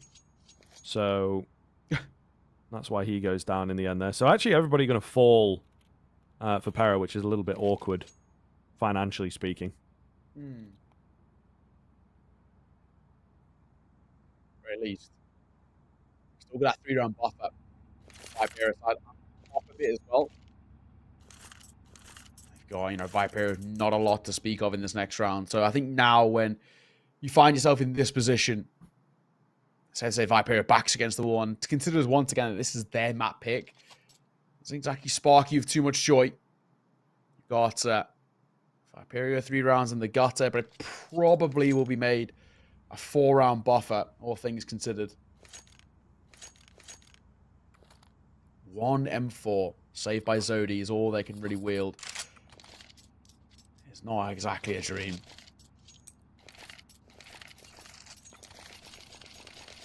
We'll see. At the very least, everyone's back in the server, so hopefully this tech pause is done in a second and we can continue on our way.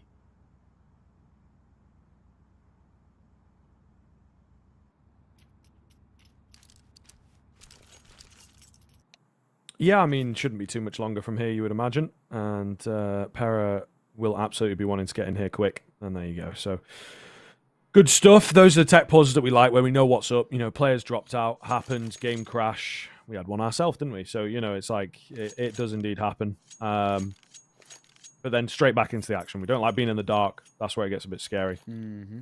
I've always been afraid of the dark. But either way, back into the action here. Just Zodi with a gun. So, should be a 10th for Pera. Looking like this T side is too much to handle right now.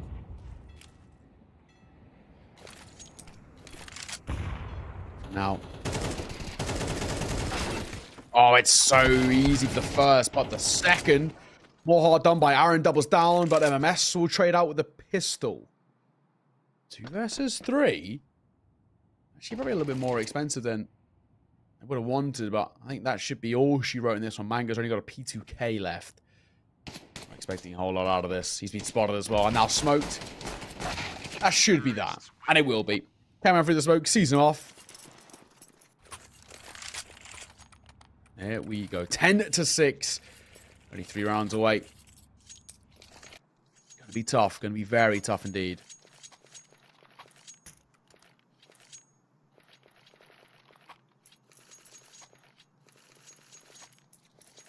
Big questions. All of Viperio got left in locker as well.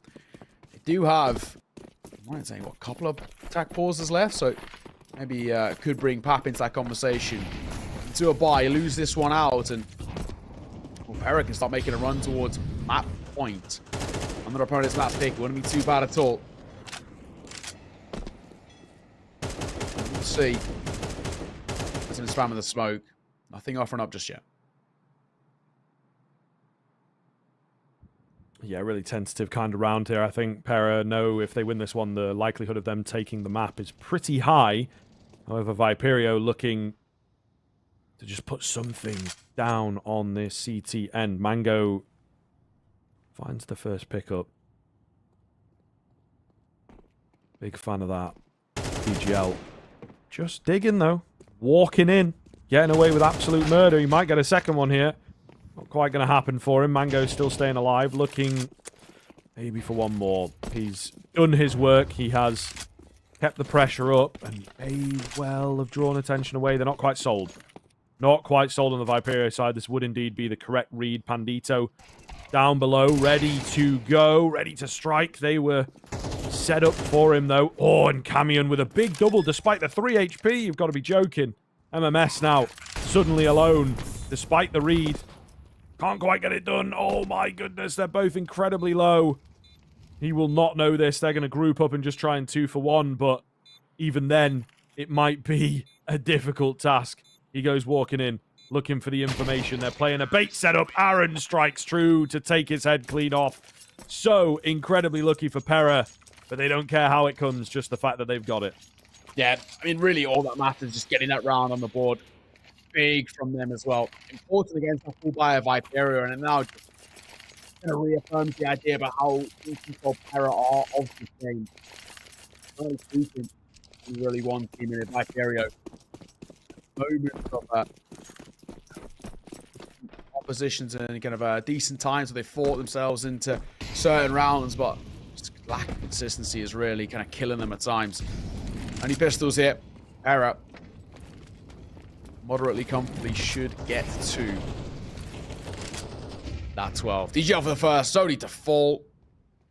And the pistols being put to the wayside here. Deagle can't convert. Mango fluffs his lines. And already a 2-man disadvantage in terms of numbers.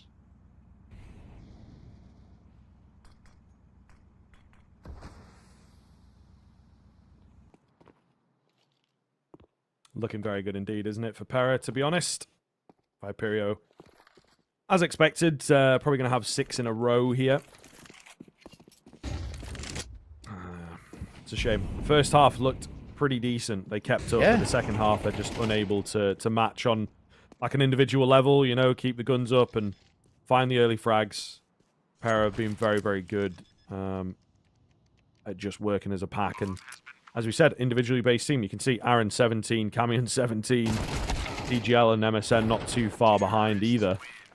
So really, really clean in that sense. A team ace to come through to net them number 12. It ain't bad. It ain't bad at all. So,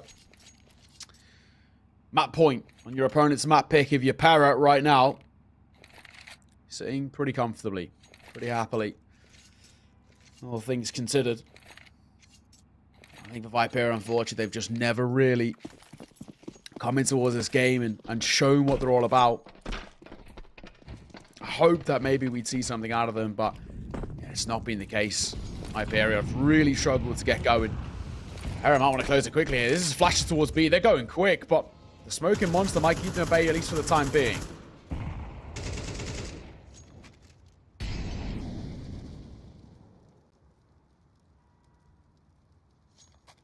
Yeah, we'll see here. Regan. Gotta be careful. Aaron is after him. But they're not going to dedicate to the full-on boost. Molotov comes in to sort of deal with that, give their position away. Camion. Ridiculous stuff, man. That is crazy. He even finds the second. DGL didn't believe in him.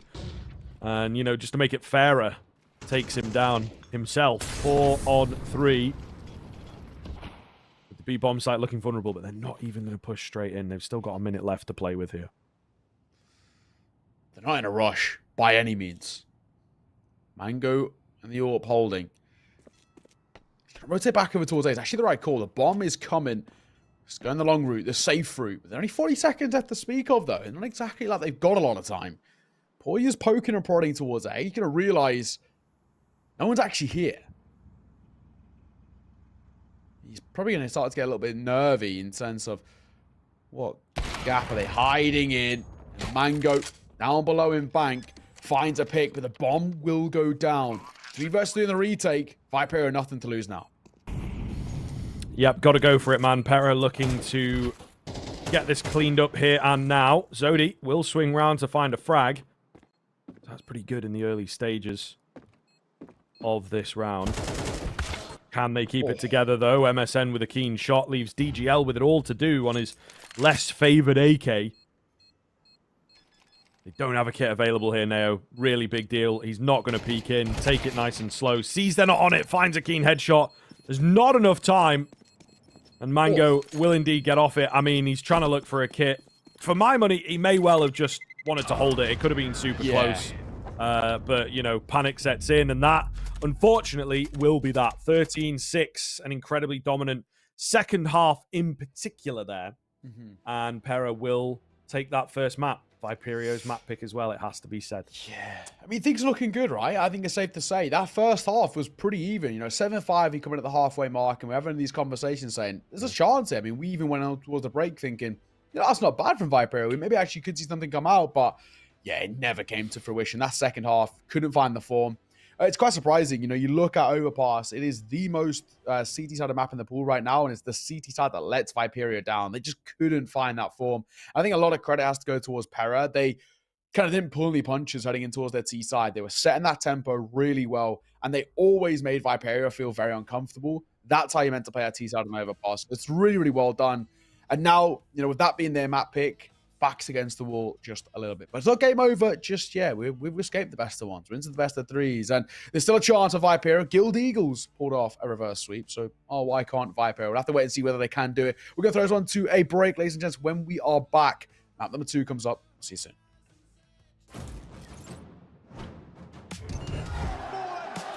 Making magic when they need it most.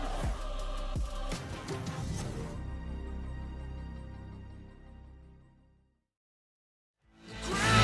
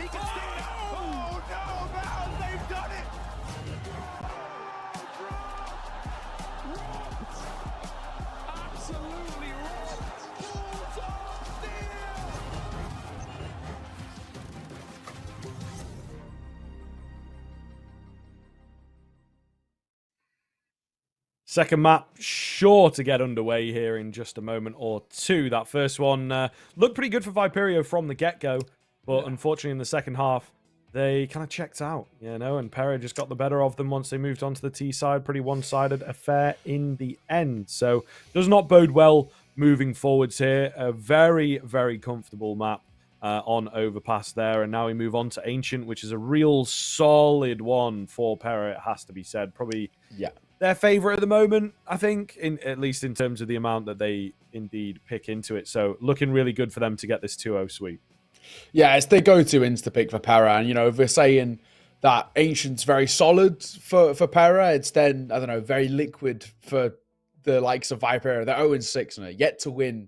A 6-map losing streak is never really where you want to be, basically, at all. And I think right now, it goes without saying that Pera are kind of the favorites now coming in towards this map. They've already beaten Viperio on it once, literally just a couple of days ago. So it puts us in a position where we have to ask questions similar to what we were asking a little bit earlier with our alternate attacks game, in the sense that what have they learned, right? You know, that game was pretty one-sided for a vast majority of it, and then Viperio started to pull off a bit of a comeback, and they made it a relatively close finish. 13-10 in the end is how it ended. But when it comes down to it, what can Viperio take away from that best of one? What can they now bring in towards this series? And basically, they need everything, right? We're looking at kind of, obviously, the individual players, but we're looking at the things like the coach as well. Pap, how can he rally the troops into trying to find this, you know, some level of a performance here? Because they need it. If they want any chance of making that Pro League spot, they've got to take Ancient and then push on towards the decider. So it's a long road for Viperio, but it's not impossible. Yeah, I mean, we've seen the weaker Viperio, I suppose, in the first map. Maybe we get to see the monster that appeared yesterday, something a bit different in their serial, maybe, or something like that. I don't know, but you know, it was crazy one-sided. 2 maps as well against 2 different teams. So we're hoping to see a little bit of that as today continues.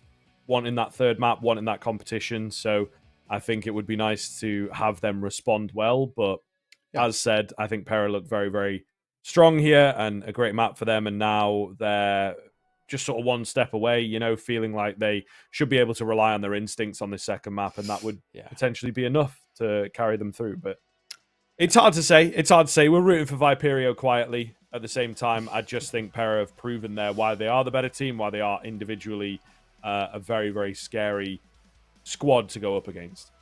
Yeah, and Pera want kind of the second bite of the apple against the guild guys, right? I mean, they've already beaten them once to the best of one. They want to, you know, do it again now in a series, prove what they can do. And one more map is all they need. It's their own pick and arguably their best map in the pool. I think it puts them in a really nice position right now. I think for Viperio, they know that sort of their backs up against the wall. They haven't got a lot to lose, which I think is the main thing. When you're Viperio now, even being in the spot in a playoffs of a Pro League qualifier is huge, but can they step one step, you know, further forward? We'll have to wait and see. Ladies and gentlemen, I think we're about ready to get underway in towards our map number 2. It's Ancient up on your screens here. Pera starting on that T side. Viperio on the CT side. It all comes down to this. Can we see response out of Viperio? That'll be the question. We'll see what the answer remains to be. A pistol would be a great start, however. Would be nice indeed. Decent flashes in. Regan going to find a kill despite being blinded. Looking good for the CT side. Ooh. Wow, over in a matter of seconds. Viperio, solid hold, I suppose. Again, very, very telegraphed. You know, the B rush on the pistol is pretty common. At the same time, hitting their shots perfectly. Yeah, got to be said. Not bad. Not bad. Not going to complain. Those ones at 4 for Pera. Trying to get something a little bit, I think maybe even a little bit comfortable there for Pera. And one note, multiple skills.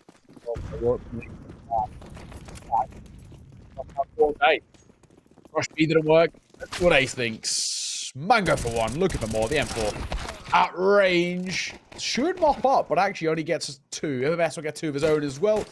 I thought down to Poya. Tagged on towards the MP9. That will be that. MMS with 3.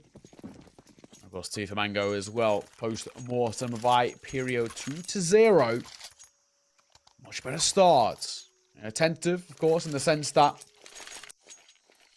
this is only the pistol rounds. Now we go to an early full buy for Pera. What can they do? Very quickly, we've got here as well, so I think Pera will like to keep this pace up. Keep it aggressive.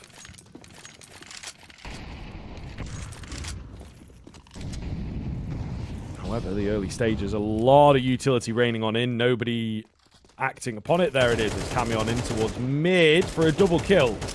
Comes alive for the entries. He was fantastic on the first map on that T side, and he looks set to continue here. Gotta be said, not bad. 3 remaining. If you're Viperio, group up, play this sort of pack mentality. Try and see what you can do with it. I mean, for Regan, up close and towards Donor, not a lot offering for him.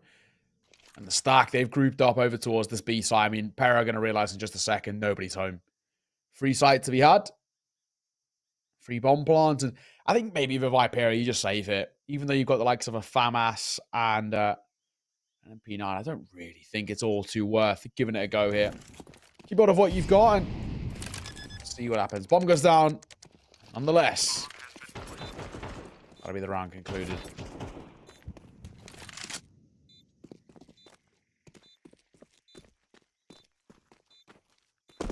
Yeah, simple stuff. Not too much wrestle, but of course they were very ready for it. After that mid-aggression, Viperio tried to bolster up and it just didn't quite work for them. So, certainly curious now as to what the response will be from Viperio, but Pera rifles are out and immediately they're in the money, you know? So, it's a little scary, a little worrying, but we'll see if Viperio can bounce back. You know, we know what this Pera T-side is capable of, man.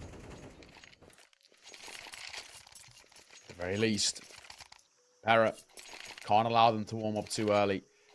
That's where things can be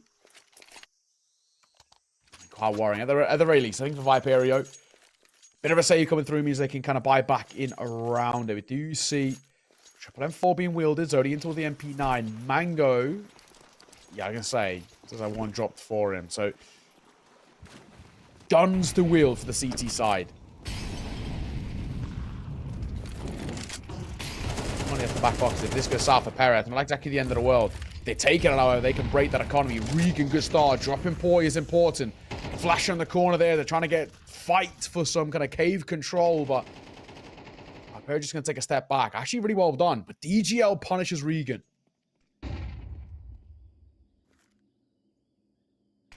Decent little trade to start off with. Pera will pull back, take that weakened defense, try and run with it. Moving towards the B-bomb side by the looks of things, you know, just feigning presence across the map. Mango not really buying it as they start to rotate around and look set for a B hit. I'm liking what I'm seeing here from Viperio. It will be a bloodbath. MMS, meanwhile, keep your eyes on him. Always digging, always looking for a different avenue of attack, even on the defensive side. And he might just be able to find it. If he gets good timing here, there's a chance he gets a catch behind them.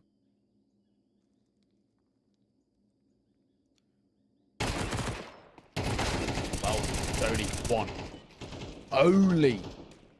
Only one. I think he's going to drop on towards DGL. That's a trade going to come through.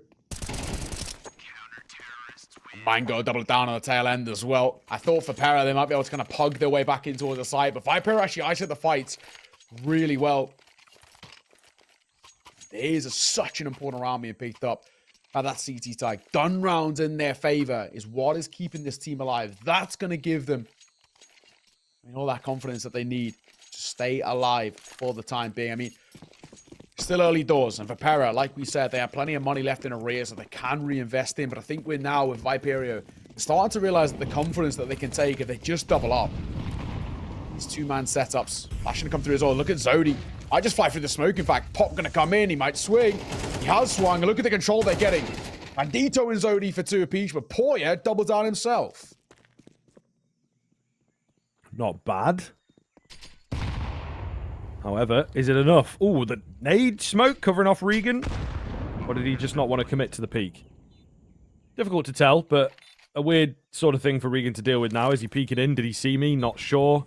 Surely he showed up on the mini-map, so they're going to know that he's around that area. They're in quite quickly here, though. Flash goes over the top. Mango trying to take the fight and does not win it. Regan creeping underneath his teammate's weapon there to try and get the catch-off frag here. Aaron finds him, though, and they just didn't really know what Aaron was doing from that default position.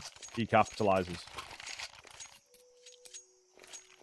3-2. I thought for a second as well when Zodiac gone for that big push coming through and the flash comes over from the site, that would be enough alone, but unfortunately it's not. Even though Viperio had a couple of rounds kind of in their favor, they're still going to lead. It still does put them in a rough economical state. They are going to go for a force buy here. I think this is so risky.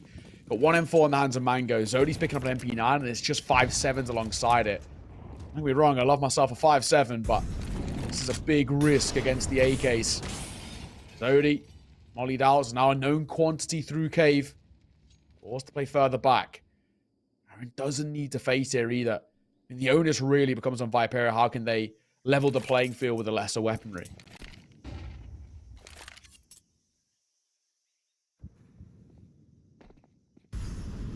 Key question. Camion going to take the mid-control. Mango with a bit of spam nearly takes him out. However, the AWP finds the first man advantage swing in the way of Pera. Well, the most solid in the world. Still fancy the chance of Viperio if they can net a quick frag on one of the healthier players. But we'll see now. The old Bogdan's swapping up. And Pera playing safe. They understand. You know, it's definitely a losable round despite finding that first. It's eerily quiet with 35 seconds, isn't it? Pera. Decision's got to be made. Got to be made. 25. Time ticking. In they come. Bandito panicking to try and stay alive. We just get behind that smoke as well, but I'm sure that bomb's going to go down without too much issue. Cross will come in as well. Molotov goes very deep there. Doesn't know what to deny. Bomb goes down, and now out of Viperio find their way back in. Well, that's not a good start. Oh, okay. Yeah, it doesn't get much better. Boyer on the backside with a double. Just no chance. All right, Pera. Yeah, man. In these crunch moments, you know what I mean? They're able to create a lot of comfortable positions for themselves and then just pop off from there, really. It just looks very, very thought out. You know, it takes them some time, but they're nice and comfortable. The rap coming through as well. It was kind of, that round was inevitable, wasn't it? You know, that rap coming through from mid. Even if they started to make kind of conversations about getting, you know, back in towards that site, wouldn't have mattered all too much as well. The rap would have come through, and that would have been that. But a Uto thrown towards B. It's a 5 stack towards that B type of Viperio as well. A little pyramid stack here on long. The bomb's playing through mid, and it looks like they're tentatively looking in the direction of A.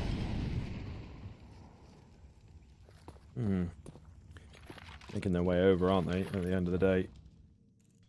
Eventually looking for control. However, nobody here. So it's easy control. Nice open bomb plant. And the 4th round on the way. I don't think this is going to be too much sweat off of the brow of Pera. Viperio were obviously hoping to get a cheeky one in their favor. Not going to happen. But we'll see. For now, exit frags is the best we could talk about Viperio, and well, before you an hour and have other ideas. 2 apiece for them. Their love and life. Can't say no to an eco is my personal motto. How do I keep the stats up? Eco frags. And Aaron, similar mindset. 3 for him.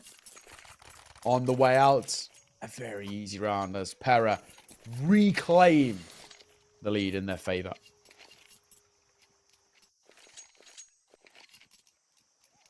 We'll see maybe whether there's more to be had here from the Viperio side, but it goes without saying that they don't put up a good first half here on Ancients on the CT side.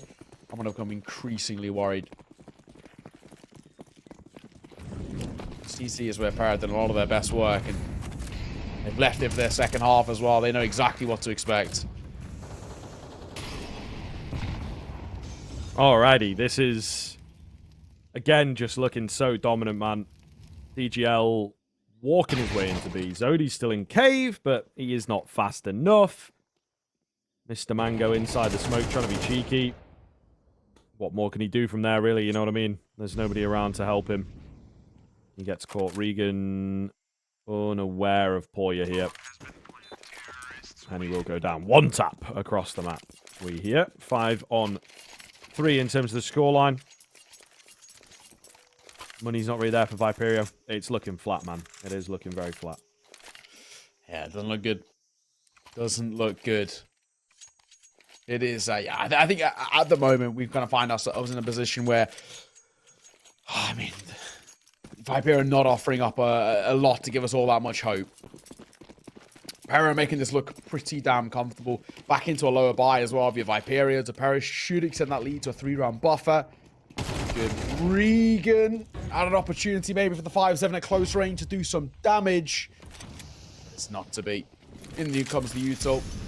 Simple A-take. As simple as they get, to be honest. On spot and just above that smoke. Boya desperately spraying to find a frag. She's only to find one of his own before Aaron comes in on cleanup. Oh, nice one from Zodi. Trying to get himself another, but not quite able to do so. We'll take the double kill there from the Deagle. Gets him some kill bonus, you know. That's a full belt of utility. Look at that. So there you are. Does make a difference, those types of rounds, if you can make the pistols sing. But Pera starting to stretch ahead now. Getting a little bit worrying, you know. Viperio, again, looked good in the initial rounds, but rifle-wise, they're just unable to match this Pera T-side. Yeah. It's the one side of the fair, to say the least, right now. Molotov coming through in towards mid, trying to give him some space, but it's still Cami on for the first. Regal are back, but only momentarily in the 8th site. Baron once again. Nobody's hope. I mean, you can even see now Pera, just no respect being shown. They know they're the better side on the server, and they're proving it. Very quick rounds, taking early control with very little problems, to be perfectly honest. And 2 versus 3, this retake is tough. Oh, maybe nice non-existent. shot from MSN. Yeah, I think that kind of does away with it, unfortunately. Zodi trying to survive. I think he will get away with that. Yeah, finds that kill. Gets the AK, gets out of there. So, nicely done. What is the wave here? Pera should be able to get everybody else out. So, 7th round on the board. Starting to get into that scary territory, right? A 9-3 is certainly on the cards. So, he's actually got his hands onto an AWP in the end. That'll maybe help. Are they going to buy into this round? I guess they kind of have to with an AWP save now and just on the edge of a buy. Whereas, you know, if it was an AK or something, they might have just half bought around it. So, curious as to what the move is going to be from here. Yeah, it's not going to be easy, to say the least, but they're going to try and make something work with it. This is... It's not a full investment in the sense that you look at the likes of Regan or Pandita, they're leaving money in the back pockets. You got MS and Zodi with a K in their back pockets, but because their loss predators are so built up, they can buy in towards the next, regardless of this result. It's a way they've kind of managed to sort of save the AWP, but still utilize it, and there it is, being utilized. Or he gets picked off. So does Camion now. Okay, hang on a second. Mango's making a claim for himself. All right. Gaming from Viperio. Able to put something up in this round, thanks to the AWP. We'll see what Pera have got in response. First time in a little while, it feels like, since they have been tested. Contacting in towards B, and Pandito nearly getting caught off. Able to survive it. However, there's flanks coming in all over the shop from Viperio. So Pera on a timer with the move here. Have to make their way in. And they're unable to do so, man. Zodi going to find another head. Not looking good as Viperio. Oh, got to be careful. There's still time for this to be recovered. But MMS on that flank will surprise them at the perfect moment. 7-4 now. Viperio. Can we make this 2? We need, you know, a 7-5. I think there's a little bit of hope to be had. I think, I don't know, I feel like 8-4 feels out of the realms of possibility. These Mango's hitting a couple of shots, though. So, bit of the old saving grace there. Pera, at the moment, do just look more comfortable in their stride, in their sails and all the rest. They're going to come through on the corner. And the Mesh trying to take some mid-control here, but nothing offering up. The flash will force him off the fight. Smoking towards elbow as well might just draw attention in that direction. Nobody's actually playing through it, though. Camion was selling the ruse, so to say, but not actually committing. Regan, solo through A, now getting the rotation of Mango over, and actually perfectly timed too. The AWP now posted.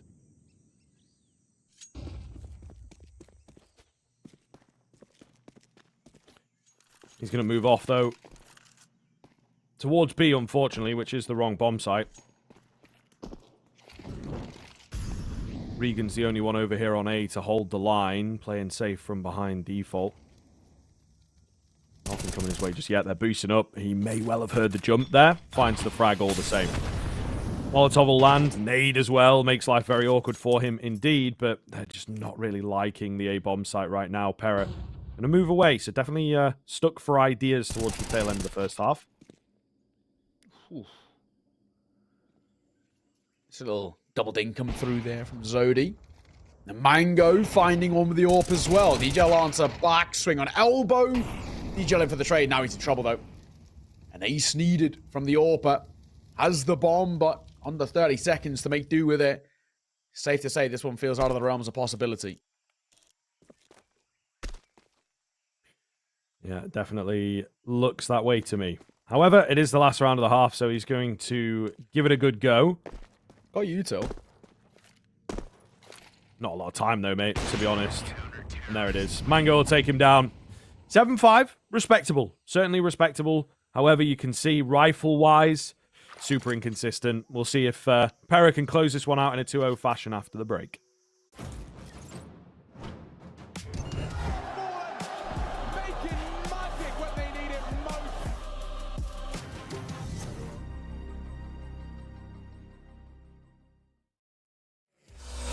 Cause I ain't taking no losses. And I don't even care what the cost is. Are you prepared for the forces I'm about to bring? Cause I'm the boss of all bosses. I penetrate your thoughts and fill them with doubt. You gon' feel where I'm coming and feel what I'm about. If they come in with the drama, I'm wheeling them out. Cause I ain't about to have somebody here stealing my clout. I keep my friends close, enemies closer. Cause that's the way it is and the way it's supposed to be. Anybody can see there's only room for one, and that one is me. Plenty tried, plenty failed. Too many times I seen plenty bail. And there will be no surprise what I'm about to do when you are looking through my eyes. See many go, see many come. See that they won't bring it to me, son. Try me if you want, but won't be any fun. I'll take the challenge, I'll beat anyone. I'm the one, I'll be quite clear. Bow down to no one, I'm right here. I get it in, I don't fight fair. And guess what? I'm your worst nightmare. I'm your worst nightmare. Are you prepared? I'm your worst nightmare. I know you scared. I'm your worst nightmare. Are you prepared? I'm your worst nightmare. I know you're scared.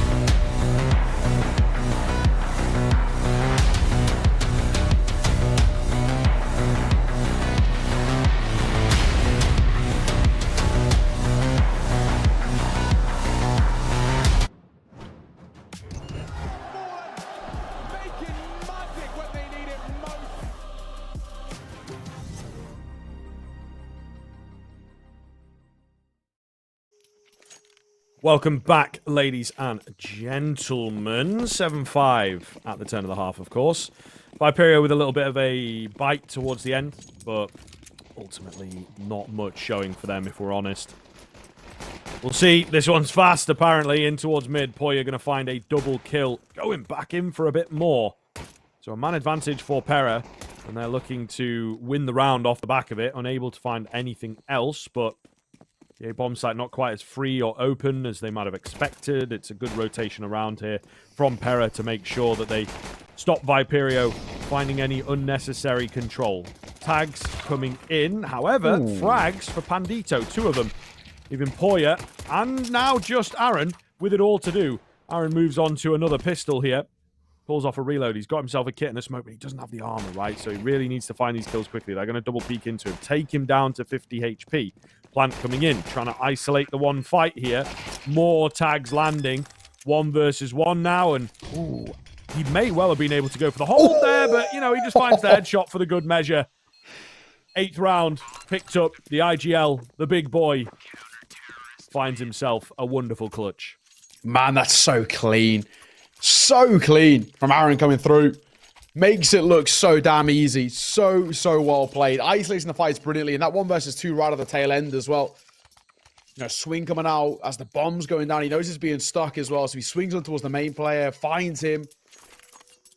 The guy's getting that bomb down, and then all he has to do is just, you know, tap in towards the fight. I mean, like you said, he could have actually even stuck it there, and he probably would have been fine.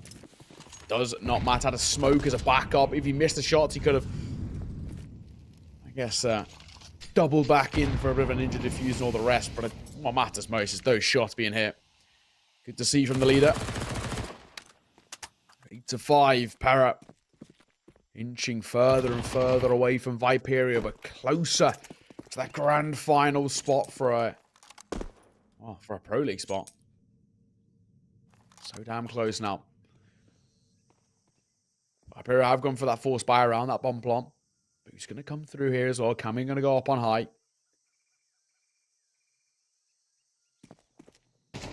To work with. Mid is being taken here. It's a good nade, but a good tag as well.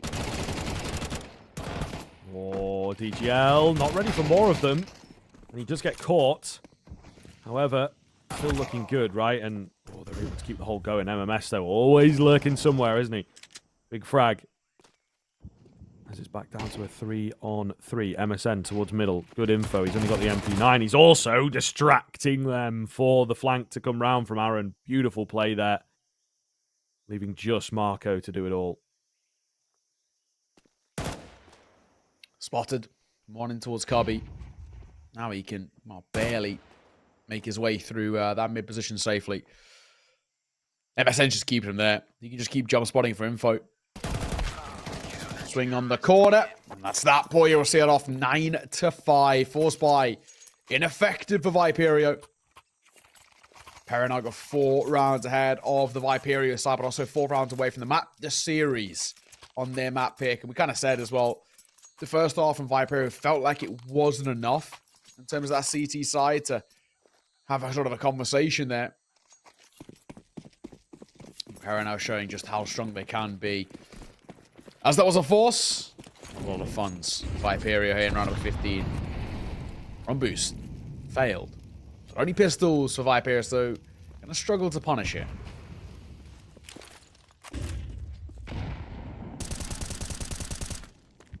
Nice pick up from Camion. Kicks off the round nicely. Always good in these sort of anti-eco situations to just relieve some stress, get that first one going.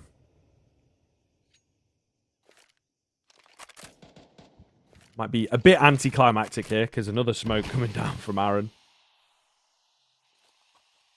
Not much happening at the moment. So just kind of biding that time down, and I think Viperio will be looking to burst out here, catch some players. Easier said than done at this point, but that is their game plan. So we're in for the long haul.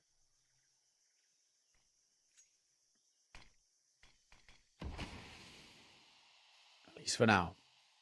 Slowly but surely. Shifting the way for the smoke. Aaron Ash has no clue. Just, yeah, neither does Camion. They've crossed. They're going to be so surprised And they hear that bomb go down. Neither of them spotted anybody. So they absolutely have no clue. And I think also, if you're Viperio here, you're pretty confused as to what's happening. They're checking double doors. They're wrapping through. They're going to wrap the shelf players. Cameo going to find one. Aaron going to find one of his own, but the bomb does go down. That's a win already in Viperio's books. Yeah, you would say so, to be fair. They'll find all the kills, they'll get the defuse, they won't lose any players, but Viperio have obviously bolstered the buy quite substantially, you can see once the money comes in. Yeah, that looks really nice. So, probably see an AWP out, you know, it just gives them a lot more options, doesn't it, when you've got that much money to play with. Double the rounds of their opponent. Pera, sitting comfy. Probably things continue on the same trajectory. You've got Viperio having, what, 2 full buys left back in them. Struggling to get out of spawn probably doesn't help either. Early Utah going to come through here. Trying to make their way through MMS. That's such a risky fight through the flames. A double molly, in fact. Oh, and Cameo going to find one. Actually, through his own teammates back, but all the same, kills are kills. Okay. Regan with 2. Might just have pulled them back into the round. We'll see, however. Gets himself another, in fact. Regan now going to have to ace, though. He's lost his teammate. And he may well have just lost his hopes into this round. But we'll see. 1 versus 2. Slowly working their way towards the victory here on the Pera side. This would be a big, big round to pick up, particularly with no bomb plant. But Regan, of course, has other ideas. Taking his time about it. Slowly up the ramp. MSN, he's got to find this frag. He does indeed as well. Well held, decent position. You know, when you're only against 1, take something a bit more open. And they make it work. Gotta be said.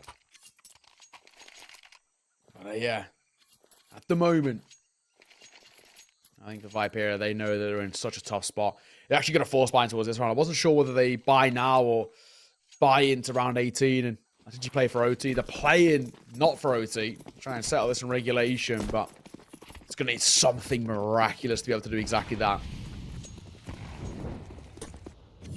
11-5. There's not a lot left in this game, and Pera at the moment absolutely coasting. Mid-control. Cameo might be in trouble here. Molotov comes through, and it's Bandito just to delete him. Nice start. And actually, Mango's going to make it a second. Okay, fair play. I mean, Viperio definitely picking up some steam here. It's good to see.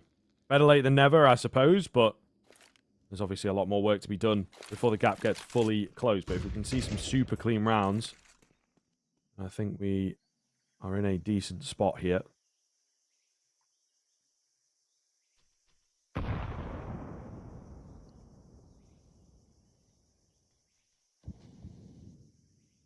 Quiet in the mid-round here as Viperio trying to make a decision. What they do.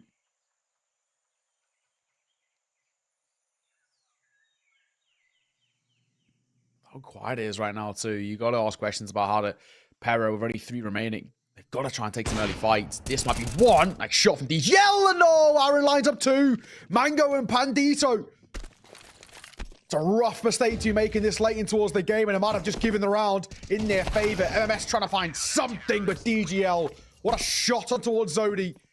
And from a 5 versus 3, it's Pera who win it, with all 3 remaining alive. That's some poor spacing and poor mistakes on Viperio, and they are punished. And that round there might have just summed up the entire series. Pera find 12, map and series points. And for Viperio, it's whatever they've got left in the locker. Lost bonus is going to facilitate a buy, but confidence at an all-time low. Yeah, that one is tough, man. And you can see, like, tail end of the round, communication just breaks down. So I think they'll certainly be frustrated here. Aggression coming round from Pera as well, feeling very confident in themselves. No kill netted, but, you know, deep A control. Really solid. Regan with an entry, however. He's looked pretty good in the past few rounds for my money. DGL is a little isolated here. Trying to just stay alive and buy some time for the rotations. Loses his head, however. So the B bomb site going to fall now. Camion goes 1-for-1 through the smoke. Mango to trade. Should get a plant here. Questions about whether the Pera give it a go in the retake. I mean, they have money. They also have an AK, which they probably would like to keep hold of. I think it really depends whether Poi can get an early kill. Yeah, that's true.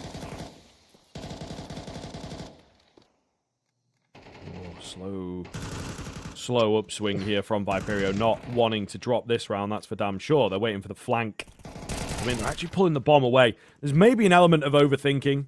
We'll see how these next few exchanges go. I think they should still be good because they've just got the numbers. But certainly something to consider for future rounds that, you know, playing that many variables can be quite risky.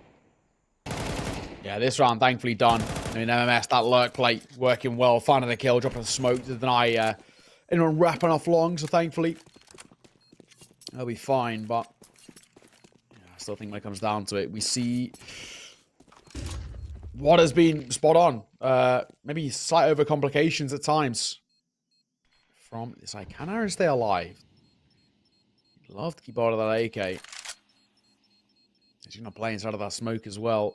That might have just bought him enough time. MMS. Seeing whether he sprays through. He does, but Aaron. He'll die to the bomb, in fact. Orb collected. There was an AK in the cave, but they already had one, so it doesn't matter. A 6th on the board for Viperio. A sigh of relief, I guess, to put it around there as well. And have to chip away at the deficit. And when you're Viperio at such a hefty deficit the way they are, you can't look at things long term. You've got to go round by round. And that's a good start. On the board. Ticking them over. They find this next one as well. They can break that Pera economy. And so we can slowly open conversations. Ooh, Camion caught. Trying to spam through. He will be traded quite quickly. Actually traded with bonus damage. Rough out here. DGL digging in. Finds one. Going back for a bit more. Molotov's going to push him off, but Pera have netted themselves a pretty clean advantage there.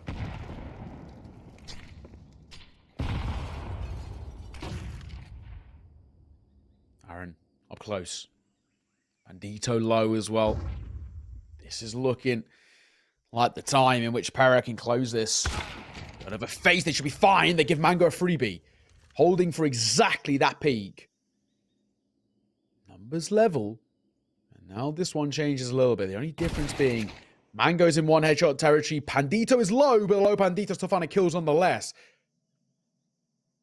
Numbers deficit traded. 45 seconds. Viperio in a 3-2 position. Make that 3-1. Mango just picking him off. They're feeding him one by one. And Aaron might join his fallen brethren 6 feet under. Yeah, we'll see, man. He's just waiting patiently, but you can see Pandito topping a mini-map there. Whoa, with a big one. That's Aaron, though, oh my god, has found the double kill. He's dropped the bomb. Is there even time? No, for Pandito to get in there, pick up the bomb and plant? I don't think so. There isn't. He just has to stay alive. If he stays alive, he's won this. Pandito cannot get the bomb. No time. Wow, that's so crazy. Wow.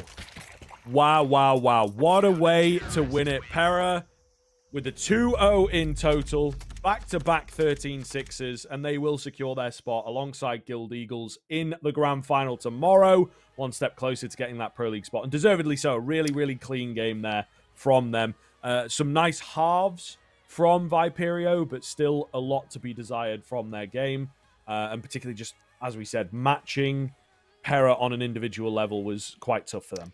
Yeah, you know, commiserations of Viperio. I think, you know, they're actually a pretty good tournament, considering they went through these quite big roster changes. You know, the roster that we saw at the UK Premiership Finals towards now is vastly different. And I think, you know, in terms of roles and all the rest, the changes they've been going through, I'll give them a lot of credit for making, you know, even to make it into those playoffs, I think is really big. They were one of, if not the lowest ranked team coming in towards this. So I think, you know, really credit to them in terms of putting up a super solid performance. But when it comes down to it, Pera just showing how good they can be. And it shows as well at the end of the day, the two teams that went 4-1 in the groups are the two teams that'll meet in those finals as well. So tomorrow really sets up for quite an interesting one. Pera, I've beat Guild Eagles once before, but it was a best of one.